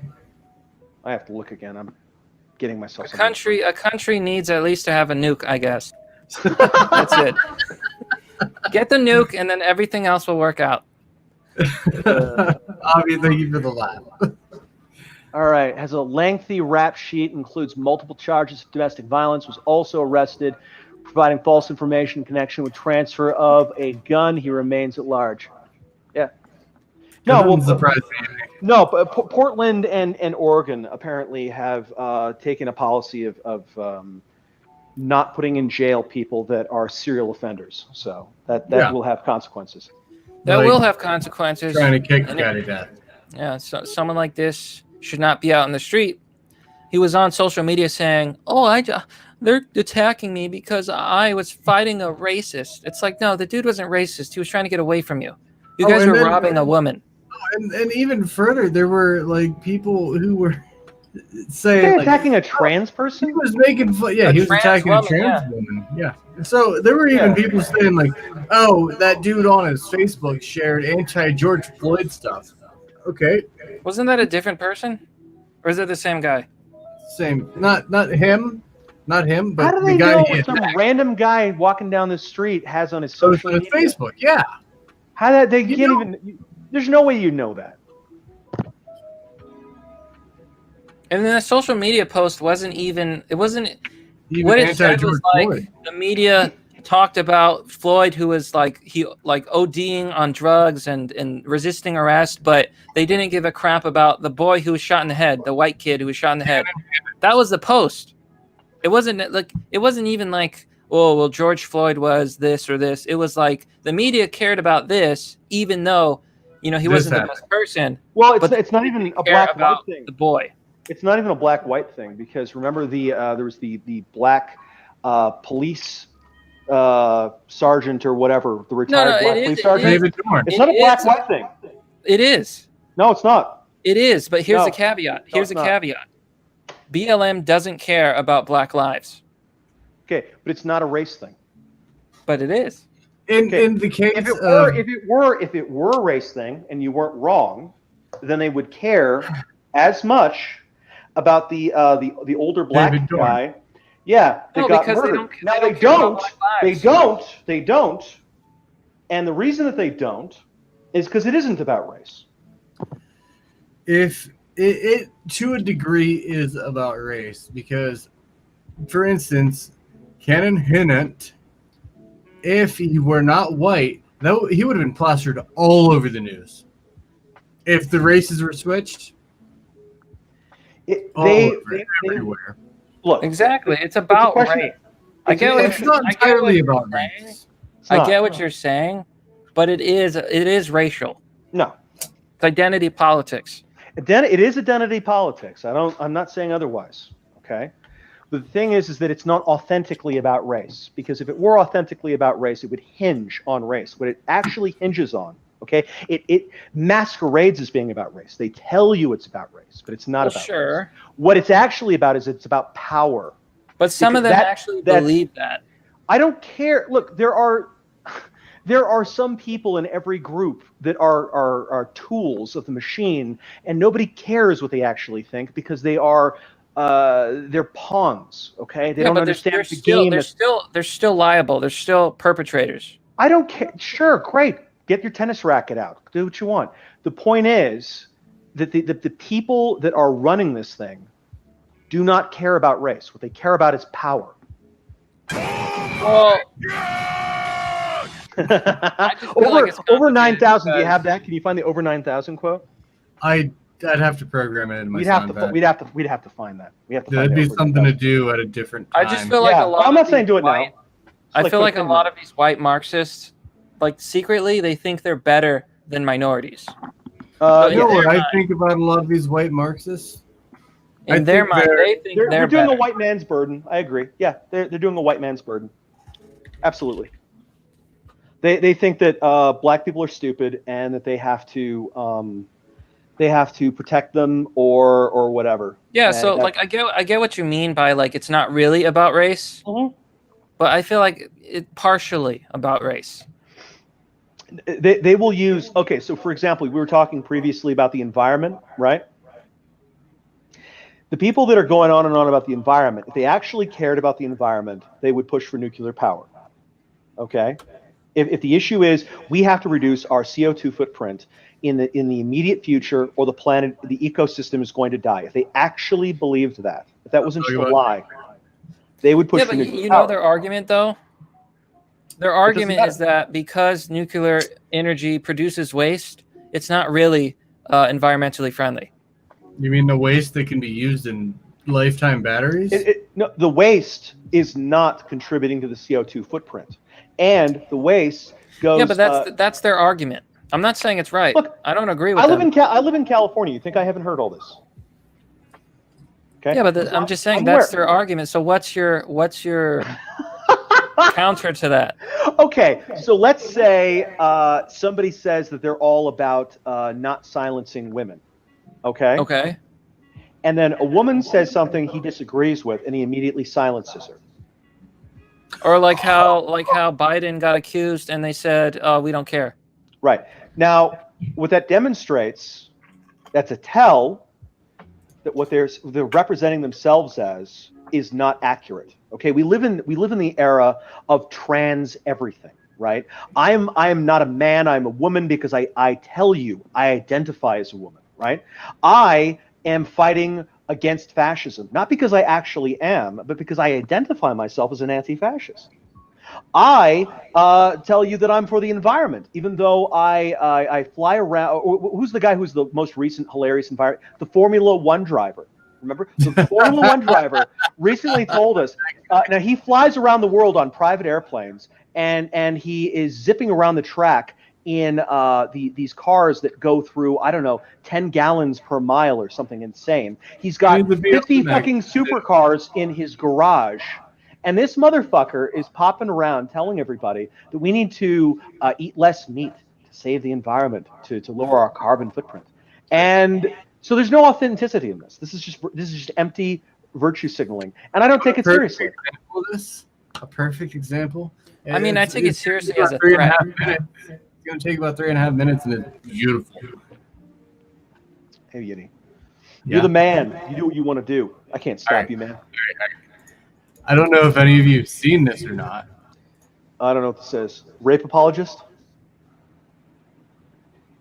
Isn't Vosh that left-wing dude? Like, it's really funny because I'm over here. So he's reacting You to know this what? video. Okay, I'm gonna.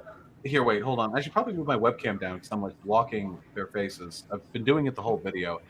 I just want to say, do you think it maybe speaks a little bit to the fact that we have a rape culture when we put 6 people in a room together to talk about Me Too, and when they're like, hey, who of you have experienced sexual assault, and the 4 women sit down and they've all been raped and they all can barely choke out a coherent sentence. I'm not laughing at their situation. I'm laughing at what I know I is think this coming. perhaps maybe slightly. You know what's funny about these left-wing types?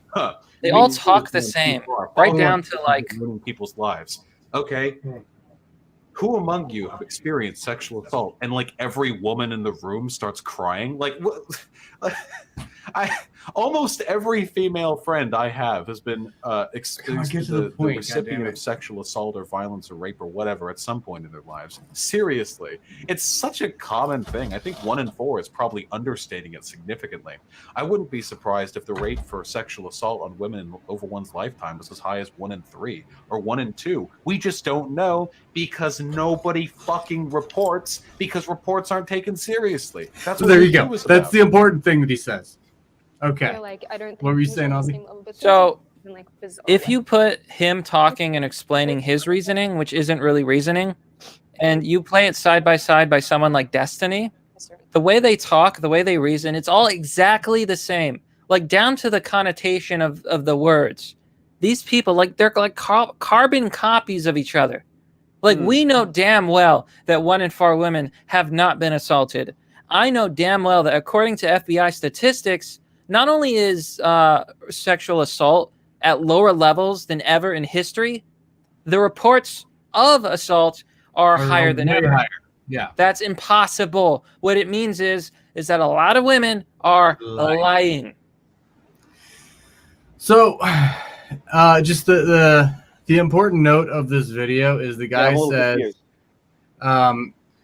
rape culture is a thing, and women are afraid to come forward, which Avi just blew out of the fucking water by saying they do actually come forward. And that the problem is they're never believed. Important. Wait, are we being real? And the police are basically just like, we can't because of cultural differences, which I don't feel like is such a good. What? Bullshit! Are you fucking kidding me? Did she turn her fucking rape confession onto how the refugees fucking Ahmed Muhammad raped her and the police were we can't listen to your friend? Oh my god, I like this instant like this turn to the red pill, this instant fucking switch. Yeah. That just goes to show that these people don't believe what they're saying. No, that was my whole point, dude. And I thought this was perfectly along the lines of your point. Right. Yeah, there's no authenticity. They say they're for the environment. They say they're for whatever the race. They say they're for whatever the gender thing, whatever the little grievance thing. And it's not about that. They're saying something because they think it leads them to power. That's it. Yeah, I just thought... Well, to be fair, there's really nothing to gain by exposing the huge problems in Europe right now, like with the immigrants and the sexual assault. I just find it funny. I find it funny that it doesn't lead them to power. Period. Power. Yeah, but speaking of power. Have you seen the Power Project? No.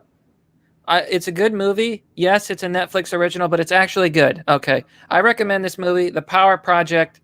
It was pretty cool. It's all about power. So before we get too far away from this, by the way, this is Sydney Watson. I don't know who has heard of her. She's lying, a YouTuber. First of all. She's lying. She's lying. She's full of it. No cop is gonna say that. And is this in Europe? This is in Australia. So. Yeah. I don't believe. I don't know. Australia's kind of. I don't know.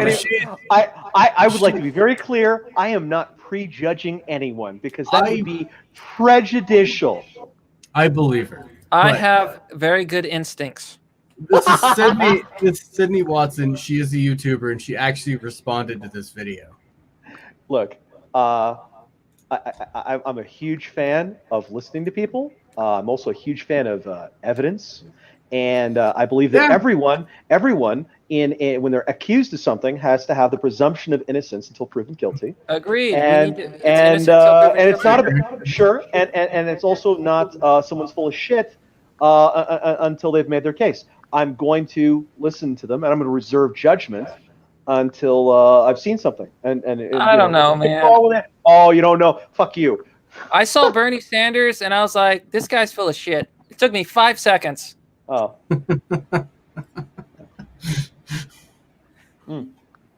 I'm telling you, I got a good gut.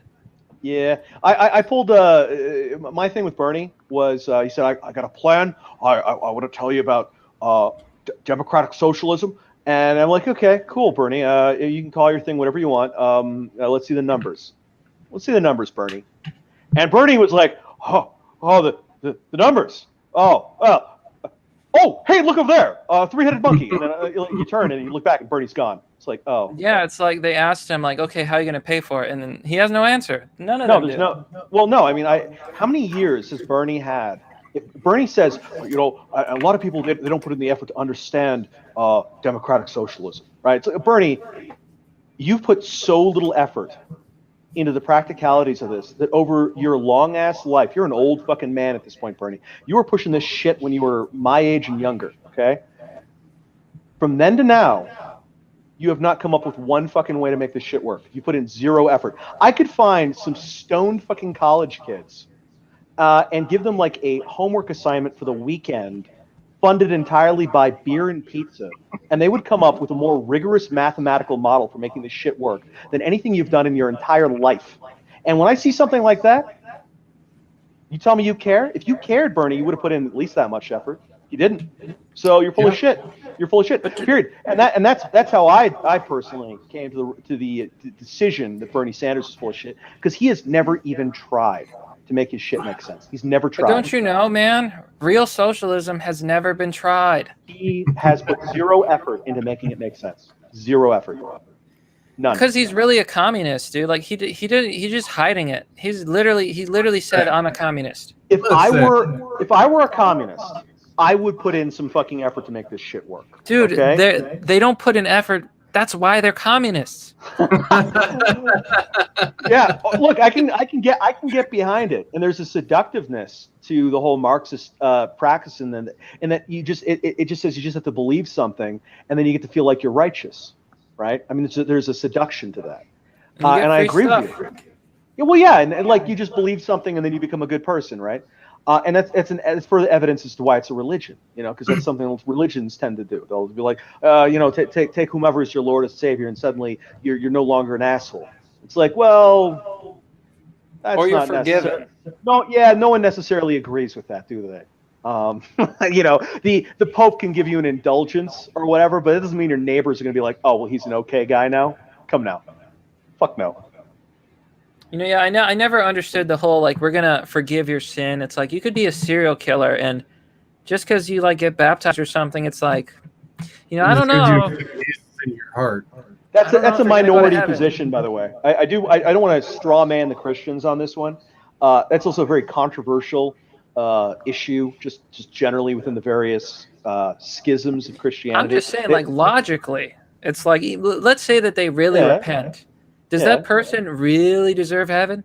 There are completely different interpretations by that. Is my point. It's not. I mean, if you're using really, I say no.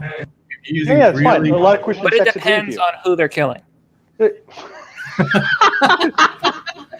Wow, this guy loves the edge.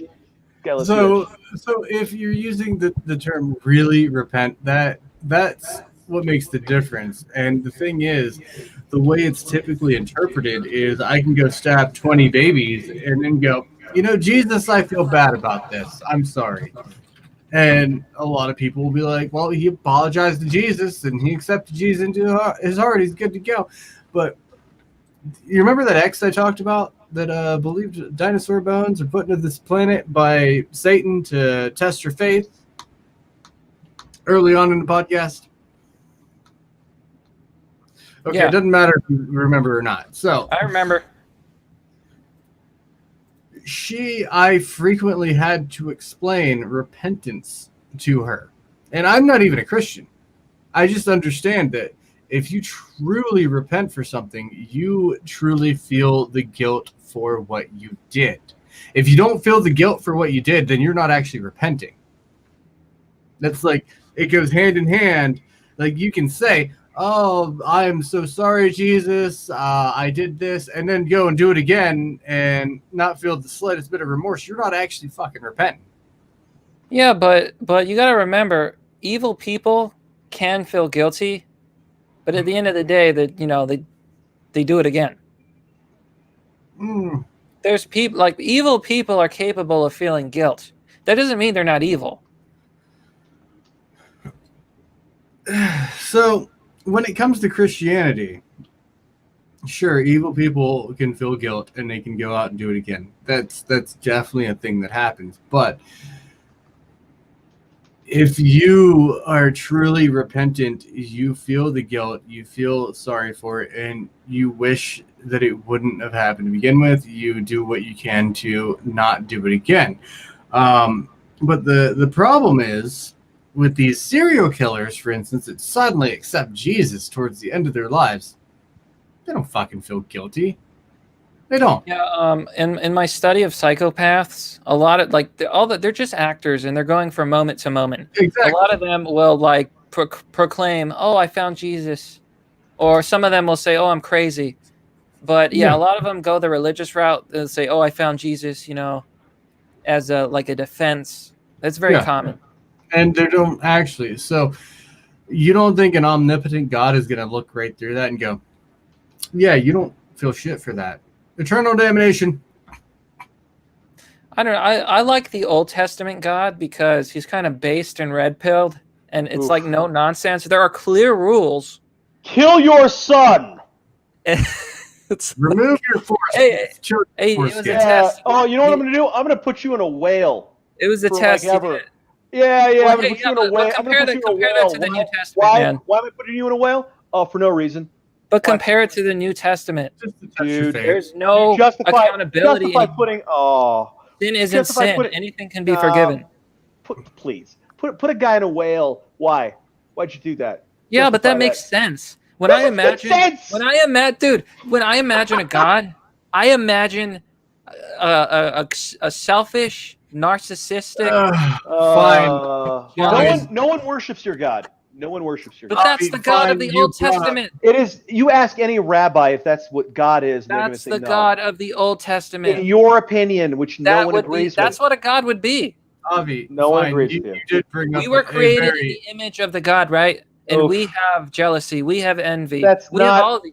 No, that's not. That's But not. it's in the Bible. That's all I'm saying. It's not in the Bible. Yes, it is. I then read the go- Old Testament. Sure, of course you have. Now go argue with the rabbi about it. I didn't read the Oh, Talmud, the No, Talmud oh, or the please, or the please. whatever. The Old Testament literally comes from the fucking Jews, my man. You do know this. So, Well, either Avi, way, dude. All What I'm do you mean, either saying way? is, You didn't know by that? religious You didn't know standards, that the Old Testament came from the by Jews? the religious standards, dude. You- I know your Jesus. religious I know Jesus standards- was Jewish. Oh, I know he geez. was Jewish, but they Oh. made a religion after him. That doesn't make Oh, sense either. well, Literally talk to any priest or any rabbi. You're going to give them a migraine. Dude, the Genesis story was stolen from an older story. All this is nonsense anyway. So I don't know. I don't even care.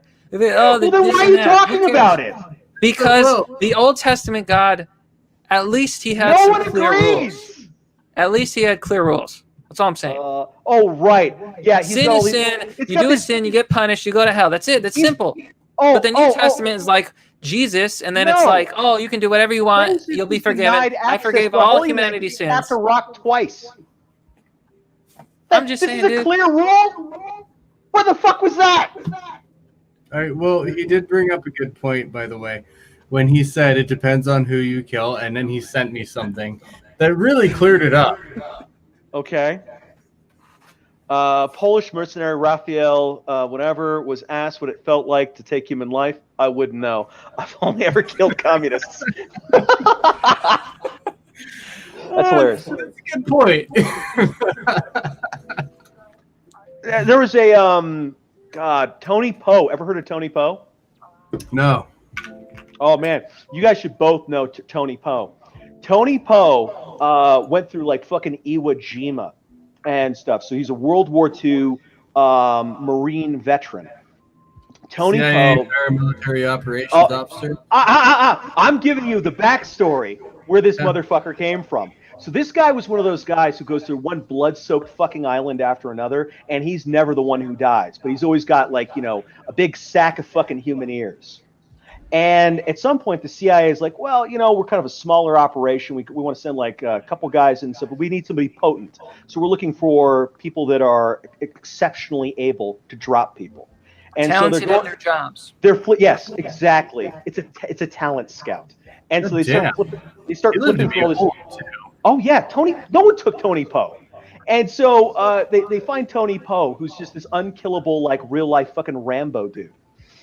And they say, hey Tony, how would you like to get dropped into the middle of like of Laos or something with a couple crates of rifles? And the notion is you got to kill basically as many fucking Chinese communists as you possibly can. And Tony's like, sign me up. And they would drop this guy in the middle of nowhere, and he would hand out guns and whatever to like the local tribals that weren't friendly with the communists. And he would set up like these killing fields, and then he'd draw the communists into the whole, like the communist army would go marching up to the jungle to come mess with him. And you know, it was always these situations where like, you know, 5,000 of them would die messing with Tony Poe.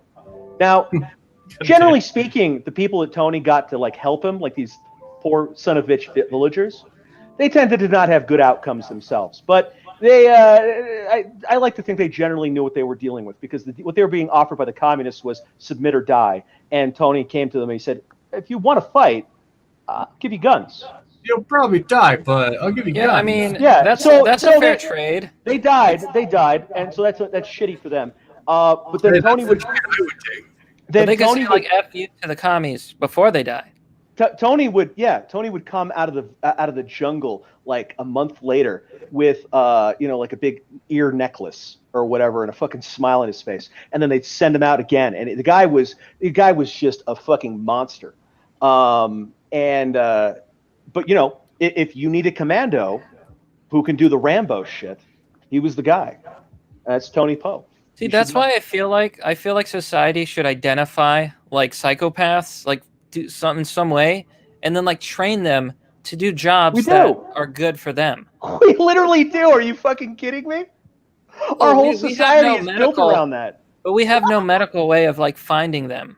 No, we don't like need that. At birth, we know. Oh shit, we've got one. No. Well, it's very difficult to identify psychopaths in a lot of cases, but because a big part of being a psychopath is social adaptation, particularly competent psychopaths. I think you're thinking of sociopath. Well, I think No. I'm talking about people who psychopath inherently will not empathize. They're born that way. The brain, you can usually tell by the brain. Which doesn't necessarily make them bad people. Keep in mind, most psychopaths don't hurt people. Yeah, some are lawyers, for example. Well, sure, and they tend to gravitate to jobs that other people find to be distressing. Repugnant. Right, Unethical. but which otherwise have to happen. So, for example, I was looking at a guy called I think Al the Chainsaw, something like that. Chainsaw Al. Chainsaw Al, I think that was his nickname. Was a corporate executive type guy, and he was a specialist in what they call corporate restructuring. And so companies would be in some kind of financial trouble. They're bleeding money, and they need to go through some significant restructuring to be able to save the company, or it's all going under. And you call in somebody like Chainsaw Al to come in, and what he was going to do is he was going to fire 10,000 fucking people. And he would invite like 1,000 people to a meeting, send out a memo, put these people on that list, right? They all show up, and he informs them all at the meeting, you're all fired. Because he doesn't have time to fire you one at a time. He doesn't, I've got to fire 10,000 people. I got, I'm on the clock here. So I can't, he would do group firings. And whole operations, factories, whatever. Obviously, it's very controversial. People talk about closing down things. People are like, oh, you got to save their jobs.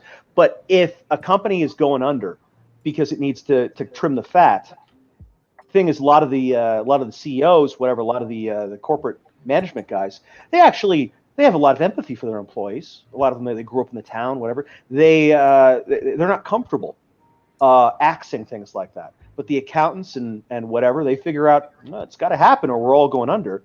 So what they do then is they hire a guy like Chainsaw Al to come in, who I think is probably a psychopath, and I don't mean that in the sense that he's a murderer, but I just don't think he cares. He could just be a dick. Yeah, I don't think he cares, and he's not. Look, he has to do the job. It's not a question of being a dick. If he wasn't doing it, somebody else would have to do it. It has to be done. So he comes in because he doesn't care. He's going to come in. He's going to do the job, and he's going to be professional. He shows up in a 3-piece suit. Meeting starts when he said it was going to start, and everybody gets their severance package as contractually agreed. Thank you for your service. Goodbye. Yeah, it's better than not getting one. Cleanser after that. Here we go. Car dealership in Brazil adopts and gives job to stray dog who visited every day. That's hilarious. You don't see Brazil and you don't think wholesome very often. Look at that doggo. Yeah, look at him. Who wouldn't want to adopt that doggo? He's a good boy. He's employed now. Yeah, he's got a job. He can feed his kids.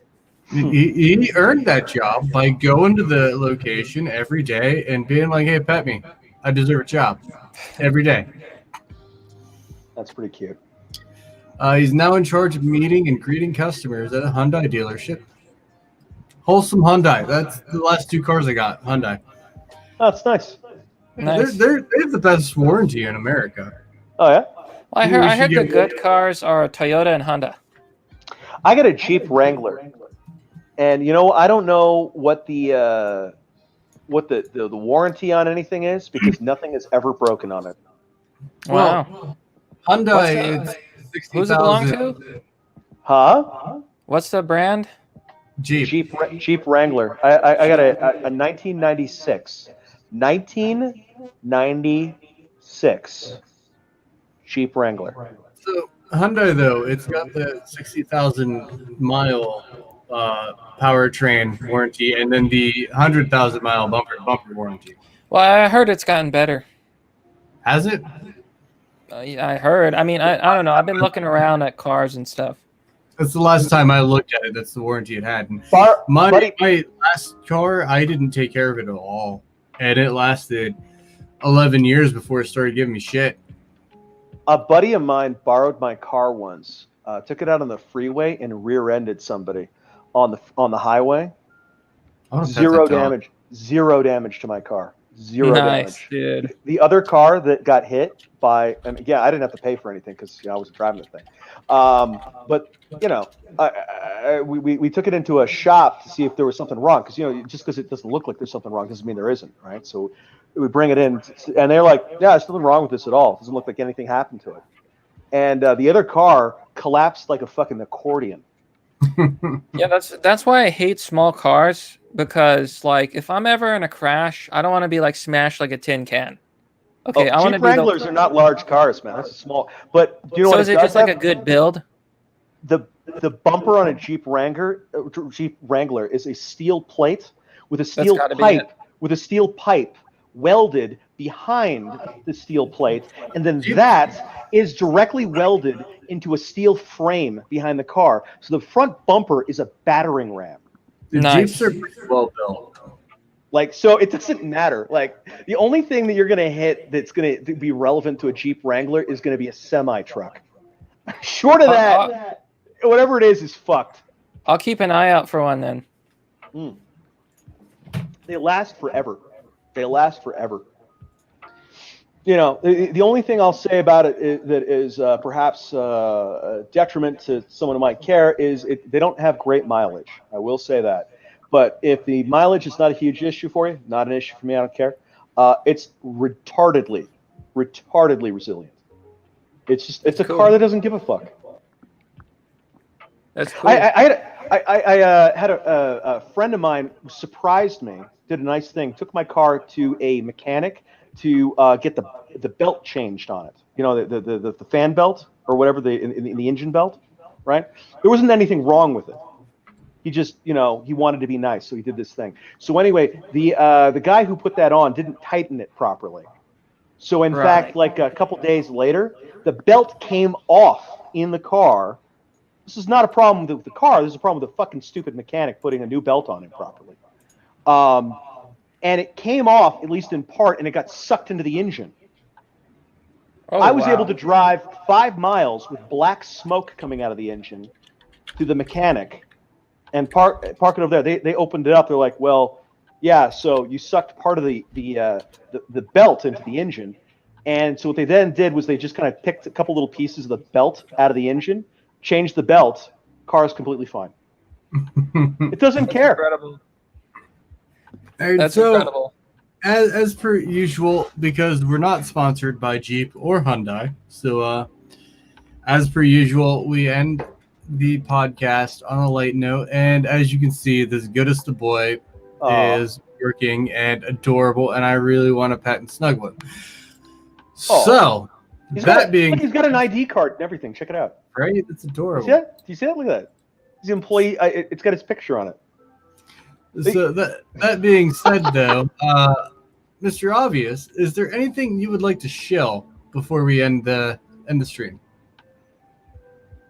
Just take your daily red pills. That's all that matters. You want to show your YouTube channel? I don't care, man. It's fine. Go to Mr. Obvious's YouTube channel, I guess. You can find his search. We have search engines. You will be able to find him. Yeah, for now. Chill it, yeah. For now, until they they ban the searches, they ban everything. There you go. That's his YouTube channel right there. Oh my God! Why do you not have a custom link? Oof. I thought I did, but I don't know. Lame. It's like, yeah, you definitely have. I have one on my YouTube channel, and I got 1/100th of yours. Well, I think I made one at one point. I just don't know what it is. I forgot. I'll check. I'll have to check, dude. All these UI changes. One day it's like this. The other day it's like that. I don't even know half the time. Here's an idea. Mr. Obvious. Yeah, no, it didn't lead anywhere. So, yeah, no, you don't have a custom URL. So there it is. I just shared it. He does a lot of good content. I personally watch every video that gets suggested in my feed. I wonder how many. I don't always agree, but it gives me a different perspective on things. For instance, the Black Lives Matter chick that lost that unpaid internship because she said she was gonna stab anyone who said all lives matter. Yeah. Shouldn't have done that. Wait, you shouldn't have done that? She shouldn't have done that. Oh, I mean, sure. But in the same aspect, like, where's the credible threat? So therefore, it falls under freedom of speech. I don't honestly think that chick was gonna actually stab anyone over it. I mean, maybe back then I would have said, okay, yeah, you're probably right. We'll give her the benefit of the doubt. But now, if someone said that now, would you still give them the benefit of the doubt? No, it's tricky. That is very tricky. That's what I'm saying. So it's like, yeah, it's still a stupid thing to say. Like, it's one thing to say, like, F all these people. Who are we giving the benefit of the doubt to now? But it's another thing to say. This chick had an unpaid internship, and she did a TikTok video. I don't remember her name. She did a TikTok video where she said, so you know, you people that say all lives matter, how about I stab you? And then that escalated quickly. Yeah, and then I point at my paper cut and say all cuts matter. Yeah. And it was, you know, in that context, to me, it seems like she wasn't actually talking about stabbing anyone. She was just like, yeah, it's kind of more analogy. But it's still something that, like, I don't really like cancel culture in general. But if we're gonna hold these people to the same standard, like, I'm not sure I want to hire someone that jokes about stabbing people. Like, I don't even joke about, like, okay, I'll joke, but it's just such a stupid thing to say. It is, but, like, I don't know. I don't see the credible threat in it. Even today, I don't see the credible. I mean, sure. I'm not sure. I don't remember what I said exactly, but I don't know if I mentioned, like, I probably did mention, like, she could be joking, but it's still a stupid thing to say. That's the way I think it's fair to hold people to their own standards. I think it's fair. There's that too. You know, if somebody says this is the standard by which people should be judged, it's like, okay, well, let's see, bare minimum. Do you live up to that? And if it's like no, it's like why I agree with with cancel culture for this chick, because I'm not agreeing with cancel culture. I'm just holding them to their own rules. That's all. No, it's okay. She did this video after the fact, after she got fired from this unpaid internship, and she's like, I lost my dream job because of Trump supporters. It's like, yeah. Oh yeah, and then she had no guilt. Unpaid internship. Yeah, she had absolutely no guilt over this. So that was another thing. I remember that. It's like, she obviously doesn't feel wrong at all. No. Yeah. And that's scary because, you know what? Maybe that like her, maybe that was a sign of the violence to come. Maybe. And I don't think it's going to happen. I don't think we're going to see it. People keep talking civil war. I don't buy it. It's bullshit. Oh, I think it's going to be. I don't know, bullshit. Man. I don't know about that. It's bullshit. It's not going to be much of anything. We've got people out on the street. I don't think the boogaloo is happening. You've got the anti-gun people versus the gun people. I think it could happen. I just don't think it's going to be a very long war, if you catch my drift. Yeah. I don't think the boogaloo is going to happen. I don't think so. No. Well, yeah, but the boogaloo is in the context of, like, the government. When we say civil war, we mean, like, people versus the people. No. You really think so? I just feel I think it's no. I don't want to fall into, like, the status quo bias, like, you know, that'll never happen. No, I'm not. That's not my reason for saying it isn't going to happen. I don't think it's likely. I think it's possible. For it to happen, certain things have to happen. And the things that must happen to enable it, I don't see happening. Not because I believe in the status quo, but because I think that there are enough people that believe in those features of our society that it will not change. So I don't see this happening. Before we go, I do want to hear Mr. Obvious re. So my whole thing, initially I watched your video on that chick, and I was like, oh yeah, she definitely deserved to be canceled. Fuck that bitch. And then I watched Tim's reaction to it. And he brought up the point of credible threat. And I'm like, yeah, I guess you didn't deserve to be canceled over that. But the fact that she supports cancel culture, yeah, she got what she deserved. Yeah, it's complicated. I see what you did there. Yeah, Mr. Obvious's future husband is Tim Pool, by the way. Don't say that. You know I hate him. I know. That's what makes it beautiful. So, Doggo got a job. Subscribe to Mr. Obvious. Watch his videos. They're very amusing. This has been a fun podcast, and I'm cool with moving on to a different voice chat or still hanging out in here after I end the podcast. Okay. We All right. probably come up with some kind of end line, so I'll just use the one from my stream. This You universe, got to work the title in, man. You got to work the title in the finisher.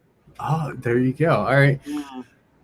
So this is Universe Man, and I hope you've enjoyed your weekly aneurysm. Yeah, That's good.